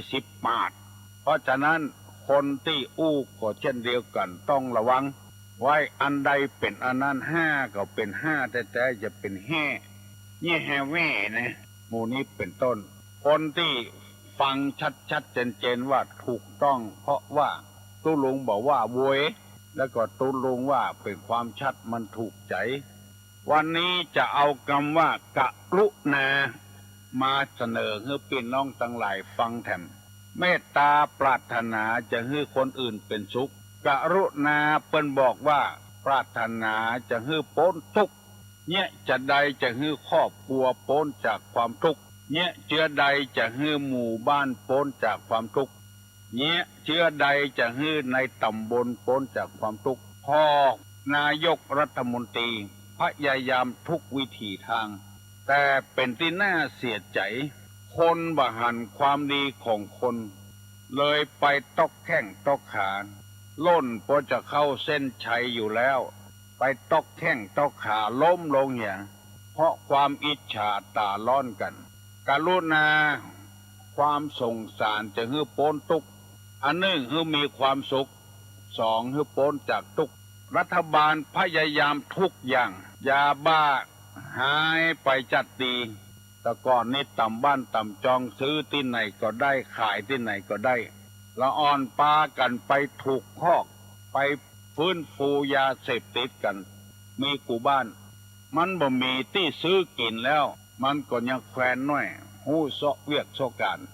มันมีซื้อที่ซื้อกินมันซื้อง่ายกินง่ายมันก็มีรัฐบาลปราบปรามแล้วอันเนี้ยกรุณาจะให้พ้นจากทุกข์แต่คนอื่นไปคุยเนี่ยมีขึ้นมาแถมแล้วมาเดี๋ยวนี้ไปเล่นบอลโลกไปเล่นตอยเปิ้นแล้วบ่มีเงินฮื้อเปิ้นไปหับจ้างค้ายาเสพติดเงินก็บ่ได้ทรายเปิ้นยังบ่พอเป็นหนี้เป็นสินยังบ่พอถูกเปิ้นจับเปิ้นยับไปอยู่คอกแถมทุกข์ใจพ่อทุกข์ใจแม่ทุกข์ใจลูกทุกข์ใจเมียเพราะว่าความชั่วมันทำง่ายสำหรับคนชั่วถ้าทำลงไปแล้วข้อแรกมันผ่านพ้นไปข้อที่สองเอาแถมอย่างที่ว่านะเมาเหล้าเข้าบ้านมาทะละทลายลูกเมียความชั่วข้อที่สองมาแถมเหมาะเล่นจูหูจากว่าหูว่าเมียเปิ้นก็มีหูว่าผัวเปิ้นก็มีเล่นจูเมียเปิ้นผัวเปิ้นเอาแถมถ้าข้อนี้มันสำเร็จไปต่อไปจะเอาแถมละข้อต่อไปแถมว่าบักเข้าบ้านเข้าจองคบคนชั่วเป็นมิตรเล่นการพนันอันเนี้ยเป็นธรรมะในทางพระพุทธศาสนาเป็นจริยธรรมของคนเฮาจะยิ่งจะได้เมื่อใดเฮาจะมีความสุขต้องกรุณานะทรงถักสารคิดจะฮื้อพ้นจากทุกข์แต่ก่อนนี้งานบ้านงานศพตำบ้านตำจองนี่โอ้เล่นพายกันวันค่ำคืนหุ่งบัดเดียวนี่เปิ้นปราบปรามไปเหี่ยหมดดีขึ้นมาแล้วโอ้มีคนไปตอกแข้งตอกขาว่านโยบายบดีแต่ก่อนนี้แจกถ้วยแจกแก้วแจกจอนเปิ้นว่ามันของเสียของหายเสียดายของจะอี้วัดวาก็จึงมีกูวัดแล้วมีการมีงานก็ไปยืมกับวัดบุญบ่เอาซื้อแก้วซื้อถ้วยซื้อจอนมาแจกชาวบ้านเปิ้นหันว่ามันเสียของก็เลยเอาเงินเป็นกองทุนเงินล้านมาฮื้อแถมฮื้อชาวบ้านพ้นทุกข์ฮื้อยืมเป็นกองทุนไปยืมของเปิ้นเอามาซื้อโทรศัพท์มือถือเอามาไปดาวน์รถเครื่องส่งบ่ป้นทั้งใดก็ดีส่งรถเครื่องก็ดีส่งนี่กองทุนเงินล้านก็ดีส่งเลยมัวไปส่งกับรถกองทุนเงินล้านไปส่งเป็นหนี้เสียอย่างแทนที่จะป้นตุกซ้ำตุกเหลือเก่าก่อนเพราะคนยืมเงินของเปิ้นแล้วบ่ซ้ายบ่แตนคนที่บริหารงานจะประกาศให้คนฮู้ว่าหมอนั้นบ่ซ้ายเงินซ้ายทองลองประกาศไปก็โคตรเปิ้นน่ะเหมาะคนใจอี้เนี่ยเปิ้นฮ้องว่าเป็นคนพาลไปเสาะหาความผิดเหมือนจ้างเกเรที่ตุลุงเล่าไปจ้างเกเรเสาะหาเรื่องหาเล่าใส่เปิ้นบ่เหมือนความทุกข์ก็มาใส่ตัวแล้วพุทธภาษิตเปิ้นถึงว่าทุกขโตทุกขฐานังให้ทุกข์แก่ท่านทุกนั้นถึงตัวพอมาถึงตัวแล้วควรละเป็นกรรมเป็นเวรอย่างล้ำเหลือก็ตัวสร้างกรรมสร้างเวรไว้ยังบ่คิดว่าเป็นกรรมเป็นเวรกับตัวเอง เพราะตัวเองสร้างไว้เหมือนจ้างเกเรไปหันใส่หางนกไส้กำลังออกลูกไปอารวาสนกไส้ขอจะใดก็บ่ฟังว่าลูกของข้าของฮักลูกของต้านของฮักบ่ฟังไปเตะหางเปิ้นเหี่ยลูก2 ตัวเอาติ่นย่ำลูกเปิ้นตายโมลูนปูนป่ายมันนกไส้ไปบอกกาว่าจ้างเกเรเนี่ยมาทำลายกากับป้ากันมาซับกันตาบอดเป็นถึง2 ข้างไปบอกแมงงนแมงบนป้ากันมาไข่ขางก็ใส่กันตาถึง2 ข้างเป็นนอนยุบยับเทวสเปะสปะไปเลยนกไส้ไปบอกกบทันว่าห้องจ้างตัวนั้นมากบกับป้ากันมาห้องอบอับเอฟมันก็นึกว่ามีน้ำขึ้นดอยไปที่เงื้อมผาตีนพระลาดพระเลศตกลงดอยตายไปเหี่ยอันนี้ห้องว่าบ่ปรารถนาให้คนอื่นมีความสุขผู้รักผู้ใหญ่ผู้ครองบ้านครองเมืองต้องปรารถนาจะให้คนอื่นมีความสุขในหลวงพระเจ้าแผ่นดินเพื่อก็ทำกูอย่างเพื่อเจ้าบ้านก็เหมือนกับลูกของเพื่อนรัฐบาลก็ทำทุกอย่างเพื่อเจ้าบ้านหาทุนหาฮอนให้คนใดที่บ่เคยมีบ้านกำเตื้อก็สร้างบ้านอาทรให้อยู่แบ่งตี้แบ่งตังให้อยู่น่าเสียดายเพราะว่ามีคนบ่หวังดีอันเนี้ยปรารถนาให้คนอื่นเป็นสุขตุลุงได้เฮียนธรรมะธรรมโมมาก็ได้ไปปะเข้าใส่ก็อย่างเงี้ยตั้งอยู่ในกรุณาเมตตาปรารถนาจะให้คนอื่นมีความสุข2กรุณาสงสารคิดจะให้พ้นทุกข์มีความคิดตลอดเวลาจะให้เจ้าบ้านเจ้าจองพ้นทุกข์แนะนำอาชีพให้รัฐบาลทำกูอย่างในหลวงทำกูอย่างตุลุงอยู่ในวัดในวาก็พยายามเมื่อนุ่มเมื่อกำปุ้งแหงแตงเข้าเขาก็ไปต่ำบ้านต่ำจองที่เปิ้นนิมนต์พอเฒ่าพอแก่มาแล้วเขาไปบ่ได้แล้วอายุนักแล้วเขาลูกศิษย์ลูกหาตั้งสถานีวิทยุก็เลยออกออกทางอากาศทางวิทยุนำคำสอนที่ดีๆนะมาฝากฝั่งพี่น้องทั้งหลายสถานีตั้งเมืองฝางเปิ้นกอดใจกว้างเปิดไฟเขียวตั้งแม่แจ่มก็เปิดไฟเขียวตั้ง96วิทยุกระดือเมืองอินทขินเปิ้นก็เปิดไฟเขียวให้ตุลุงโดยฮับเอาการถ่ายทอดจากสถานีวิทยุ91.75ของวัดโสพนารามถ่ายทอดเอาไปออกกระจายค่อยบ้านค่อยเมือง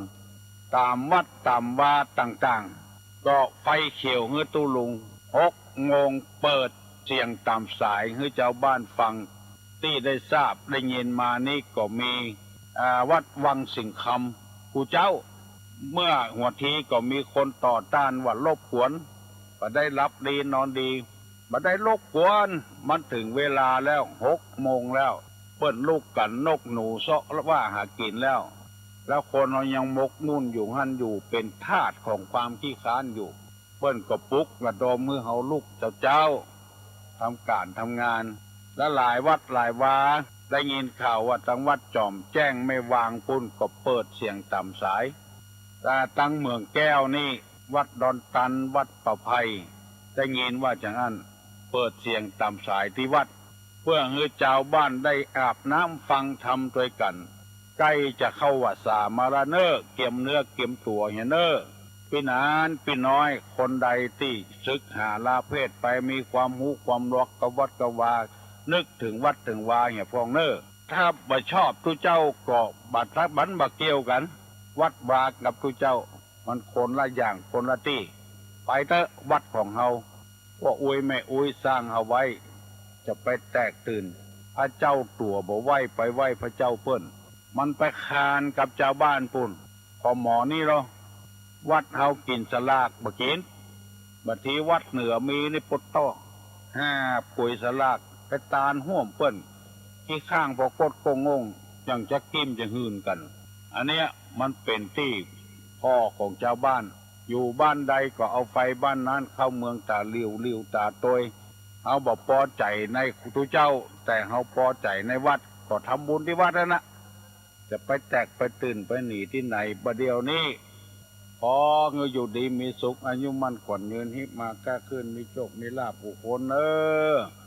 ยกมือไหว้ตัวลุงจะปั่นปอนแล้วสัพปิติโยวิวัจจันตุสัพพะโรโควินาสตุมาเตภวะตวนตลายโยสุขีที่ขายุโกภวะอภิวาทนาสีริสนิจังวุฒาปจายโนจัตตาโลธรรมาวัฏันติอายุวันโนสุขังปะลัง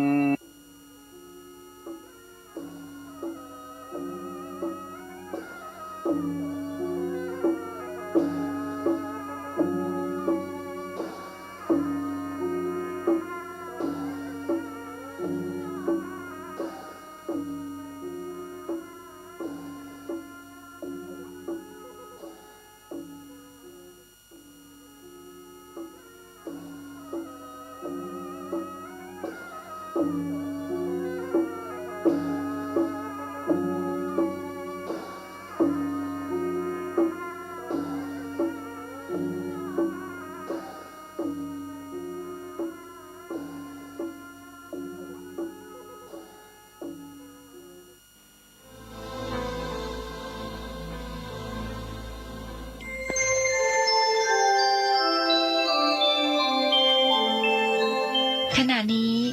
ท่านกำลังฟังสถานีวิทยุกระจายเสียง FM 104.5 เมกะเฮิรตซ์ สวากาโตภะคะวะตาธัมโมพระธรรมเป็นธรรมที่พระผู้มีพระภาคเจ้าปัดไว้ดีแล้วธัมมังนามัสสามิข้าพระเจ้านมัสการพระธรรมสุปฏิปันโนภะคะวะโตสาวกสังโฆพระสงฆ์สาวกของพระผู้มีพระภาคเจ้าปฏิบัติดีแล้วสังฆังนามามิข้าพระเจ้านอบน้อมพระสงฆ์อันธรรมยังพุทธัสสะภะคะวะโตบุพพาคณมะกรังกโรมะเสนะโมตัสสะภะคะวะโตขอนอบน้อมแด่พระผู้มีพระภาคเจ้าพระองค์นั้นอะระหะโตซึ่งเป็นผู้ไกลจากกิเลสสัมมาสัมพุทธัสสะตรัสรู้ชอบได้โดยพระองค์เองนะโมตัสสะภะคะวะโตขอนอบน้อมแด่พระผู้มีพระภาคเจ้าพระองค์นั้นอะระหะโตซึ่งเป็นผู้ไกลจากกิเลสสัมมาสัมพุทธัสสะตรัสรู้ชอบได้โดยพระองค์เองนะโมตัสสะภะคะวะโตขอนอบน้อมแด่พระผู้มีพระภาคเจ้าพระองค์นั้นอะระหะโตซึ่งเป็นผู้ไกลจากกิเลสสัมมาสัมพุทธัสสะตรัสรู้ชอบได้โดยพระองค์เองหันธรรมยังพุทธาภิทุติงกโรมะเสโยโสตถาคโตพระตถาคตเจ้านั้นพระองค์ใดอะระหังเป็นผู้ไกลจากกิเลสสัมมาสัมพุทโธเป็นผู้ตรัสรู้ชอบได้โดยพระองค์เองวิชาจารณะสัมปันโนเป็นผู้ถึงพร้อมด้วยวิชาและจารณะสุขโตเป็นผู้ไปแล้วด้วยดีโลกาวิทูเป็นผู้รู้โลกอย่างแจ่มแจ้ง อนุตตโรปุริสธรรมสารถีเป็นผู้สามารถฝึกบุรุษที่สมควรฝึกได้อย่างไม่มีใครยิ่งกว่าสัทธาเทวมนุษย์สานังเป็นครูผู้สอนของเทวดาและมนุษย์ทั้งหลายพุทโธเป็นผู้รู้ผู้ตื่นผู้เบิกบานด้วยธรรมภควาเป็นผู้มีความจำเริญจำแนกธรรมสั่งสอนสัตว์โยอิมังโลกังสะเทวกังสะมารกังสะพรหมกังสัสสะมนะพรหมนิงปะชังสะเทวมนุสังสยังอภิญญาสัจฉิกตวาปเวเทสีพระผู้มีพระภาคเจ้าพระองค์ใดได้ทรงทำความดับทุกข์ให้แจ้งด้วยพระปัญญาอันยิ่งเองแล้วทรงสอนโลกนี้พร้อมทั้งเทวดามารพรหมและหมู่สัตว์พร้อมทั้งสมณพราหมณ์พร้อมทั้งเทวดาและมนุษย์ให้รู้ตามโยธัมมังเทเสสีพระผู้มีพระภาคเจ้าพระองค์ใดทรงแสดงธรรมแล้วอาทิกัลยานังไพเราะในเบื้องต้นมัจเจกัลยานังไพเราะในท่ามกลางปริโยสานกัลยานังไพเราะในที่สุดสาทังสัพยัญชนะเกวระปริปุณังปริสุทธังพระมจริยังปกาเสสีทรงประกาศพรหมจรรย์คือแบบแห่งการปฏิบัติอันประเสริฐบริสุทธิ์บริบูรณ์สิ้นเชิงพร้อมทั้งอรรถะพร้อมทั้งพยัญชนะตมหังภวันตังอภิปูชยามิข้าพระเจ้าบูชาอย่างยิ่งเฉพาะพระผู้มีพระภาคเจ้าพระองค์นั้นตมหังภวันตังศิราสานมามิข้าพระเจ้านอบน้อมพระผู้มีพระภาคเจ้าพระองค์นั้นด้วยเสียงกล่าว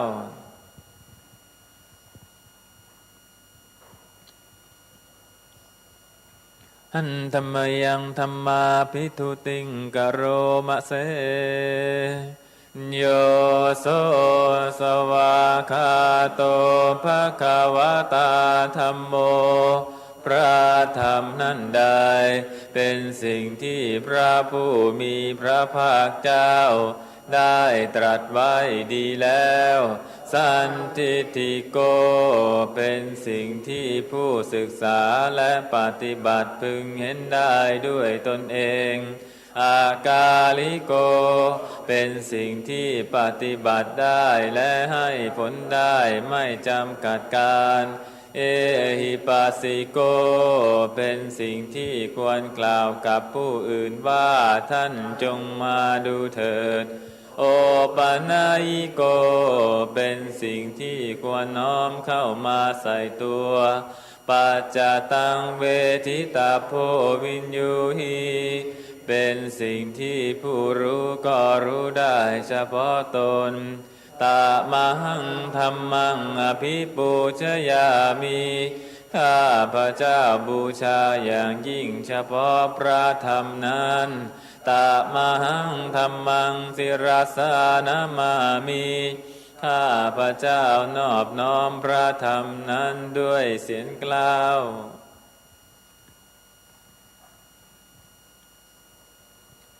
หันธรรมยังสังฆาภิทุติงกโรมะเสโยโสสุปฏิปันโนภควโตสาวกสังโฆทรงสาวกของพระผู้มีพระภาคเจ้านั้นหมู่ใดปฏิบัติดีแล้ว อุชุปฏิปันโนภะคะวะโตสาวกสังโฆทรงสาวกของพระผู้มีพระภาคเจ้าหมู่ใดปฏิบัติตรงแล้วยายาปฏิปันโนภะคะวะโตสาวกสังโฆทรงสาวกของพระผู้มีพระภาคเจ้าหมู่ใดปฏิบัติเพื่อรู้ธรรมเป็นเครื่องออกจากทุกข์แล้วสามีจิปฏิปันโนภะคะวะโตสาวกสังโฆทรงสาวกของพระผู้มีพระภาคเจ้าหมู่ใดปฏิบัติสมควรแล้วญาติทางได้แก่บุคคลเหล่านี้คือจาตาริปุริสยุคานิอัฏฐปุริสปุคลาคู่แห่งบุรุษสี่คู่นับเรียงตัวบุรุษได้8บุรุษเอสะภะคะวะโตสาวกสังโฆนั่นแหละทรงสาวกของพระผู้มีพระภาคเจ้าอาหุเนยโยเป็นสมควรแก่สักการะที่เขานำมาบูชาปาหุเนยโยเป็นสมควรแก่สักการะที่เขาจัดไว้ต้อนรับทักขิเนยโยเป็นผู้ควรรับทักษิณาทานอัญชริการนิโยเป็นผู้ที่บุคคลทั่วไปควรทำอัญชลีอนุตตรังปุญญาเขตังโลกัสสาเป็นเนื้อนาบุญของโลกไม่มีนาบุญอื่นยิ่งกว่าตามหังสังฆังอภิปูชยามิข้าพระเจ้าบูชาอย่างยิ่งเฉพาะพระสงฆ์หมู่นั้นตามหังสังฆังศิราสานามามิข้าพระเจ้านอบน้อมพระสงฆ์หมู่นั้นด้วยเสียงกล่าว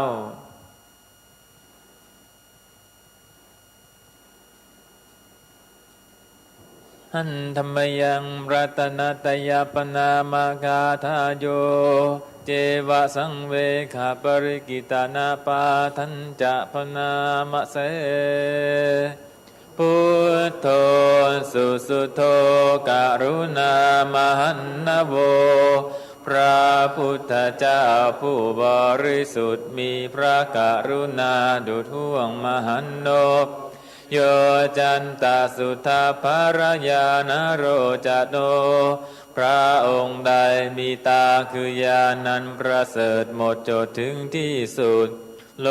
กัสสปะปุปกิเลสฆาตโกเป็นผู้ฆ่าเสียซึ่งบาปและอุปกิเลสของโลก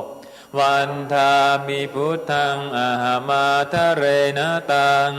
ข้าพระเจ้าไหว้พระพุทธเจ้าพระองค์นั้นโดยใจเคารพเอื้อเฟื้อธัมโมปฏิโปวิยตัสสะสัทธุโนพระธรรมของพระศาสดาสว่างรุ่งเรืองเปรียบดวงประทีปโยมัคคปากามัทเพทพินาโกจำแนกประเภทคือมรรคผลนิพพานส่วนใดโลกุตโรโยจัตถาทาธิปโนซึ่งเป็นตัวโลกุตระและส่วนใดที่ชี้แนวแห่งโลกุตระนั้น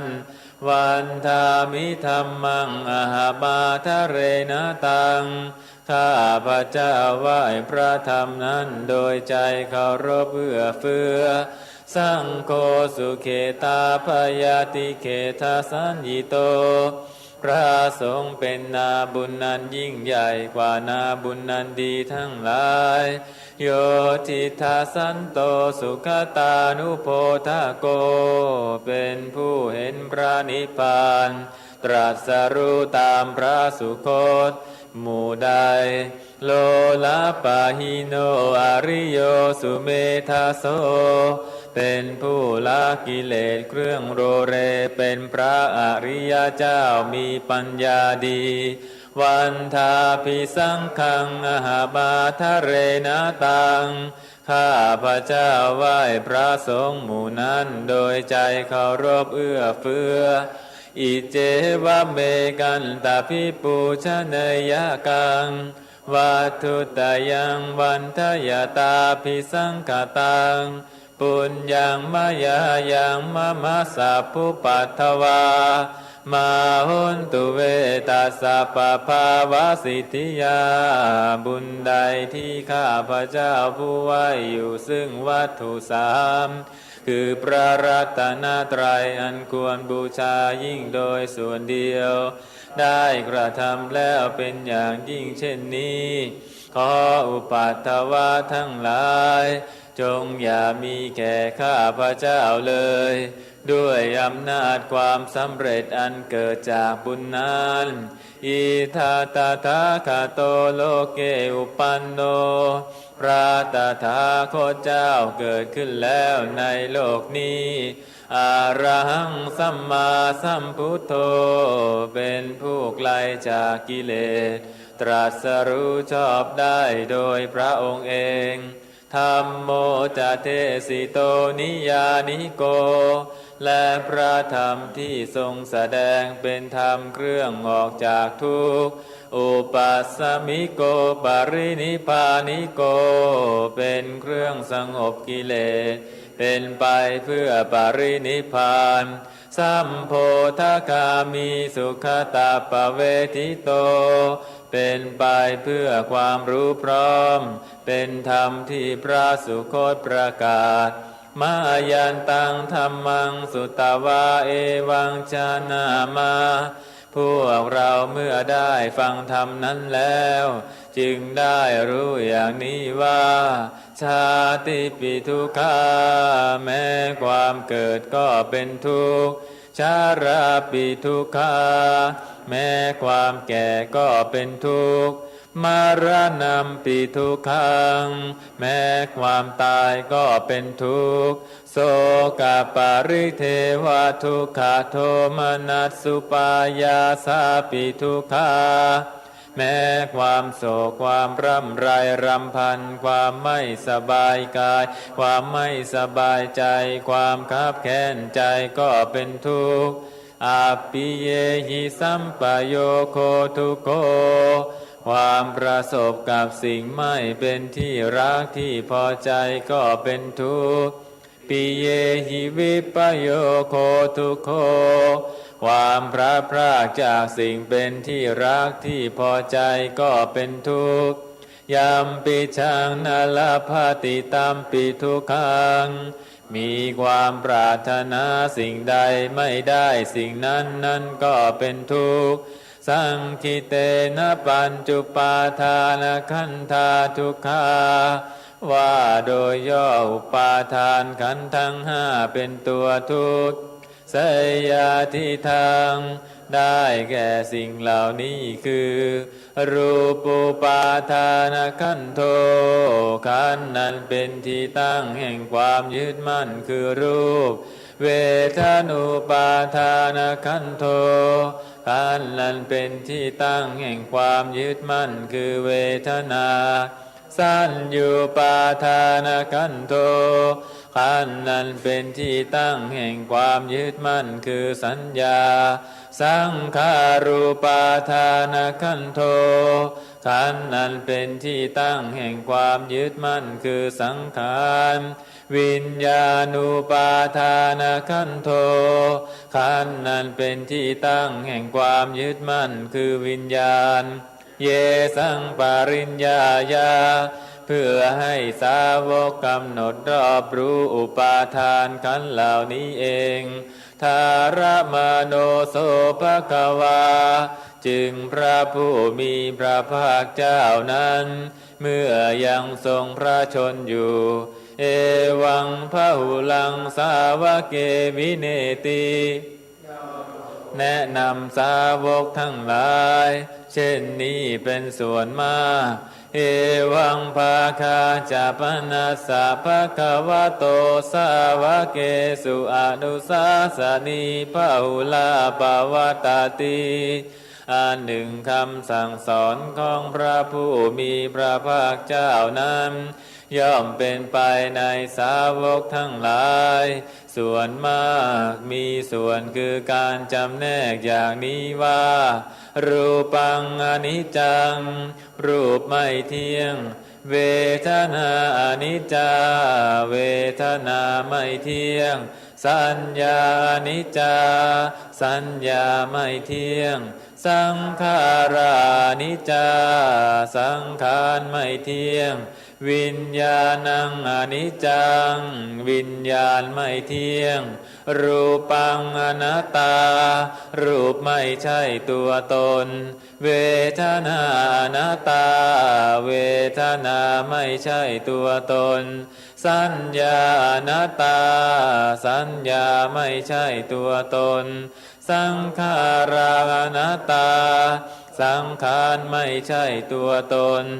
วิญญาณังอนัตตาวิญญาณไม่ใช่ตัวตนสัพเพ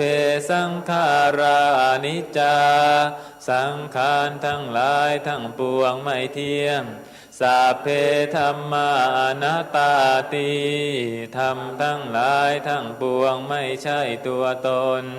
ดังนี้เตมายังโอตินามหาพวกเราทั้งหลายเป็นผู้ถูกครอบงำแล้วชาติยาโดยความเกิดชารามรณะนาโดยความแก่และความตายโสเกหิปริเทเวหิทุเกหิโทมนัสเสหิอุปายาเสหิโดยความโศกความร่ำไรรำพันความไม่สบายกายความไม่สบายใจความคับแค้นใจทั้งหลายทุกโขตินาเป็นผู้ถูกความทุกข์อย่างเอาแล้วทุกขภาเลตาเป็นผู้มีความทุกข์เป็นเบื้องหน้าแล้วอาเปวนานิมัสสะเกวรัสสะทุกขคันทัสสะอันตกิริยาปัญญาเยธาติทำฉะนั้นการทำที่สุดแห่งกองทุกข์ทั้งสิ้นนี้จะพึงปรากฏชัดแก่เราได้จิรปรินิพุตัมปิตังภคะวันตังอุทิสะอรหันตังสัมมาสัมพุทธังเราทั้งหลายอยู่ที่จะพอพระผู้มีพระภาคเจ้าผู้ไกลจากกิเลสตรัสรู้ชอบได้โดยพระองค์เองแม้ปรินิพพานนานแล้วพระองค์นั้นสัทธาอาการสมาอานาการิยังปปชิตาเป็นผู้มีศรัทธาออกบวชจากเรือนไม่เกี่ยวข้องด้วยเรือนแล้วตาสมิงภควาติพระมจาริยังจารามาประพฤติอยู่ซึ่งพรหมจรรย์ในพระผู้มีพระภาคเจ้าพระองค์นั้นภิกขุนังสิกขาสาชีวะสมาปันนาถึงพร้อมด้วยสิกขาและธรรมเป็นเครื่องเลี้ยงชีวิตของภิกษุทั้งหลายตังโนพระมจาริยังอิมัสสะเกวรัสสะทุกขคันทัสสะอันตกิริยายะสังวัตตุขอให้พรหมจรรย์ของเราทั้งหลายนั้นจงเป็นไปเพื่อการทำที่สุดแห่งกองทุกข์ทั้งสิ้นนี้เถิดปรินิพุตัมปิตังภคะวันตังสารนังคตา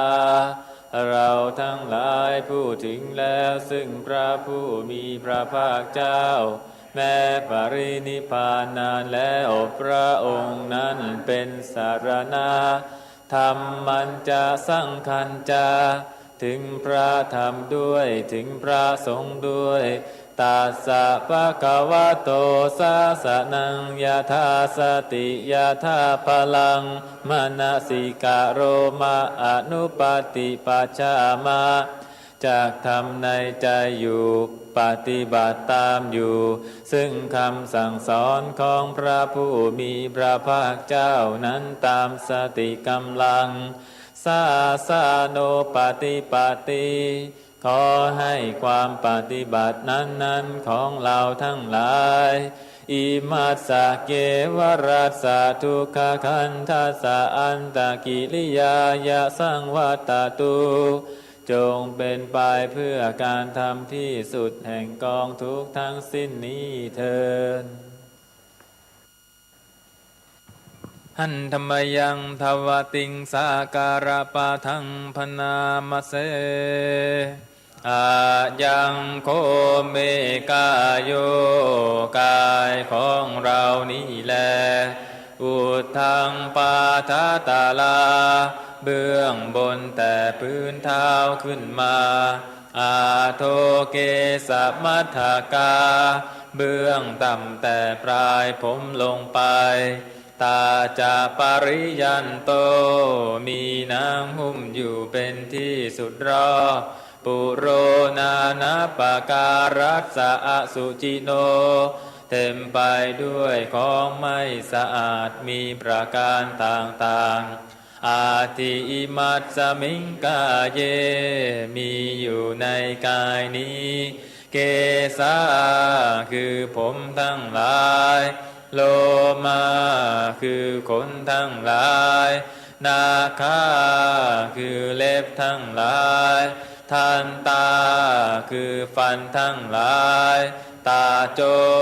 นังมังสังเนื้อนาหารูเอ็นทั้งหลายอาทิกระดูกทั้งหลายอาทิมิจังเยื่อในกระดูกวากังมามหาทายังหัวใจยากานังตับกิโรมากังพังผืดปีหากังไตปาภาสังปอดอันตังไส้ใหญ่อันตาคุณังสายรัสไสอุทาริยังอาหารใหม่การิสังอาหารเก่าปิตังน้ำดีเสมหังน้ำสะเลดบุโปน้ำเหลืองโลหิตังน้ำเลือดเสโทน้ำเหงื่อเมโทน้ำมันข้นอาสุน้ำตาวาสาน้ำมันเลวเคโรน้ำลายสิงคานิกาน้ำมูดลาสิกาน้ำมันไขคอมุตตังน้ำมูดมัทธเกมัทธรุงคังเยื่อในสมองเอวามายังเมกายโยกายของเรานี้อย่างนี้อุทังปาทาตาลาเบื้องบนแต่พื้นเท้าขึ้นมาอาโทเกสมัทธกาเบื้องต่ำแต่ปลายผมลงไปตาจาปริยันโตมีนางหุ้มอยู่เป็นที่สุดรอบปุโรนานาปการัสสะอสุจิโนเต็มไปด้วยของไม่สะอาดมีประการต่างๆอย่างนี้แลหันธรรมยังภาระสุตตะคาทาโยปนามเสภาราหาเวปัญจขันธาขันธ์ทั้งห้าเป็นของหนักเนอภาราหาโรจะปุกะโลบุคคลและเป็นผู้แบกของหนักพาไปภาราธานังทุกขังโลเกการแบกถือของหนักเป็นความทุกข์ในโลกภาระนิเคปะนังสุขัง การสลัดของหนักทิ้งลงเสียเป็นความสุขนิคิปิตวาคารุงภารังพระอริยเจ้าสลัดทิ้งของหนักลงเสียแล้วอัญญังภารังอนาทิยา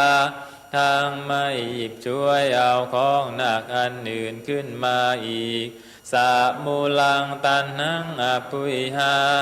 ก็เป็นผู้ถอนตัณหาขึ้นได้กระทั่งรานิจาโตปรินิพุโตเป็นผู้หมดสิ่งปรารถนาดับสนิทไม่มีส่วนเหลืออันธรรมยังตังคณิกาปัจเจเวคณะปะทังพนามะเสปาติสังขายโยนิโสจีวรังปาติเสวามิเราย่อมพิจารณาโดยแยกกายแล้วนุ่งห่มจีวรยาวาเทวาสิตัสสะปฏิฆาตายาเพียงเพื่อบำบัดความหนาวอุณหสะปฏิฆาตายาเพื่อบำบัดความร้อนทางสัมมากัสสวาตาตาปะสิริงสปะสัมผัสสานังปฏิฆาตายาเพื่อบำบัดสัมผัสอันเกิดจากเรือบยุงลมแดดและสัตว์เลื้อยคลานทั้งหลายยาวาเทวาหิริโกปินาปฏิจาทนาทังและเพียงเพื่อปกปิดอวัยวะอันให้เกิดความละอายปาติสังขายโยนิโสปินทปาตังปาติเสวามิเราย่อมพิจารณาโดยแยกคายและฉันบิณฑบาตเนวาทบายาไม่ให้เป็นไปเพื่อความเพลิดเพลินสนุกสนานนามาทายาไม่ให้เป็นไปเพื่อความเมามันเกิดกำลังพลังทางกายนามันธานายาไม่ให้เป็นไปเพื่อประดับนาวิภูสนายาไม่ให้เป็นไปเพื่อตกแต่งยาวาเทวาอิมัสสกายสัตติติยาแต่ให้เป็นไปเพียงเพื่อความตั้งอยู่ได้แห่งกายนี้ยาปนายา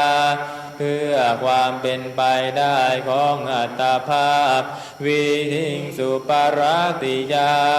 เพื่อความสิ้นไปแห่งความลำบากทางกายพระมจาริยานุกหา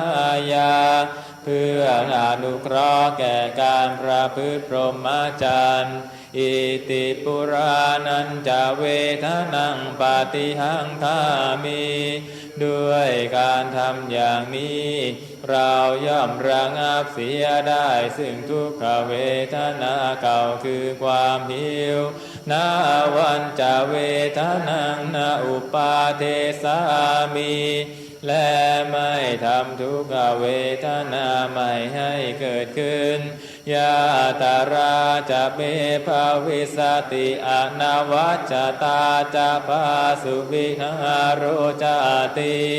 อันหนึ่งความเป็นไปโดยสะดวกแห่งอัตภาพนี้ด้วยความเป็นผู้หาโทษมิได้ด้วยและความเป็นอยู่โดยผาสุขด้วยจากมีแก่เราดังนี้ปาติสังขายโยนิโสเสนาสนังปาติเสวามิเราย่อมพิจารณาโดยแยกคายแล้วใช้สอยเสนาสนะยาวาเทวาสิตัสสะปฏิฆาตายาเพียงเพื่อบำบัดความหนาวอุณหสะปฏิฆาตายาเพื่อบำบัดความร้อนทางสมกัสสวาตาตาปะสิริงสปะสัมผัสสานังปฏิฆาตายาเพื่อบำบัดสัมผัสอันเกิดจากเรือบยุงลมแดดและสัตว์เลื้อยคลานทั้งหลาย ยาวะเท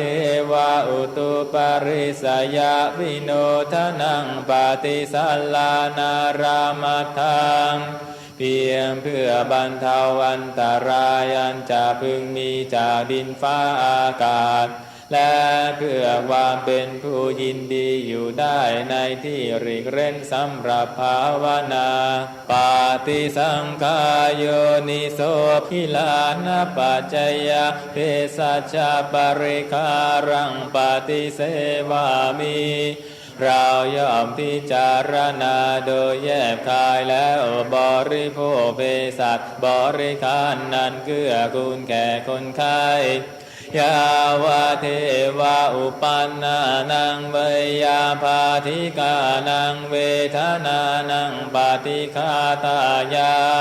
เพียงเพื่อบำบัดทุกขเวทนาอันบังเกิดขึ้นแล้วมีอาพาธต่างๆเป็นมูลอาภยาปัชชาปรมัตตายาติเพื่อความเป็นผู้ไม่มีโรคเบียดเบียนเป็นอย่างยิ่งดังนี้นั่นธรรมยังปะภาชิตาอภินหาปัจเจเวคณะปะทังพนามเสทาสาอิเมภิกขเวธัมมาดูก่อนภิกษุทั้งหลายธรรมทั้งหลาย10ประการเหล่านี้มีอยู่ปาปาชิเตนะอภินังปัจเจเวคิตาภาเป็นธรรมที่บรรพชิตพึงพิจารณาโดยแจ่มชัดอยู่เนืองนี้กาตเมทัสสะธรรมทั้งหลาย10ประการนั้นเป็นอย่างไรเล่าเววันนิยมนิยาชุปะคาโตติปาปาจิเตนะอภินังปัจเจเวคิตาภังคือบรรพชิตพึงพิจารณาโดยแจ่มชัดอยู่เนืองนิดว่าเราเป็นผู้เข้าถึงเฉพาะแล้วซึ่งวันนาอันต่างอันพิเศษดังนี้ปาราปฏิปาตาเมชีวิกาติปาปาชิเตนะอภินังปัจเจเวคิตาภังบรรพชิตพึงพิจารณาโดยแจ่มชัดอยู่เนืองนิดว่าการเลี้ยงชีวิตของเรา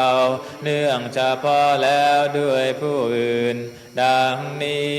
อัญโยเมอากาโปการานิโยติปาปาจิเตนะอภินังปัจเจเวคิตาภังบรรพชิตพึงพิจารณาโดยแจ่มชัดอยู่เนืองนิดว่า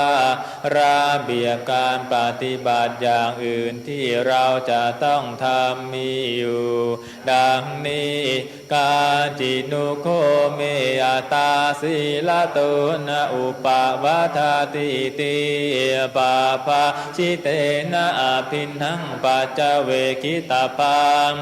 บรรพชิตพึงพิจารณาโดยแจ่มชัดอยู่เนืองนิดว่าเมื่อกล่าวโดยศีลเราย่อมตำหนิติเตียนตนเองไม่ได้มิใช่หรือดังนี้กาจินุโคมังอนุวิจาวินยูสัพพะมจารีศีลโตนะอุปวัฏันติติปาปาจิเตนะอภินังปัจเจเวคิตาภังบรรพชิตพึงพิจารณาโดยแจ่มชัดอยู่เนืองนิดว่าเมื่อกล่าวโดยศีลเพื่อนสหพระมจารีที่เป็นบิณฑูชนใคร่ครวญแล้วย่อมตำหนิติเตียนเราไม่ได้มิใช่หรือดังนี้สาเพหิเมปิเยหิมานาเพหินานาภาโววินาภาโวติปาปาชิเตนะอภินังปัจเจเวคิตาภัง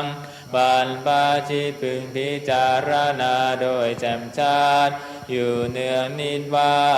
ความพลาดพลาดจากของรักของชอบใจทั้งสิ้นจากมีแก่เราดังนี้กรรมสกุมนิกรรมทายาโทกรรมโยนิกรรมพันธุกรรมปฏิสารโนยังกรรมังกริสามิกาลยานังวาปาปะกังวาตาสาทายาโทภาวิสามิติปาปาชิเตนะอาภินังปัจเจเวคิตาปังปันปาชิตพึงพิจารณาโดยแจ่มชัดอยู่เนืองนิดว่าเราเป็นผู้มีกรรมเป็นของตนมีกรรมที่ต้องรับผลเป็นมรดกตกทอดมีกรรมเป็นที่กำเนิดมีกรรมเป็นเผ่าพันธุ์มีกรรมเป็นที่พึ่งอาศัยเราทำกรรมใดไว้ดีก็ตามชั่วก็ตามเราจะเป็นผู้รับผลตกทอดแห่งกรรมนั้นดังนี้กาธรรมภูตัสสะเมรตินทิวาวิติปตันติติปาปาชิเตนะอาภินังปัจเจเวคิตาปังปันปาชิตพึงพิจารณาโดยแจ่มชัดอยู่เนืองนิดว่าวันคืนล่วงไปในเมื่อเรากำลังเป็นอยู่ในสภาพเช่นไรดังนี้กาจินุโคหังสุญญาคาเรอภิรามามิติปาปาชิเตนะอาภินังปัจเจเวคิตาปังบันปาชิตพึงพิจารณาโดยแจ่มชัดอยู่เนืองนิดว่าเราย่อมยินดีในโรงเรือนนั้นสงัดอยู่หรือหนอดังนี้อาทินุโกเมอุตริมนุสสะธรรมาอาลามาริยญาณทัสสนะวิเศโสอาทิคาโตโส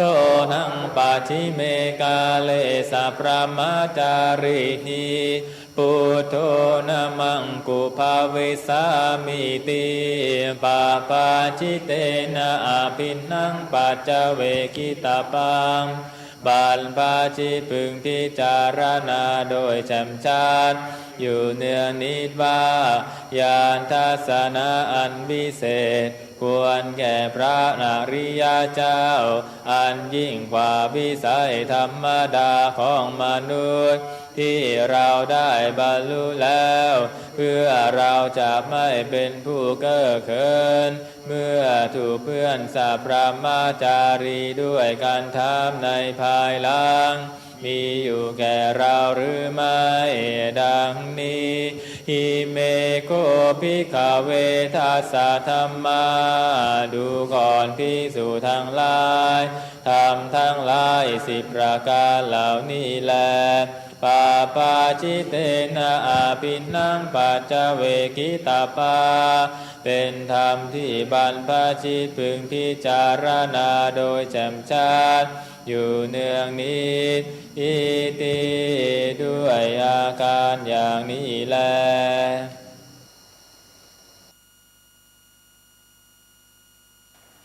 สัพเพสังขาราอนิจจาสังขารคือร่างกายจิตใจและรูปธรรมนามธรรมทั้งหมดทั้งสิ้นมันไม่เที่ยงเกิดขึ้นแล้วดับไปมีแล้วหายไปสัพเพสังขาราทุกขาสังขารคือร่างกายจิตใจและรูปธรรมนามธรรมทั้งหมดทั้งสิ้นมันเป็นทุกข์ทนยากเพราะเกิดขึ้นแล้วแก่เจ็บตายไปสัพเพธัมมาอนัตตาสิ่งทั้งหลายทั้งปวงทั้งที่เป็นสังขารและมิใช่สังขารทั้งหมดทั้งสิ้นไม่ใช่ตัวไม่ใช่ตนไม่ควรถือว่าเราว่าของเราว่าตัวว่าตนของเรา อาทุวังชีวิตังชีวิตเป็นของไม่ยั่งยืนทุวังมรณังความตายเป็นของยั่งยืนอาวัตสังมายามริตพังอันเราจากพึงตายเป็นแท้มรณะปริโยสานังเมชีวิตังชีวิตของเรามีความตายเป็นที่สุดรอบชีวิตังเมอนิยตังชีวิตของเราเป็นของไม่เที่ยงมรณะเมนิยตังความตายของเราเป็นของเที่ยงวาตาควรที่จะสังเวชอายังกายโยร่างกายนี้อาจิรังมิได้ตั้งอยู่นานอาเปตวิญญาโน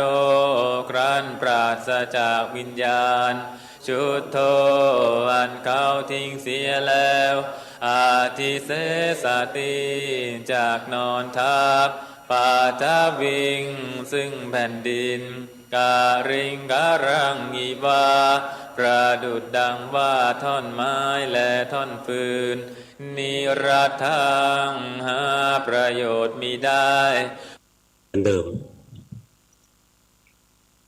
ไม่มีความรู้ถูกความเข้าใจถูกเพิ่มขึ้นนะซึ่งคงทำอะไรผิดนะถ้าเราภาวนาถูกหลักตามคำสอนของพระพุทธเจ้าจริงๆใจเราจะเปลี่ยนในเวลาอันสั้นไม่นานใช้เวลาไม่นานใจเราจะเปลี่ยนเหมือนเป็นคนใหม่เมื่อก่อนนี้เคยแต่หมกมุ่นลุ่มหลงอยู่กับโลกใจเนี่ยค่อยๆถอนตัวห่างโลกออกมาพวกเราคนไหนรู้สึกบ้างว่าโลกมันห่างออกไปรู้สึกบ้างไหมยกมือให้หลวงพ่อดูหน่อยมีไหมเยอะเหมือนกันนะห่างโลกแบบไม่มีคนคบหรือเปล่า ห่างโลกไม่มีใครก็คบด้วยนะอยู่คนเดียวถ้าภาวนาไปเรื่อยรู้สึกโลกก็อยู่ส่วนโลกใจเราก็อยู่ส่วนใจมันห่างกันออกไปเรื่อยๆแต่มันไม่ใช่ห่างแบบที่เราเงียบเหงาว้าเหวใจเราไม่มีคำว่าเงียบเหงาว้าเหวใจมันมีความเต็มมีความอิ่มมีความสุขความสบายมันร่มรื่นนะอยู่ภายในไม่ว่าอะไรเกิดขึ้นในโลกในใจเราก็อยู่อย่างมีความสุขมีความสงบอยู่ได้เพราะจิตมันได้รับการฝึกฝนอบรมมาแล้วพระเจ้าท่านถึงสอนว่าจิตที่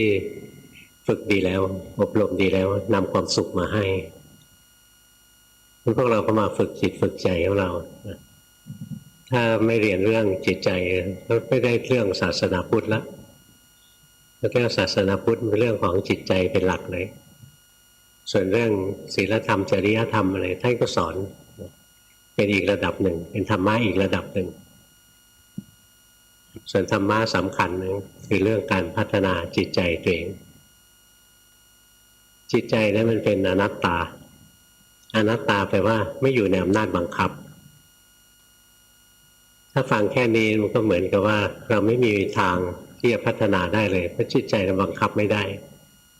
แต่พระพุทธเจ้าท่านสอนนะจิตนั้นเป็นธรรมชาติที่ฝึกอบรมได้บังคับไม่ได้แต่ให้มันเรียนรู้ได้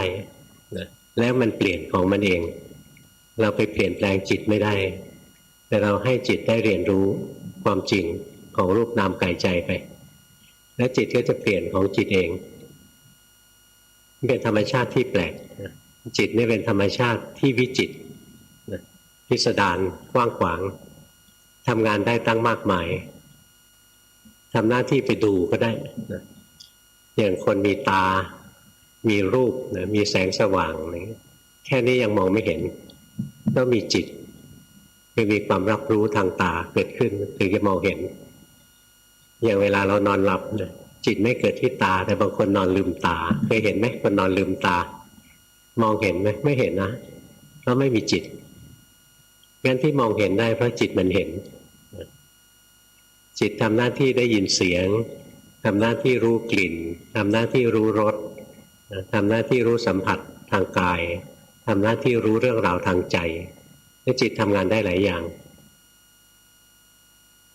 เมื่อกระทบอารมณ์ทางตาหูจมูกลิ้นกายนั้นจะส่งสัญญาณจิตทำหน้าที่ส่งสัญญาณเข้ามาที่ใจก็ได้พอส่งสัญญาณเข้ามาแล้วจิตอีกดวงหนึ่งเกิดขึ้นมารับสัญญาณมาแปลความหมายสิ่งที่มองเห็นนั้นคืออะไรอย่างขณะที่ตาเรามองเห็นนะจิตที่เกิดทางตาทำให้เรามองเห็นรูปสิ่งที่เห็นนะแค่สีเท่านั้นเองส่วนที่จะรู้ว่าเป็นรูปอะไรนะจิตมาทำงานทีหลังพวกเราคนไหนเคยสังเกตไหมเคยเห็นบ้างไหมอย่างเวลาเรามองอะไรสักอย่างเนี่ยทีแรกเราเห็นนะแต่เราไม่รู้ว่าคืออะไรเนี่ยเพราะจิตมันยังไม่ได้ส่งสัญญาณเข้ามาแล้วยังไม่ได้มาแปลความหมายเนี่ยจิตมันทำงานได้วิจิตรพิสดารรับอารมณ์ทางตาหูจมูกลิ้นกายใจได้แล้วส่งสัญญาณก็ได้รับสัญญาณก็ได้แปลสัญญาณก็ได้ถัดจากนั้นมันก็ให้ค่าจิตเมื่อทำหน้าที่ให้ค่าอันนี้ดีอันนี้ไม่ดีอันนี้สุขอันนี้ทุกข์เลยนะแปลไปอันนี้ถูกใจอันนี้ไม่ถูกใจพอแปลความหมายเสร็จรู้เรื่องแล้วตัดสินใจแล้วจิตทำหน้าที่เรียกว่าเสวยอารมณ์ไปเสพอารมณ์ไปเสพอารมณ์เกิดความรู้สึกสุขรู้สึกทุกข์รู้สึกเฉยๆทางใจเกิดกุศลบ้างอกุศลบ้างจิตที่เป็นกุศลก็มีนะจิตเป็นอกุศลก็มีตั้งหลายแบบอกุศลมีตั้งแต่โลภโกรธหลงพอจิตทำงานไปนะด้วยความเป็นกุศลบ้างอกุศลบ้างโดยมีสุขบ้างทุกข์บ้างเฉยๆบ้างแล้วจิตมันทำกรรมจิตก็ทำกรรมแล้วมันก็สั่งร่างกายสั่งร่างกายให้พูดสั่งร่างกายให้ทำงานได้ด้วยด้วยความยิ่งใหญ่ของมันก่อนที่เราจะชกหน้าใครสักคนนะจิตมันสั่งให้ชกก่อนถ้าจิตมันไม่ได้สั่งนะร่างกายมันทำงานไม่ได้แล้วจิตนี่เป็นตัวใหญ่ตัวสำคัญมากเลยมันทำงานได้กว้างขวางสารพัดนะพอมันไปทำกรรมเสร็จแล้วเนี่ยจิตยังทำหน้าที่บันทึกนะเก็บข้อมูลของการกระทำกรรมสะสมเอาไว้อีกเก็บบันทึกข้อมูลเอาไว้อาจจะจิตก็ลงภวังค์นะตกภวังค์มีชีวิตอยู่เหมือนกับไม่มีนะเหมือนไม่ออกมารู้อะไรข้างนอกแล้วจิตไปเคลื่อนอยู่ข้างในภวังค์ก็ได้อีกนะจิตปุดออกมาจากภวังค์ก็ได้อีกจิตจะทำหน้าที่เกิดได้ด้วยเวลาที่เราเกิดหรือเวลาที่เราตายนี่จิตมันทำหน้าที่จิตที่ตายเกิดขึ้นเมื่อไหร่ดับลงไปแล้วพอจิตดวงที่จะตายนะเกิดขึ้นไปแล้วก็ดับลงก็เกิดจิตเกิดขึ้นมาแทนในภพใหม่เรียบร้อยแล้วจิตเนี่ยทำหน้าที่กว้างขวางพิสดารมากนะการที่จะฝึกการที่จะอบรมมันนะเราไม่จำเป็นว่าต้องรู้กระบวนการทำงานทุกสิ่งทุกอย่างของมันหรอกรู้เท่าที่รู้ได้ค่อยๆเรียนค่อยๆสังเกตไปอย่างพวกเราตอนนี้ใครสังเกตเห็นบ้างว่าขณะที่ตามองเห็นเนี่ยยังไม่มีกิเลสเกิดทีหลังรู้สึกไหมกิเลสมันต้องไปเห็นก่อนนะแล้วมันต้องคิดหน่อยหนึ่งนะมันทำงานทางใจมีการให้ค่าขึ้นมาแล้วมันถึงจะเกิดกิเลสหรือเกิดกุศลขึ้นมาอย่างเวลาเราขับรถคนมาปาดหน้าเราขณะที่เรามองเห็นคนขับรถปาดหน้าจิตยังไม่โกรธนะมันต้องคิดนิดหนึ่งก่อนนะสังเกตไหมเนี่ยกระบวนการทำงานของมันเนี่ยเราเลือกไม่ได้เราสั่งไม่ได้อย่างจิตจะมองเห็นรูปหรือไม่เห็นเนี่ยเราสั่งไม่ได้บางทีตั้งใจจะดูยังไม่เห็นเลยนะหรือจิตจะฟังเสียงหรือจิตจะดูรูปเราเลือกไม่ได้ว่าตอนนี้จะฟังตอนนี้จะดูตอนนี้จะรู้กลิ่นตอนนี้จะรู้รสตอนนี้จะรู้สัมผัสทางกายเราเลือกไม่ได้จิตมันเป็นไปเองนะจิตมันเลือกของมันเองแล้วจิตมันทำหน้าที่ได้พิลึกพิลั่นมากนะเราค่อยๆเรียนค่อยๆสังเกตไปเท่าที่ทำได้เบื้องต้นก็อาจจะสังเกตว่าจิตใจเราเป็นทุกข์ขึ้นมาแล้วหรือจิตใจเราเป็นสุขนะค่อยๆดูไปมันกลุ้มใจรู้ว่ากลุ้มใจมันสบายใจรู้ว่าสบายใจค่อยๆสังเกตไปนะ ยังไม่ถึงขนาดรู้จักจิตทุกชนิดหรอกแต่ว่ารู้จิตอยู่2-3อย่างก็พอนะเท่าที่รู้ได้แต่ว่าไม่ว่าจิตชนิดใดก็ตามมีธรรมชาติร่วมกันอย่างหนึ่งนะคือเกิดแล้วก็ดับเกิดแล้วก็ดับจิตที่ดูเกิดแล้วก็ดับจิตที่ฟังเกิดแล้วก็ดับจิตที่คิดเกิดแล้วก็ดับจิตที่ดีจิตที่ชั่วจิตที่สุขจิตที่ทุกข์ล้วนแต่เกิดแล้วดับทั้งสิ้นจุดที่เราต้องการเรียนต้องการให้เห็นนะก็คือสภาวะที่ว่าจิตทั้งหลายเกิดแล้วก็ดับไปเราพาให้มันดูความจริงตัวนี้เรื่อยๆไปนี่ตัวจิตเองเนี่ยไม่มีรูปลักษณ์จิตเป็นนามธรรมไม่มีรูปร่างเราจะไปดูของที่ไม่มีรูปร่างเนี่ยดูยากเราอาศัยรูปร่างของจิตเรียกว่าจิตตสังขารจิตตสังขารเนี่ยทำให้เราสามารถจำแนกว่าจิตดวงหนึ่งแตกต่างกับจิตอีกดวงหนึ่งได้อย่างจิตที่มีความสุขเนี่ยมีจิตตสังขารคือความสุขจิตที่มีความทุกข์มีจิตตสังขารคือตัวทุกข์สุขกับทุกข์ไม่ใช่จิตแต่เป็นสิ่งที่มาประกอบจิตหรือจิตที่โลภกับจิตที่โกรธจิตที่หลงจิตที่ฟุ้งซ่านจิตที่หดหู่ความโลภความโกรธความหลงความฟุ้งซ่านความหดหู่นะไม่ใช่จิตเป็นสิ่งที่มาประกอบจิตแล้วมันทำให้จิตแต่ละดวงนั้นมีลักษณะที่แตกต่างกันเราค่อยๆหัดสังเกตไปนะอย่างน้อยให้ได้1คู่ต้องดูได้1คู่เช่นเราเป็นคนขี้โกรธเราก็หัดดูจิตมันโกรธเราก็รู้นะจิตที่โกรธคู่กับจิตอะไรจิตที่โกรธคู่กับจิตไม่โกรธนะงั้นถ้าคนไหนขี้โกรธเราก็สังเกตจิตไปแล้วจิตตัวนี้โกรธขึ้นมาแล้วนะดวงนี้หายโกรธแล้วนี่มันเกิดดับเกิดดับเกิดดับไปคนไหนขี้โลภนะเราก็ดูเวลาจิตมันโลภขึ้นมาเราก็รู้ทันจิตมันหายโลภเราก็รู้ทันคนไหนมันขี้หลงใจลอยบ่อยใจลอยพอรู้ทันว่าใจลอยมันก็เกิดจิตที่รู้สึกตัวขึ้นมารู้สึกตัวอยู่ได้ประเดี๋ยวหนึ่งก็ใจลอยไปอีกแล้วเกิดจิตใจลอยขึ้นอีกแล้วงั้นการที่เราจะดูจิตเนี่ยไม่ใช่ดูตัวจิตตรงๆถ้าดูตัวจิตตรงๆเราจะไม่เห็นอะไรเลยเราดูผ่านสิ่งที่เรียกว่าจิตตสังขารคือสิ่งซึ่งมาปรุงแต่งจิตแล้วค่อยๆสังเกตค่อยๆดูไปมันประกอบด้วยความสุขบ้างความทุกข์บ้างความเฉยๆบ้างความดีบ้างความโลภบ้างความโกรธความหลงบ้างนะความฟุ้งซ่านความหดหู่ค่อยๆหัดดูไปแล้วเราจะเห็นว่าจิตทุกชนิดเกิดแล้วดับเวลาเรียนเอาคู่เดียวนั่นแหละขี้โกรธก็ดูจิตโกรธกับจิตไม่โกรธขี้โลภดูจิตโลภกับจิตไม่โลภชอบฟุ้งซ่านนะดูจิตฟุ้งซ่านนะกับจิตไม่ฟุ้งซ่านจิตจะซึมไปหลังจากจิตฟุ้งซ่านนะจิตจะเสื่องซึมจิตจะหดหู่เป็นธรรมชาติเลยเพราะเราสังเกตไหมหลังจากที่ฟุ้งไปนะใจมันจะซึมซึมเสื่องซึมนะมันจะเป็นของคู่กันถ้าใครได้คู่นี้นะลำบากที่สุดเลยเวรกรรมนะเพราะว่ามันเป็นอกุศลทั้งคู่เลยจิตฟุ้งซ่านก็อกุศลนะจิตหดหู่ก็อกุศลนะเราจะพลิกไปพลิกมาอยู่ในอกุศลเรื่อยๆเลยแล้วมันดีตรงไหน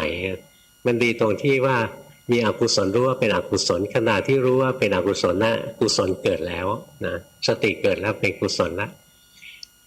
เพราะฉะนั้นถ้าใครประเภทฟุ้งซ่านเนี่ยนะน่าสงสารคู่ของฟุ้งซ่านคือหดหู่ไม่เหมือนคู่ของโกรธนะคู่ของโกรธคือไม่โกรธจิตที่ไม่โกรธเป็นจิตที่ดีหรือไม่ดีไม่แน่นะจิตที่ไม่โกรธอาจจะเป็นจิตที่โลภก็ได้ในขณะที่โลภไม่โกรธนะในขณะที่มีราคะไม่มีโทสะนะเพราะฉะนั้นตรงที่ว่าจิตมีความโกรธเรารู้จิตไม่โกรธตรงนี้อาจจะเป็นจิตที่เป็นกุศลก็ได้เป็นจิตที่เป็นอกุศลอย่างอื่นก็ได้นะเป็นจิตที่ใจลอยไปแล้วไม่โกรธแล้วใจลอยโมหะครอบไปก็ได้นี่เราค่อยๆสังเกตจิตใจของเราเองนะเราก็เห็นขี้โกรธมันก็โกรธเกิดขึ้นมาเดี๋ยวก็เป็นอย่างอื่นขี้โลภความโลภเกิดขึ้นมาแล้วก็เป็นอย่างอื่นนะใจลอยแล้วก็รู้สึกใจลอยแล้วก็รู้สึกเนี่ยใจลอยแล้วรู้สึกเนี่ยหลวงพ่ออยากให้ฝึกให้มากๆนะตัวเนี้ยดีมากเลยถ้าใจลอยแล้วรู้สึกใจลอยแล้วรู้สึกเนี่ยจะพัฒนาเร็วมากเลยเพราะว่าจิตที่โลภจิตที่โกรธอะไรเนี่ย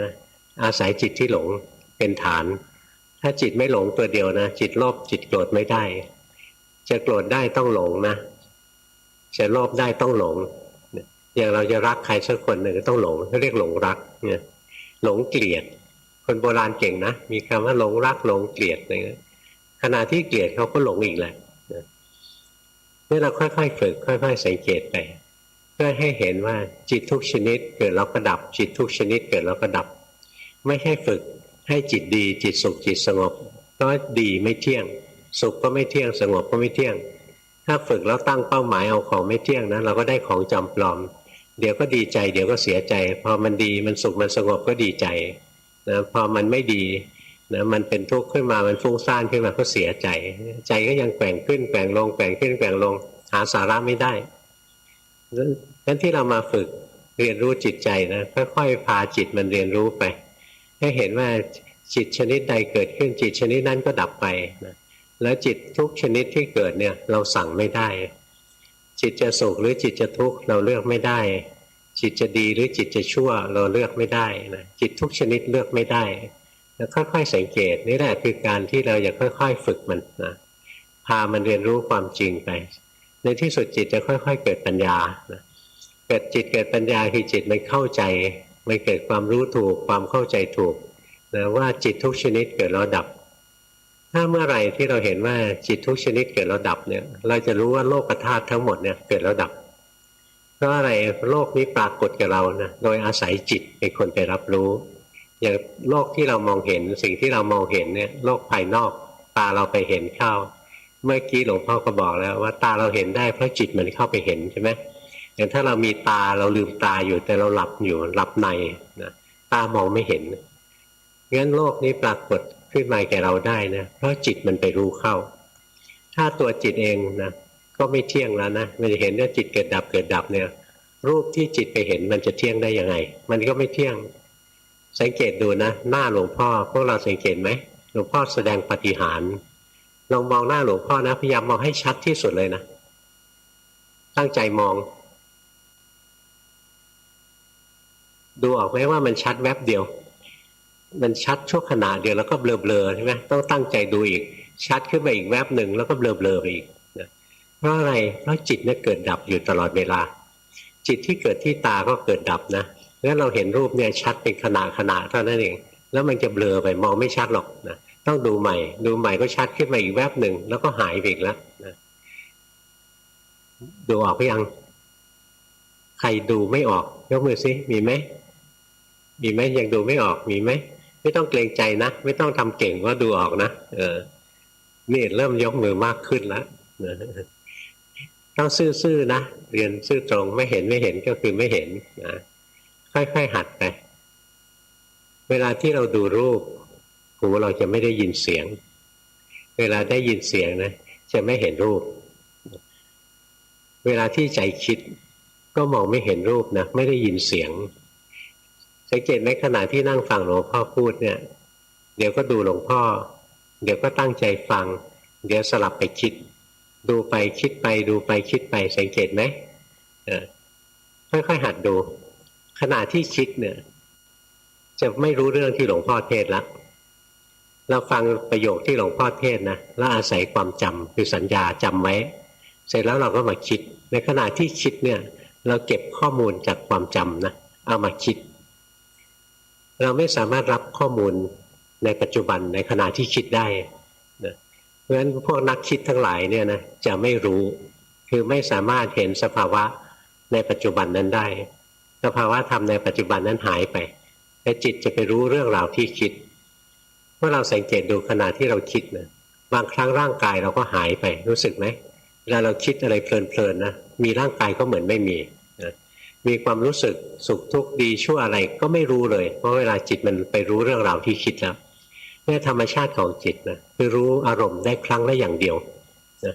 จิตนะเกิดดับตลอดเวลาสืบเนื่องกันอย่างรวดเร็วรู้อารมณ์ได้อย่างครั้งละอย่างเดียวนะจิตเป็นของบังคับไม่ได้เลือกไม่ได้เป็นของไม่เที่ยงคือแปรปรวนอย่างรวดเร็วเป็นอนัตตาคือสั่งไม่ได้เลือกไม่ได้นะ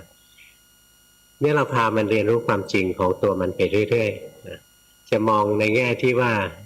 จิตเกิดแล้วดับจิตเกิดแล้วดับมีแต่ความไม่เที่ยงนะจิตที่เห็นเกิดก็ดับจิตที่ฟังเกิดแล้วก็ดับนะถ้าอย่างนี้เยอะเกินไปก็ดูที่จิตที่คิดก็ได้จิตที่คิดนะพอเรารู้ทันว่าจิตคิดจิตรู้ก็เกิดจิตคิดก็ดับนะก็ค่อยๆหัดสังเกตไปจิตรู้กับจิตคิดเป็นจิตคนละดวงกันนะจิตที่รู้กับจิตที่คิดเป็นคนละดวงกันเราอย่าเข้าไปแทรกแซงอย่าไปจ้องอย่าไปบังคับจิตเว ล่อยให้เขาทำงานไปตามธรรมชาติธรรมดาเราจะเห็นว่าจิตคิดมันเกิดก็เกิดเอง รู้สึกไหมมันคิดได้เองนะ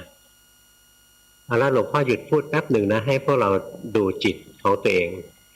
หลวงพ่อจะหยุดพูดระหว่างที่หยุดพูดนะห้ามพวกเราคิดนะอย่าคิดนะลองทดลองดู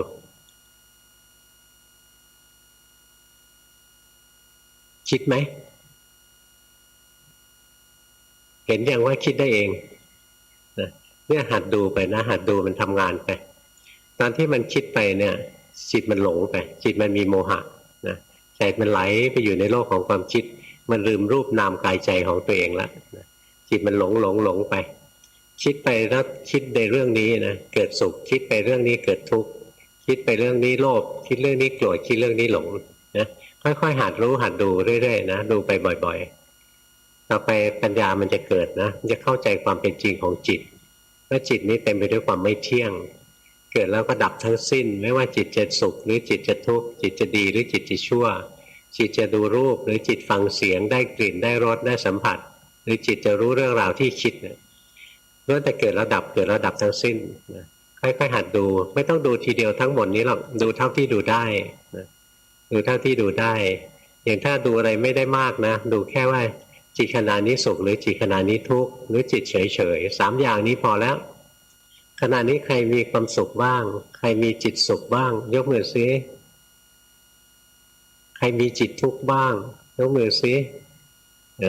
ใครมีจิตเฉยๆยกมือซิทำไมรู้ก็ดูได้ใช่ไหมไม่ใช่เรื่องยากไม่ใช่เรื่องยากทำไมวันนี้ส่วนใหญ่จิตเฉยๆเพราะหลวงพ่อเทศเรื่องยากถ้าหลวงพ่อเล่านิยายนิทานมีอะไรประกอบนะจิตเนี่ยแค่หลวงพ่อเปลี่ยนขยับนิดเดียวรู้สึกไหมอุเบกขาเริ่มหายไปแล้วกลายเป็นจิตกระดิกระดาขึ้นมาฉับพลันเลยเนี่ยเปลี่ยนฉับพลันเลยเห็นไหมจิตจะกระดิกระดาเราสั่งหรือเปล่าว่าเอาละกระดิกระดามันไม่กระดิกระดาหรอกนะ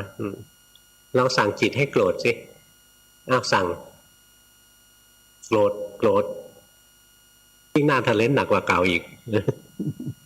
ห้ามมันไม่ได้เลือกไม่ได้ใช่ไหมสั่งไม่ได้ห้ามไม่ได้เลือกไม่ได้สั่งไม่ได้คือคำว่าอนัตตาและความจริงนั้นมันแสดงตัวอยู่ตลอดเวลาอยู่แล้วเราจะสุขหรือเราจะทุกข์เราจะดีหรือเราจะร้ายเลือกไม่ได้หรอกแต่ถ้าเราดูอะไรไม่เป็นนะเราก็ตอนนี้จิตมีความสุขเราก็รู้จิตมีความทุกข์เราก็รู้จิตเฉยๆเราก็รู้หัดแค่นี้ก็พอละแค่นี้ก็พอจะเป็นพระอรหันต์ได้นะเพราะมันจะเห็นเลยเบื้องต้นมันจะเห็นเลยจิตทั้งหลายเกิดแล้วดับทั้งสิ้นเลยแล้วจิตสุขเกิดแล้วก็ดับจิตทุกข์เกิดแล้วก็ดับจิตเฉยๆเกิดแล้วก็ดับจิตมันก็มีอยู่3ประเภทเท่านั้นอ่ะคือจิตสุขจิตทุกข์จิตเฉยๆนะก็มีอยู่3อย่างนี้เท่านั้นอ่ะถ้ารู้จิต3ชนิดนี้ได้ก็คือรู้จิตได้ทั้งหมดแล้วนะครอบคลุมจิตได้ทุกชนิดแล้วงั้นเราหัดรู้สึกนะเราเห็นเลยจิตสุขเกิดแล้วดับจิตทุกข์เกิดแล้วดับจิตเฉยๆเกิดแล้วดับหัดรู้หัดดูไปทุกวันเนี่ยซ้อมนะซ้อมรู้ซ้อมดูไปเรื่อยๆเดี๋ยววันหนึ่งก็เข้าใจจิตทุกดวงที่เกิดขึ้นดับทั้งสิ้นถ้าเราเข้าใจตรงนี้นะเราจะรู้ว่าโลกทั้งโลกเนี่ยเกิดแล้วดับว่าโลกนี้ปรากฏกับเราด้วยจิตนี้เองตามองเห็นก็เพราะจิตเห็นหูได้ยินเสียงก็เพราะจิตได้ยินแต่ตามองเห็นนะจิตเห็นแต่จิตอาศัยตานะไปเห็นรูปจิตอาศัยหูไปฟังเสียงจิตอาศัยจมูกไปดมกลิ่นจิตอาศัยลิ้นไปรู้รสเนี่ยจิตอาศัยสัมผัสไปรู้ความเย็นร้อนอ่อนแข็งตึงไหวอะไรที่มากระทบร่างกายเนี่ยจิตเป็นคนรู้ถ้าจิตเองเกิดดับเกิดดับเกิดดับนะสิ่งที่จิตไปรู้ก็เกิดดับไปด้วยละมันอยู่ตลอดเวลาไม่ได้หรือรูปที่เราเห็นก็เกิดดับเสียงที่เห็นก็เกิดดับเสียงที่ได้ยินก็เกิดดับนะเรื่องราวที่คิดเกิดดับไหมเรื่องราวที่คิดไม่มีสภาวะนะดูเกิดดับไม่ได้คิดได้ทั้งวันนะมันไม่มีสภาวะธรรมสิ่งที่มีสภาวะธรรมนะเป็นรูปธรรมนามธรรมเนี่ยเรื่องราวที่คิดไม่ใช่รูปธรรมไม่ใช่นามธรรมนะนามธรรมเช่นความสุขความทุกข์เนี่ยมันเกิดดับได้ความดีความชั่วโลภโกรธหลงเนี่ยเกิดดับได้เรื่องราวที่คิดเนี่ยเป็นอารมณ์บัญญัติเรียกอารมณ์บัญญัติอารมณ์บัญญัติไม่มีไตรลักษณ์ให้ดูหรอก จะเห็นแต่ว่ามันมาแล้วก็ไปไหมมันไม่ใช่เราหรอกมันไหลไปตลอดเวลาไม่มีที่ต้นทางไม่มีปลายทางสังเกตไหมว่าความคิดของเราเริ่มตรงไหนนึกออกไหมความคิดเริ่มตรงไหนมันก็ไหลไปทั้งวันใช่ไหมเหมือนน้ำในแม่น้ำเจ้าพระยาเราไปอยู่ที่ท่าน้ำสักแห่งหนึ่งเห็นมันไหลอยู่ทั้งวันไม่รู้ต้นทางไม่รู้ปลายทางอารมณ์บัญญัติก็ไหลอยู่งั้นหาสาระไม่ได้นะมันไม่เหมือนอารมณ์รูปนามนะงั้นให้หัดรู้รูปรู้นามรู้กายรู้ใจของตัวเองไปแล้วมันจะเห็นว่ามีแต่เกิดแล้วดับเกิดแล้วดับค่อยๆหัดรู้หัดดูนะยากไปไหมวันนี้เมื่อกี้ก่อนจะเทศน์นะหลวงพ่อสังเกตดูพวกเราหน้าตาพวกเราเนี่ยซ้ำซากมากในสายตาหลวงพ่อนะส่วนใหญ่เลยนะประเภทฟังแล้วฟังอีกฟังแล้วฟังอีกวันนี้เลยให้ฟังของยากๆหน่อยนะถ้าฟังแต่ของง่ายๆเมื่อไหร่จะพัฒนาตอนนี้พัฒนาหัดดูจิตดูใจตัวเองให้ชำนิชำนาญนะค่อยๆรู้สึกค่อยๆรู้สึกตอนนี้สุขหรือทุกข์ยกมือซิใครสุขรู้สึกไหมว่าสุขเยอะกว่าตะกี้แล้วใครยังทุกข์อยู่มีไหมใครทุกข์ปวดหรือนะบางคนนะทุกข์สิกลั้นจะไม่ไหวแล้วนะใครเฉยเฉยสังเกตไหมเฉยเฉยลดลงใจที่เฉยเฉยลดลงเสื้อลายนั่นน่ะลายหมักลุกที่ว่าเฉยเฉยไปดูให้ดีนะมันสบายอกสบายใจแล้วยังบอกว่าเฉยเฉยอีกนะหัดรู้สภาวะนะหัดรู้มันไม่ใช่เรื่องยาก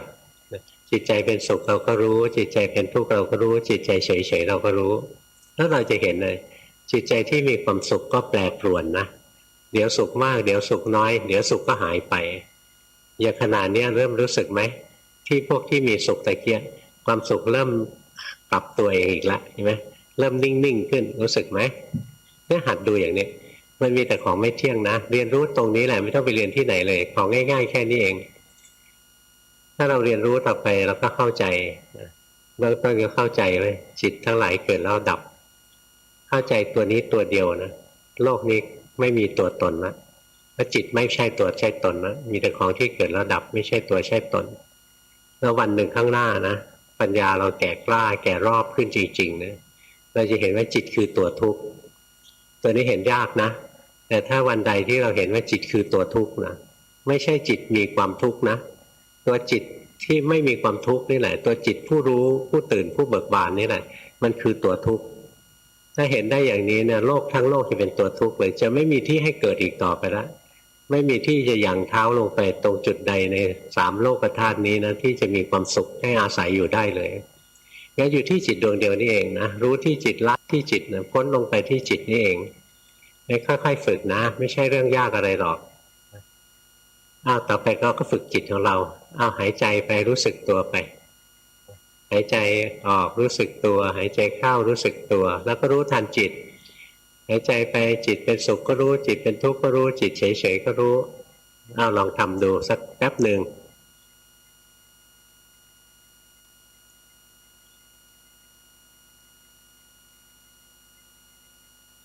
นี่ใจลอยแล้วอย่างนี้เพ่งนะหลงไปใจลอยไปเนี่ยย่อหย่อนไปเพ่งเนี่ยตึงเครียดไปให้รู้สบายๆยิ้มหวานก่อนยิ้มแต่หน้า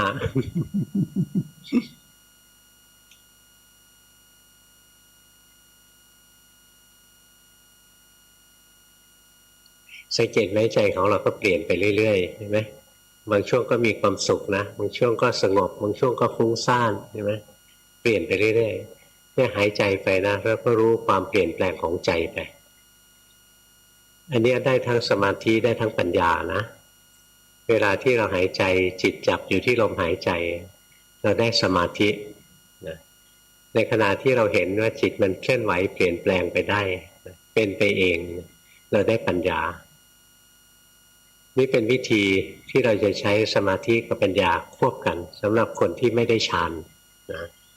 คนที่ไม่ได้ฌานพวกเราไม่ได้ฌานส่วนใหญ่งั้นเราถ้าจะใช้สมาธิกับปัญญาด้วยกันเนี่ยเรานั่งหายใจไปด้วยใจที่สบายหายใจไปนะช่วงไหนมันฟุ้งซ่านเราก็ให้จิตเนี่ย เข้าไปแตะอยู่ที่ลมหายใจเข้าไปสัมผัสที่ลมหายใจอย่าเข้าไปจับแรงๆนะถ้าจับแรงๆจิตจะแน่นถ้าจิตแน่นจิตไม่สงบอ่ะเราแค่เหมือนกับรู้แตะๆนะรู้สบายๆรู้แผ่วๆอยู่กับลมหายใจจิตจะสงบแล้วก็รู้ไปเรื่อยๆนะแล้วพอใจมันหนีไปเรารู้ทันหรือใจมันสุขใจมันทุกข์ใจมันสงบใจมันฟุ้งซ่านแล้วคอยรู้ทันจิตใจเป็นยังไงคอยรู้ไปสบายๆพอจิตใจมันเฉยๆไม่มีอะไรจะรู้แล้วก็กลับมารู้ลมหายใจอีกตรงที่เรามารู้ลมหายใจเราได้สมาธิตรงที่เราเห็นความแปรปรวนของจิตใจเราได้ปัญญานะวันนี้เป็นบทเรียนที่ก้าวหน้ากว่าเก่าแล้วนะพอจะนึกออกไหมค่อยๆไปฝึกนะในวันหนึ่ง15 นาทีอะไรที่ว่านั่นนะไม่ได้ฝึกกระจอกง่อยๆแล้วนะแต่เป็นเนี่ยฝึกหายใจไปนะหายใจไปแล้วรู้ทันใจ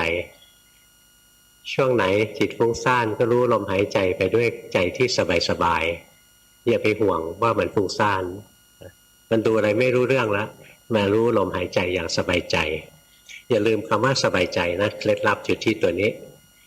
ถ้ารู้ด้วยความสบายใจจิตจะสงบพอจิตสงบแล้วเราก็รู้ทันจิตต่อไปจิตสงบเราก็รู้สักพักหนึ่งมันฟุ้งซ่านเราก็รู้นะ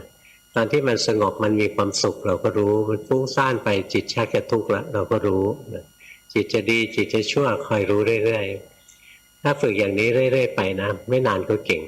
นะใช้เวลาไม่มากหรอกแล้วตอนออกจากการปฏิบัติในรูปแบบนี้แล้วอยู่ในชีวิตประจำวันเนี่ยตาหูจมูกลิ้นกายใจกระทบอารมณ์เราคอยรู้ทันความเปลี่ยนแปลงของจิตไปเราเป็นคนเมืองนะเราไม่ใช่ชาวไร่ชาวนาแบบอยู่ในทุ่งในอะไรซึ่งไม่ค่อยมีอะไรเปลี่ยนแปลงรูปภาพที่เห็นกี่ปีก็อยู่เหมือนเดิมเงี้ยมันไม่มีอะไรเร้าใจแต่เราเป็นคนเมืองจิตใจเราถูกกระตุ้นตลอดเวลากระตุ้นทางตากระตุ้นทางหูทางจมูกทางลิ้นทางกายทางใจถูกกระตุ้นตลอดงั้นเราทำกรรมฐานเนี่ยอยู่ในชีวิตประจำวันแล้วเรารู้ทันความเปลี่ยนแปลงของใจตัวเองไปเราจะรู้ได้ดีถ้าเราตอนทำในรูปแบบเราได้ซ้อมที่จะรู้ทันความเปลี่ยนแปลงของใจนะงั้นเราแบ่งเวลาไว้ทุกวันนะไหว้พระสวดมนต์คิดถึงพระพุทธเจ้าคิดถึงครูบาอาจารย์นะก่อนจะชกมวยก็ยังไหว้ครูเลยนะเราก็ไหว้ครูเหมือนกันพอไหว้ครูเราลูกศิษย์มีครูแล้วเราไม่ใช่คนอนาถาไม่ใช่คนจรจัดเราเป็นลูกมีพ่อมีแม่เป็นลูกศิษย์มีครูเราคิดถึงพระพุทธเจ้านะจิตใจเรามีความร่มเย็นเป็นสุขเราไม่ใช่คนว้าเหวจิตใจเรามีความร่มเย็นเป็นสุขแล้วนะเราก็มานั่งหายใจไปก่อนจะหายใจก็ยิ้มหวานสักทีหนึ่งก่อนนะยิ้มให้กับตัวเองว่าวันนี้ดีจังเลยนะอุตส่าห์มานั่งนะอุตส่าห์นั่งสมาธิเสร็จแล้วก็พอยิ้มหวานๆให้ใจผ่อนคลายแล้วนะก็รู้ลมหายใจเห็นร่างกายหายใจใจเป็นคนดูเห็นร่างกายหายใจใจเป็นคนดูนะรู้ไปสบายๆถ้าจิตใจเกิดความสุขก็ให้รู้จิตใจเป็นทุกข์ก็ให้รู้จิตใจสงบก็ให้รู้จิตใจฟุ้งซ่านก็ให้รู้เนี่ยมันจะสลับกันไปเรื่อยๆบางทีมันดูจิตใจไม่ได้ละไม่มีอะไรให้ดูมันเฉยๆแล้วก็กลับมารู้ลมหายใจเห็นร่างกายหายใจใหม่นะตอนที่หลวงพ่อหัดภาวนานะหลวงพ่อใช้วิธีนี้ด้วยนะหลวงพ่อนั่งถ้าไม่ได้เข้าสมาธิลึกๆแล้วไปดูสภาวะข้างในนะอยู่ข้างนอกที่ยังลืมตาอยู่เนี่ยนั่งหายใจไปแล้วก็รู้ทันจิตใจสุขจิตใจทุกข์นะจิตใจสงบจิตใจฟุ้งซ่านหัดดูไปเรื่อยอย่างนี้เราจะใช้เวลาไม่นานนะในการปฏิบัติแล้วเราทำในรูปแบบเนี่ยเป็นการซ้อมทำให้เราชำนิชำนาญในการดูจิตใจตัวเองกลับไปไม่ได้เจตนาจะรู้เลยพอมีความสุขเกิดขึ้นก็รู้แล้วล่ะพอมีความทุกข์เกิดขึ้นมันก็รู้ได้เองแล้วล่ะนะพอมันโลภโกรธหลงมันสงบมันฟุ้งซ่านเกิดขึ้นมันรู้ได้เองถึงตรงที่มันชำนาญแล้วเนี่ยออกมาอยู่ในโลกข้างนอกเนี่ยในขณะที่คนทั้งโลกเขาหลงกันนะเราได้ปฏิบัติในขณะที่คนทั้งโลกเขาหลงเราปฏิบัติอย่างบางช่วงเขามีบอลนะแล้วก็ดูบอลกับเขาเฮนะเราก็ขำบ้างก็ได้นะไม่ว่าไม่ใช่ดูแล้วก็ต้องทำอุเบกขาอย่างนี้จะไปนอนซะดีกว่าดูชอบใจรู้ไม่ชอบใจก็รู้อะไรแล้วเราจะขำนะ ไอ้เพื่อนเราที่นั่งดูทีวีดูถ่ายทอดโทรทัศน์ถ่ายทอดมวยนะมันเต้นแรงเต้นกานะมันเหมือนคนบ้านะนั่นเหมือนคนบ้านะเราก็หัวเราะตามมันไปนะให้กลมกลืนแต่ใจเราเนี่ยเจริญสติเจริญปัญญาอยู่ไม่ขาดสายนะไม่ขาดสายที่หลวงพ่อฝึกมานะหลวงพ่อฝึกจนมันไม่ขาดสายนะตื่นนอนมานะรู้สึกร่างกายรู้สึกจิตใจนะจะกินน้ำจะกินข้าวจะอาบน้ำจะขับถ่ายจะแต่งตัวจะนั่งรถจะทำอะไรนะรู้สึกไปเรื่อยจะคุยกับคนนะไม่ต้องคิดขณะที่คิดเนี่ยรู้รูปนามไม่ได้ถ้าคุยไปมีเรื่องไม่พอใจเกิดขึ้นโทสะเราเกิดเรารู้ทันว่าโทสะเกิดเราก็เห็นโทสะเกิดแล้วก็ดับไปเกิดได้ดับได้หลวงพ่อปฏิบัติอย่างนี้นะมันคือการปฏิบัติอยู่ทั้งวันเลยมีอยู่คราวหนึ่งไปกราบครูบาอาจารย์นะไปส่งกันบ้านท่านนะส่งกันบ้านเสร็จแล้วออกมาจากครูบาอาจารย์ตอนเย็นเดินในวัดเดินเล่นเจอพระอุปถากท่านก็ถามว่าโยมปฏิบัติได้ยังไงพระปฏิบัติตั้ง10 ปี20 ปีโยมปฏิบัติไม่กี่ปีนะปี2 ปีโยมทำได้เหมือนพระทำ10 ปี20 ปีหลวงพ่อบอกท่านว่าหลวงพ่อปฏิบัติทั้งวันท่านก็งงว่าทำมาหากินแท้ๆปฏิบัติทั้งวันทำได้ไงแล้วแบ่งเวลาไว้ภาวนาในรูปแบบช่วงหนึ่งเท่านั้นเองนะช่วงเช้าช่วงกลางวันช่วงเย็นมีเวลาทำนิดหน่อยนะเวลาที่เหลือเนี่ยเจริญสติอยู่ในชีวิตประจำวันเราเห็นความเคลื่อนไหวเปลี่ยนแปลงของจิตใจอยู่ตลอดนะเนี่ยพอเฝ้ารู้เฝ้าดูไปนะมันคือการฝึกอบรมใจของเราวันหนึ่งใจก็หายโง่แต่เดิมเนี่ยใจมันจะคิดว่าใจนี่คือตัวเราสังเกตไหมในนี้มีเราอยู่คนหนึ่งนะไอ้ตัวเนี้ยที่เรารู้สึกว่าเป็นเราก็คือจิตใจของเรานี่เองนะเป็นคนรู้ทุกสิ่งทุกอย่างเป็นคนตัดสินใจเป็นคนทำโน่นทำนี่เป็นผู้มีอำนาจมากมายทั้งที่เราบังคับมันไม่ได้จริงเลยแต่ว่าอิทธิพลของมันมากนะมันพาเราไปตายก็ได้นะพาเราไปเกิดก็ได้นะจิตดวงเดียวนี่เองเนี่ยเราไม่รู้เลยว่าจะจัดการกับมันได้ไงจะอบรมมันได้ไงก็ใช้วิธีพามันดูอย่างนี้แหละพามันดูของจริงเรื่อยๆไป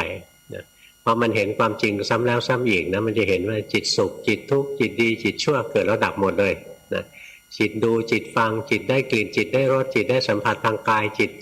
รู้อารมณ์ทางใจเกิดแล้วก็ดับหมดเลยเนี่ยเฝ้าพามันดูไปเรื่อยๆนะถึงวันหนึ่งมันก็ฉลาดขึ้นมารู้ว่าจิตนี้ไม่ใช่ตัวเราจิตนี้มันไม่ใช่ตัวเราหรอกนะมันทำงานของมันได้เองมันจะสุขหรือมันจะทุกข์เราเลือกไม่ได้มันจะดีหรือมันจะชั่วเราเลือกไม่ได้นะแล้วเราก็บังคับไม่ได้ด้วยเวลามีความสุขเราสั่งให้อยู่นานๆก็ไม่ได้เวลามีความทุกข์สั่งให้หายเร็วๆก็ไม่ได้นะเวลามันดีสั่งให้ดีตลอดก็ไม่ได้เวลามันจะโลภโกรธหลงแล้วห้ามมันก็ไม่ฟังนะโกรธขึ้นมาสั่งให้หายก็ไม่หายอีกนะทำอะไรไม่ได้สักอย่างเลยมันไม่ใช่ตัวเราพอปัญญามันแทงตลอดลงไปนะว่าจิตไม่ใช่ตัวเราแล้วเนี่ยโลกธาตุนี้จะไม่ใช่ตัวเรา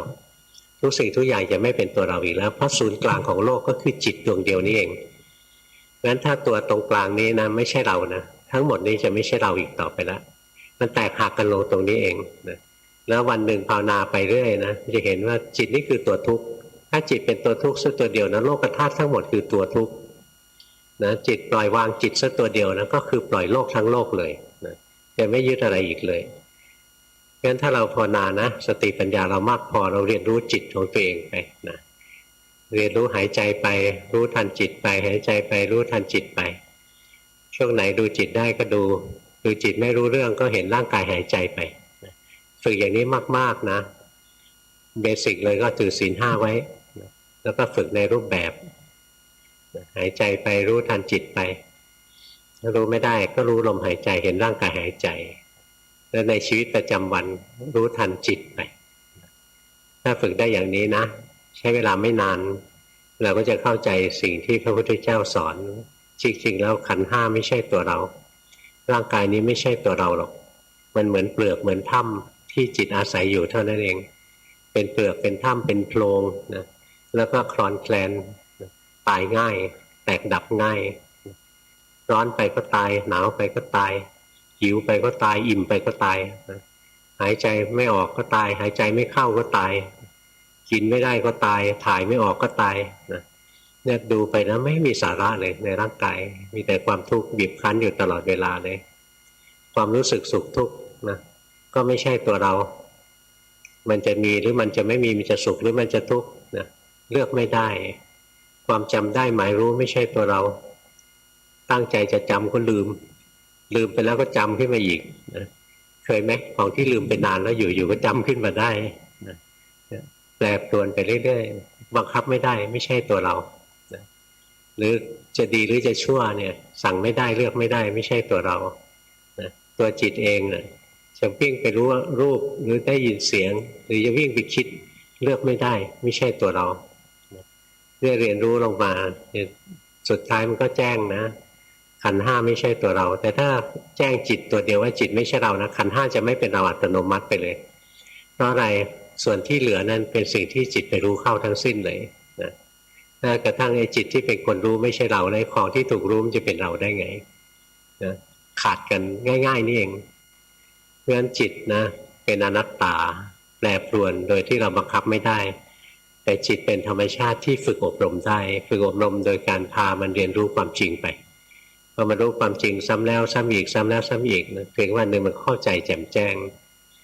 ถ้าพวกเราบางคนฟังหลวงพ่อครั้งแรกๆจะงงนะอดทนนิดนึงไปฟังซีดีไปดู YouTube แล้ววัฏฏะของเราจะสั้นลงคนที่ภาวนาฟังหลวงพ่อสอนนะชีวิตจิตใจเปลี่ยนไป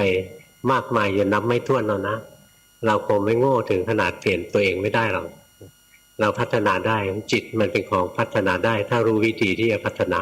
นะอันนี้ก็สอนให้พัฒนาจิตใจของตัวเองนะค่อยๆเรียนรู้ไปมันจะวิจิตรพิสดารแค่ไหนก็ค่อยๆเรียนไปเดี๋ยวก็เข้าใจมันเข้าใจเบื้องต้นก็คือมันไม่ใช่เราเข้าใจเบื้องปลายก็คือมันคือตัวทุกข์นะถ้าเข้าใจอย่างนี้ก็คือหลุดจากโลกแล้วล่ะหลุดโลกไม่ใช่บ้านะหลุดโลกเนี่ยจะรู้เลยโลกนี้มีแต่คนบ้าในโลกนี้โลกของคนหลงพระอริยเจ้าทั้งหลายท่านพ้นออกไปแล้วท่านไม่หลง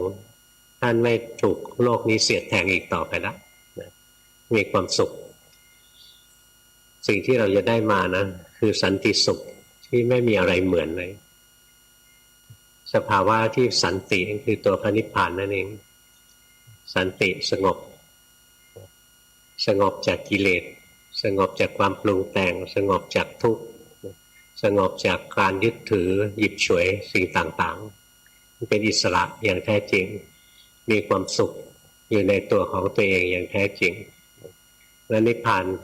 เป็นบรมสุขนะไม่มีอะไรเหมือนนิพพานเป็นสันติเป็นความสงบที่ไม่มีอะไรเหมือนความสันติอย่างสันติภาพในโลกเห็นไหมอยู่ไม่ทนหรอกไม่เหมือนพระนิพพานนะอยู่ทนก่อการร้ายไม่ได้หรอกนะแล้วผู้ก่อการร้ายมันยึดอยู่ก่อนนะตอนนี้ผู้ก่อการร้ายมันยึดใจเราอยู่นะดูออกไหมตัวไหนบ้างอวิชชาตัณหาอุปาทานกิเลสทั้งหลายนั่นขี่คอเราอยู่ฝึกนะเดี๋ยววันหนึ่งก็เข้าใจชีวิตจิตใจเราจะเปลี่ยนในเวลาไม่นานบางคนเดือน2 เดือนก็เริ่มเปลี่ยนแล้วเรียนกับหลวงพ่ออดทนนิดนึงคนไหนใหม่ๆฟังไม่รู้เรื่องไปดู YouTube ไปฟังซีดีซ้ำๆสักเดือน2 เดือนก็เข้าใจแล้วล่ะแล้วชีวิตจิตใจจะเปลี่ยนแล้วจะรู้คุณค่าของพระพุทธศาสนานะส่งกันบ้านกราบนมัสการหลวงพ่อเจ้าค่ะครั้งสุดท้ายที่โยมส่งการบ้านกับหลวงพ่อเมื่อเดือนสิงหาเจ้าค่ะครั้งนั้นเนี่ยก็ปัญญาก็เดินดีอยู่ก็สามารถภาวนาได้ทั้งหลับและตื่นแต่ไประยะเดียวมันก็นิ่งเฉยจะมีบางครั้งที่ไปทำบุญอย่างไปทอดกฐินหรือไปยกช่อฟ้าเพื่อว่าได้ไปทอดกฐินแล้วก็ยกช่อฟ้าปิติก็จะเกิดขึ้นก็จะเห็นว่าปิติก็เป็นอีกตัวหนึ่งจิตที่เข้าไปรู้ปิติก็เป็นอีกตัวหนึ่งแล้วก็ปิติก็ไม่ใช่เราจิตที่ผู้รู้ตรงนี้ก็ไม่ใช่เรา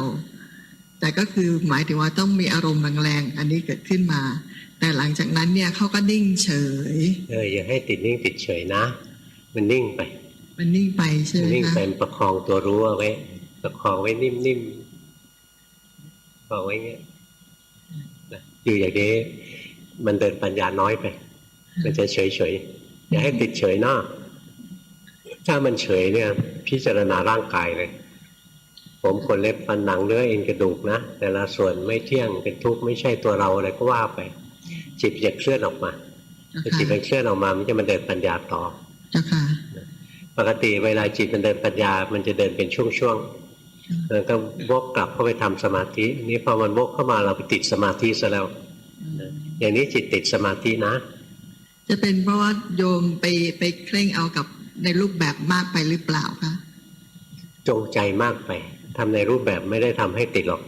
แต่จงใจทำนั่นแหละทำให้ติดและความผิดไม่ใช่อยู่ที่ทำในรูปแบบนะเป็นสิ่งที่ควรทำแต่ไม่ใช่จงใจอย่างนั้นถ้ารู้สึกนิ่งก็คือหันกลับมาดูรูปกายเลยดูกายเลยนะคะมาแยกเนื้อแยกหนังแยกกระดูกเลยเนี่ยให้จิตมันเคลื่อนไหวไม่งั้นรอยกช่อฟ้าแล้วจิตถึงจะเคลื่อนไหวทีมันจะไปยกได้บ่อยที่ไหนอ่ะช่อฟ้าไม่ได้มีให้ยกประจำนี่ใช่ไหมโยมสังเกตตั้งแต่ส่งการบ้านหลวงพ่อครั้งสุดท้ายเมื่อเดือนสิงหา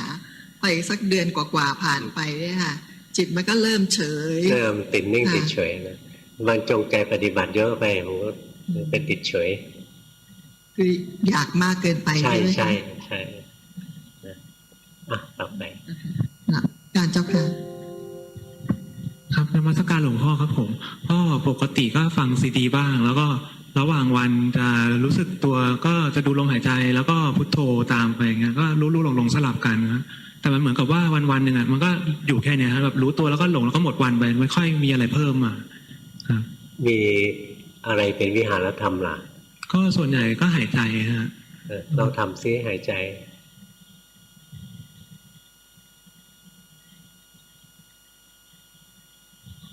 ก็หายใจได้ดีนะแต่ว่าเวลาที่เราทำงานที่คิดเนี่ยมันทำไม่ได้นะ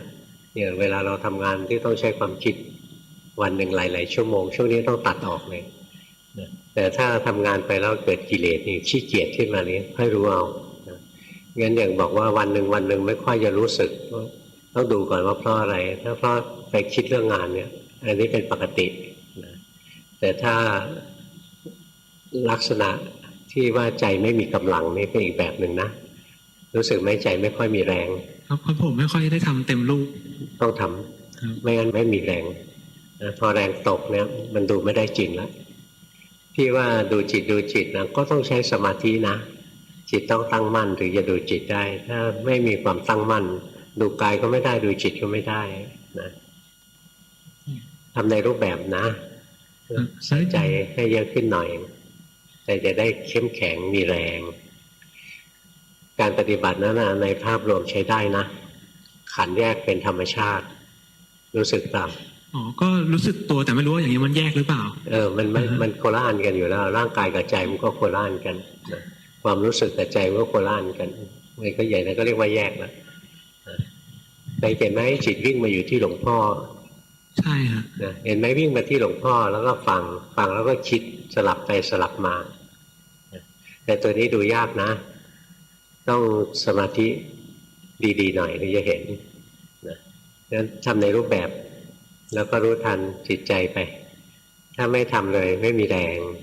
ตอนนี้แรงตกขอบคุณครับไม่ได้มีปัญหาอื่นหรอกมันไม่มีแรงกราบนมัสการหลวงพ่อค่ะ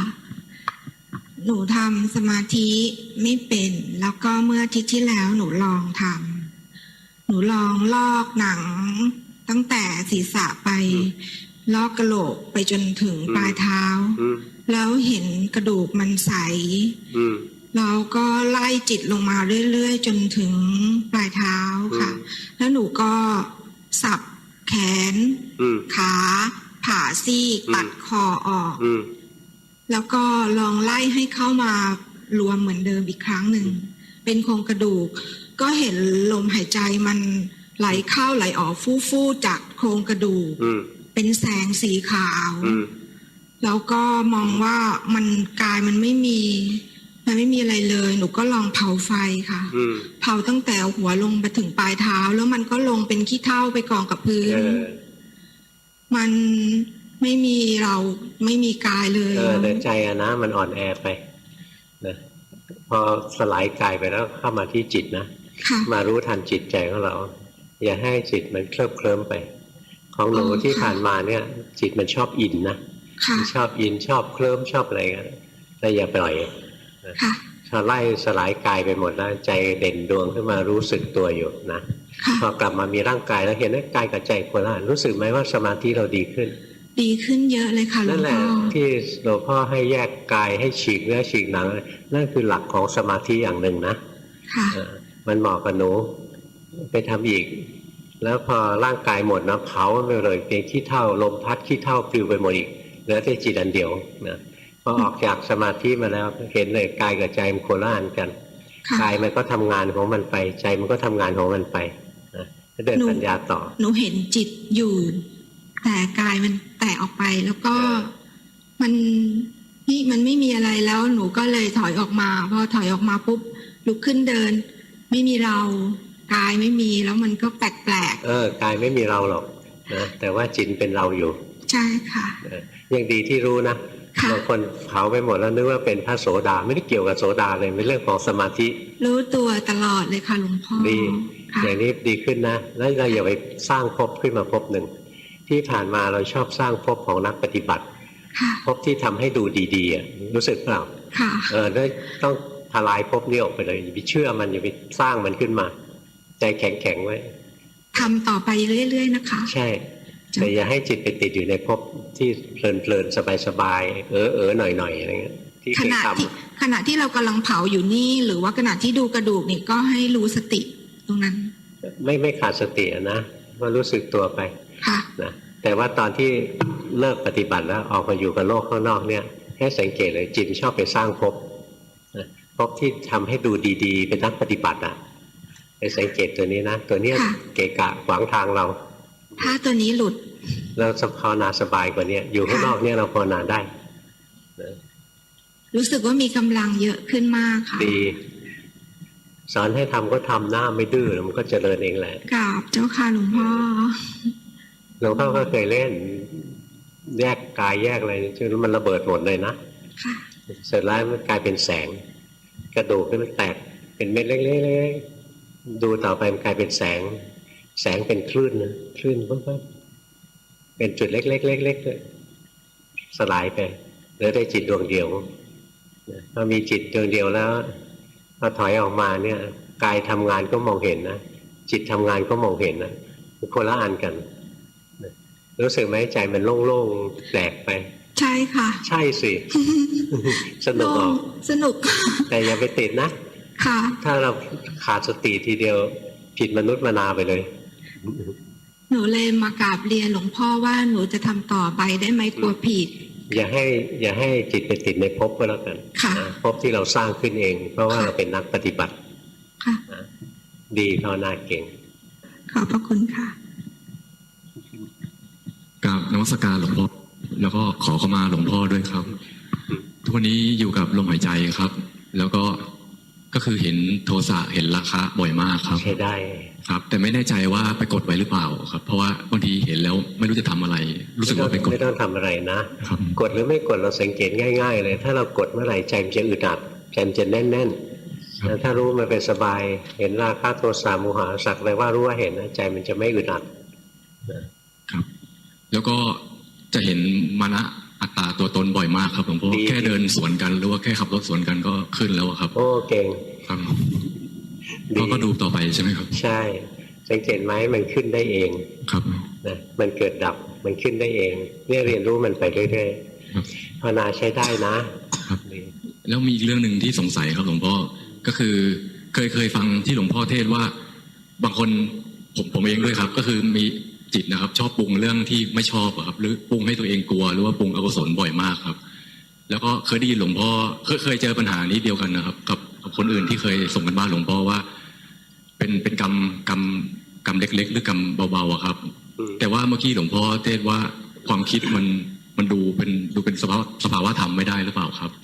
ตัวเรื่องราวที่คิดเนี่ยไม่มีสภาวะนะแต่อาศัยความคิดเนี่ยมันเกิดสภาวะเกิดสุขเกิดทุกข์เกิดดีเกิดชั่วขึ้นได้นะ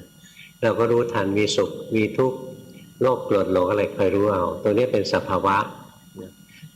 แต่ แต่ตัวความคิดเนี่ยมันล่องลอย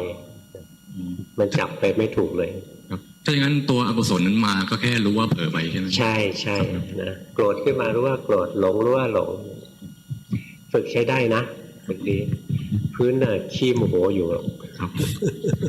ดีสนุกดีภาวนาดีขึ้นเยอะเลยรู้สึกตัวเปล่า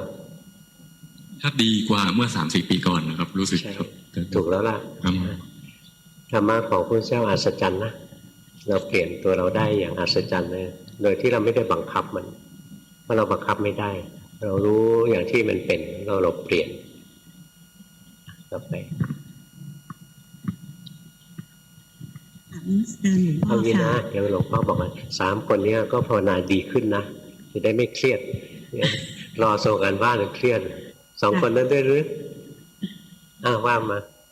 วันนี้มีความสุขเพราะว่าแรงอธิษฐานเป็นจริงเมื่อเช้านี้ตอนที่ปฏิบัติในรูปแบบเนี่ยตั้งจิตอธิษฐานว่าครั้งนี้ขอให้ได้กราบหลวงพ่อขอบพระคุณด้วยตัวเองสักครั้งหนึ่งค่ะแล้วก็ได้มีโอกาสนี้ฟังซีดีหลวงพ่อมาเกือบ10 ปีแล้วที่สาระชีนพร้อมกับลูกได้ปฏิบัติอย่างจริงจังจนกระทั่งปีที่แล้วตั้งจิตอธิษฐานกับตัวเองว่าจะปฏิบัติต่อเนื่องเมื่อตั้งแต่เริ่มเข้าพรรษาแล้วก็ณบัดนี้ก็ปฏิบัติ3อย่างที่หลวงพ่อเมตตาไว้ถือศีล 5ปฏิบัติในรูปแบบแล้วก็รู้ตัวข้อหลังเนี่ยรู้ตัวนี่ทำยากค่ะเพราะว่าระหว่างทำงานเนี่ยถ้าว่างจากงานก็เปิดซีดีก็เลยไม่ทราบว่าตัวเองจะพัฒนาตัวเองแบบเรื่องรู้ตัวเนี่ยค่ะยากจริงๆเห็นกิเลสบ่อยไหมล่ะเห็นค่ะถ้ายังเห็นกิเลสอยู่ยังใช้ได้นะถ้าภาวนาแล้วโล่งๆว่างๆไม่มีกิเลสเนี่ยอาการหนักเลยเห็นความอยากนั่นแหละความอยากก็ดีเป็นบางครั้งลูกก็เตือนค่ะหลวงพ่อลูกบอกแม่เห็นไหมเห็นความอยากหรือเปล่าคือลูกก้าวหน้ากว่าเยอะอะค่ะของโยมนะไปดูตัวนี้อีกตัวหนึ่งนะที่บอกว่าลูกก้าวหน้าแต่สังเกตไหมเรารู้สึกเราเก่งมันมีเราเก่งด้วยนะเนี่ยมันซ่อนอยู่ค่อยๆรู้มันไปภาวนาเก่งจริงๆนั่นแหละขอบคุณหลวงพ่อค่ะคำเทศของหลวงพ่อวันนี้ตอบคำถามในใจได้เยอะเลยค่ะภาวนามันไม่มีอะไรหรอกเราคอยรู้ทันนะรู้ทันใจของตัวเองใจเราเนี่ยถ้าเราไม่รู้ทันนะกิเลสก็เอาไปกินเท่านั้นเองถ้าเรารู้ทันนะกิเลสมันระดับไหนนะทีแรกเราก็รู้กิเลสหยาบๆก่อนต่อมากิเลสค่อยละเอียดขึ้นอย่างตรงครูเก่งเนี่ยดูยากแล้วนะกิเลสละเอียด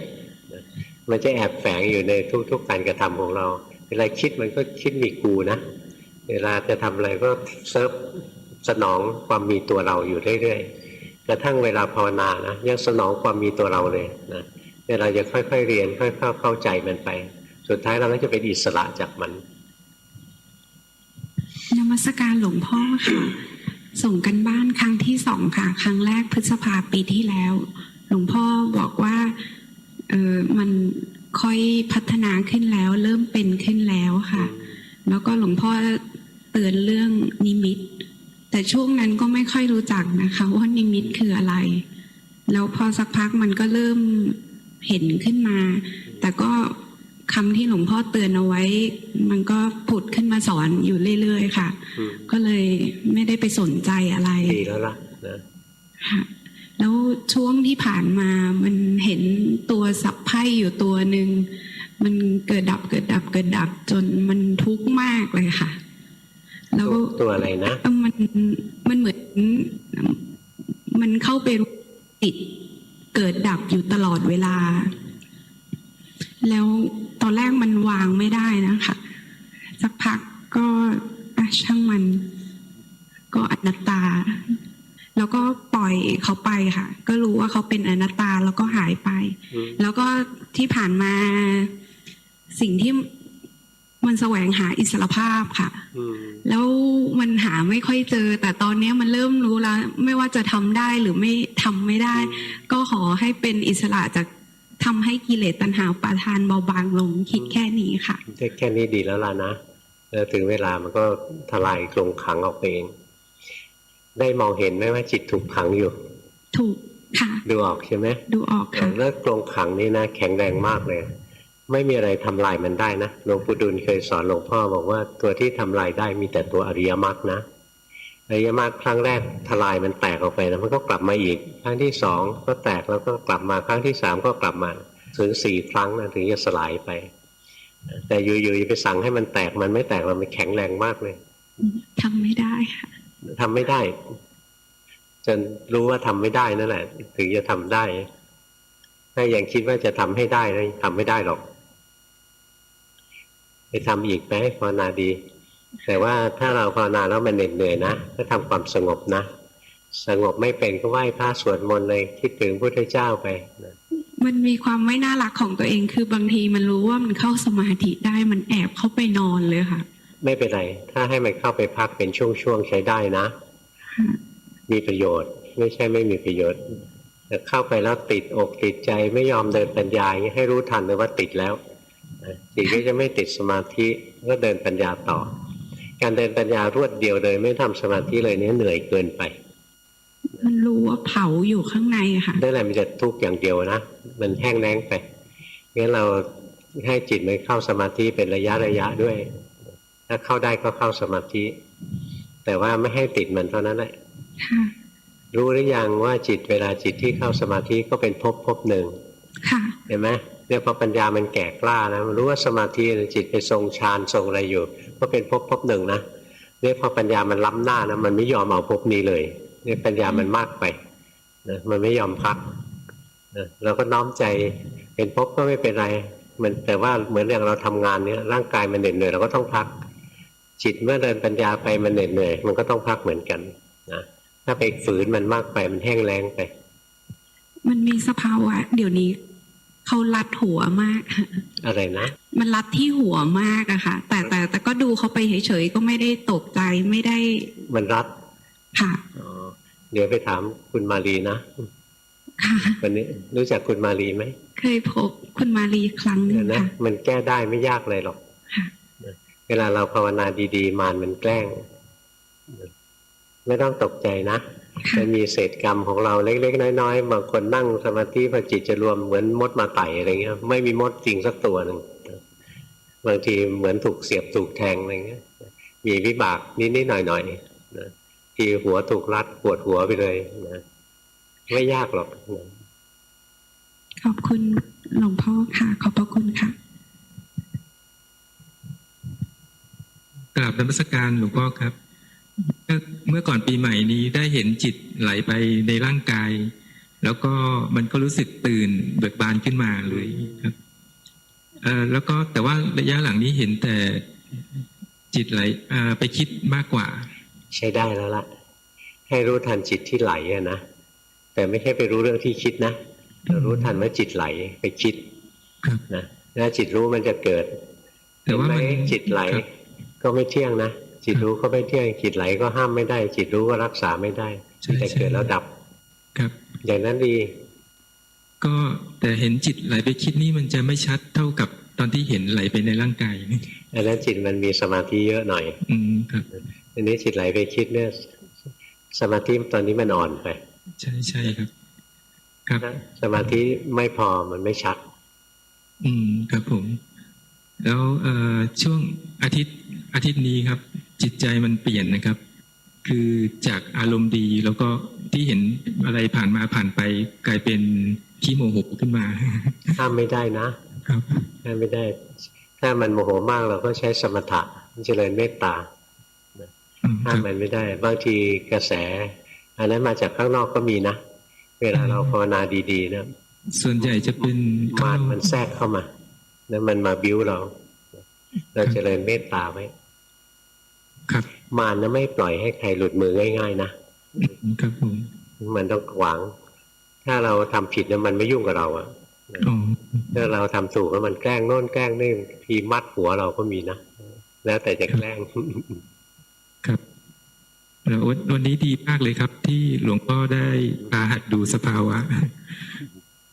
รู้สึกว่าจะ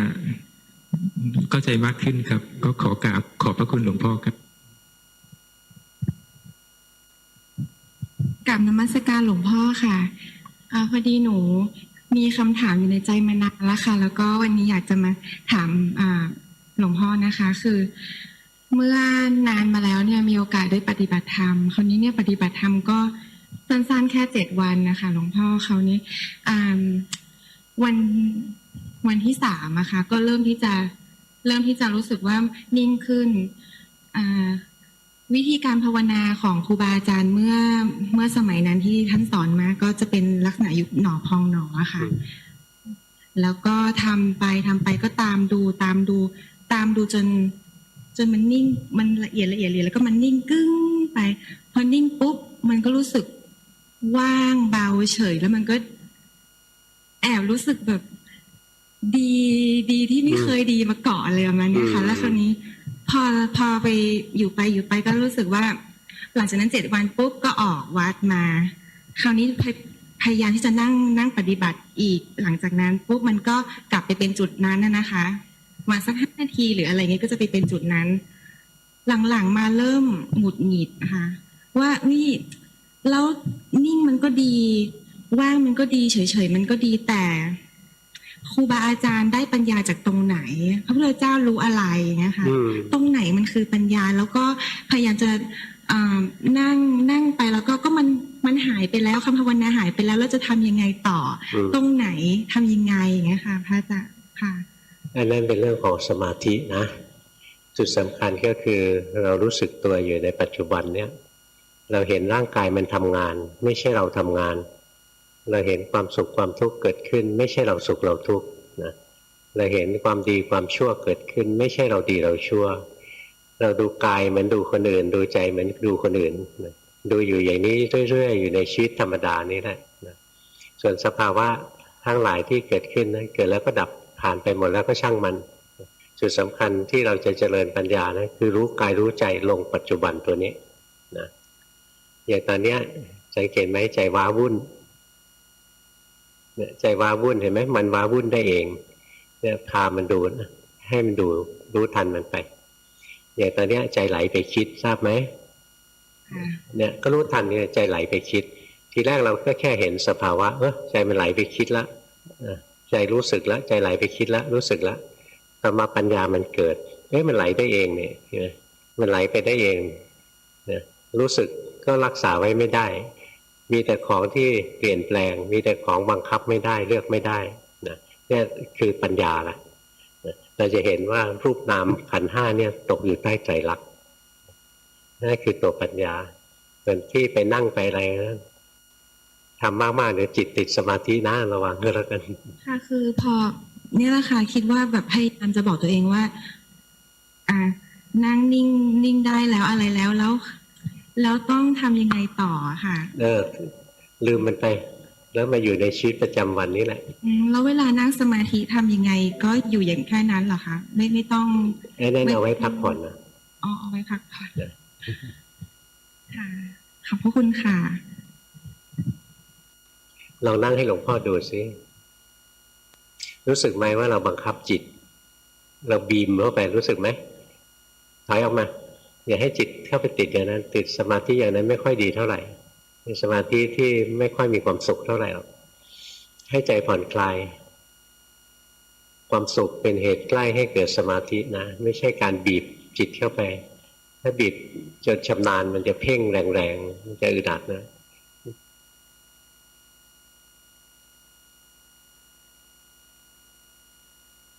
นมัสการเจ้าค่ะหลวงพ่อเดี๋ยวนะแป๊บนึงสังเกตไหมว่าตอนถอยออกมาเนี่ยมีโมหะสังเกตไหมว่าจิตมันซึมค่ะหลวงพ่อคะคือมันพยายามที่จะหาคำตอบอยู่ตลอดเวลามันก็เลยเกิดความว้าวุ่นว่าทางไหนดีทางไหนดีมันเป็นโมหะ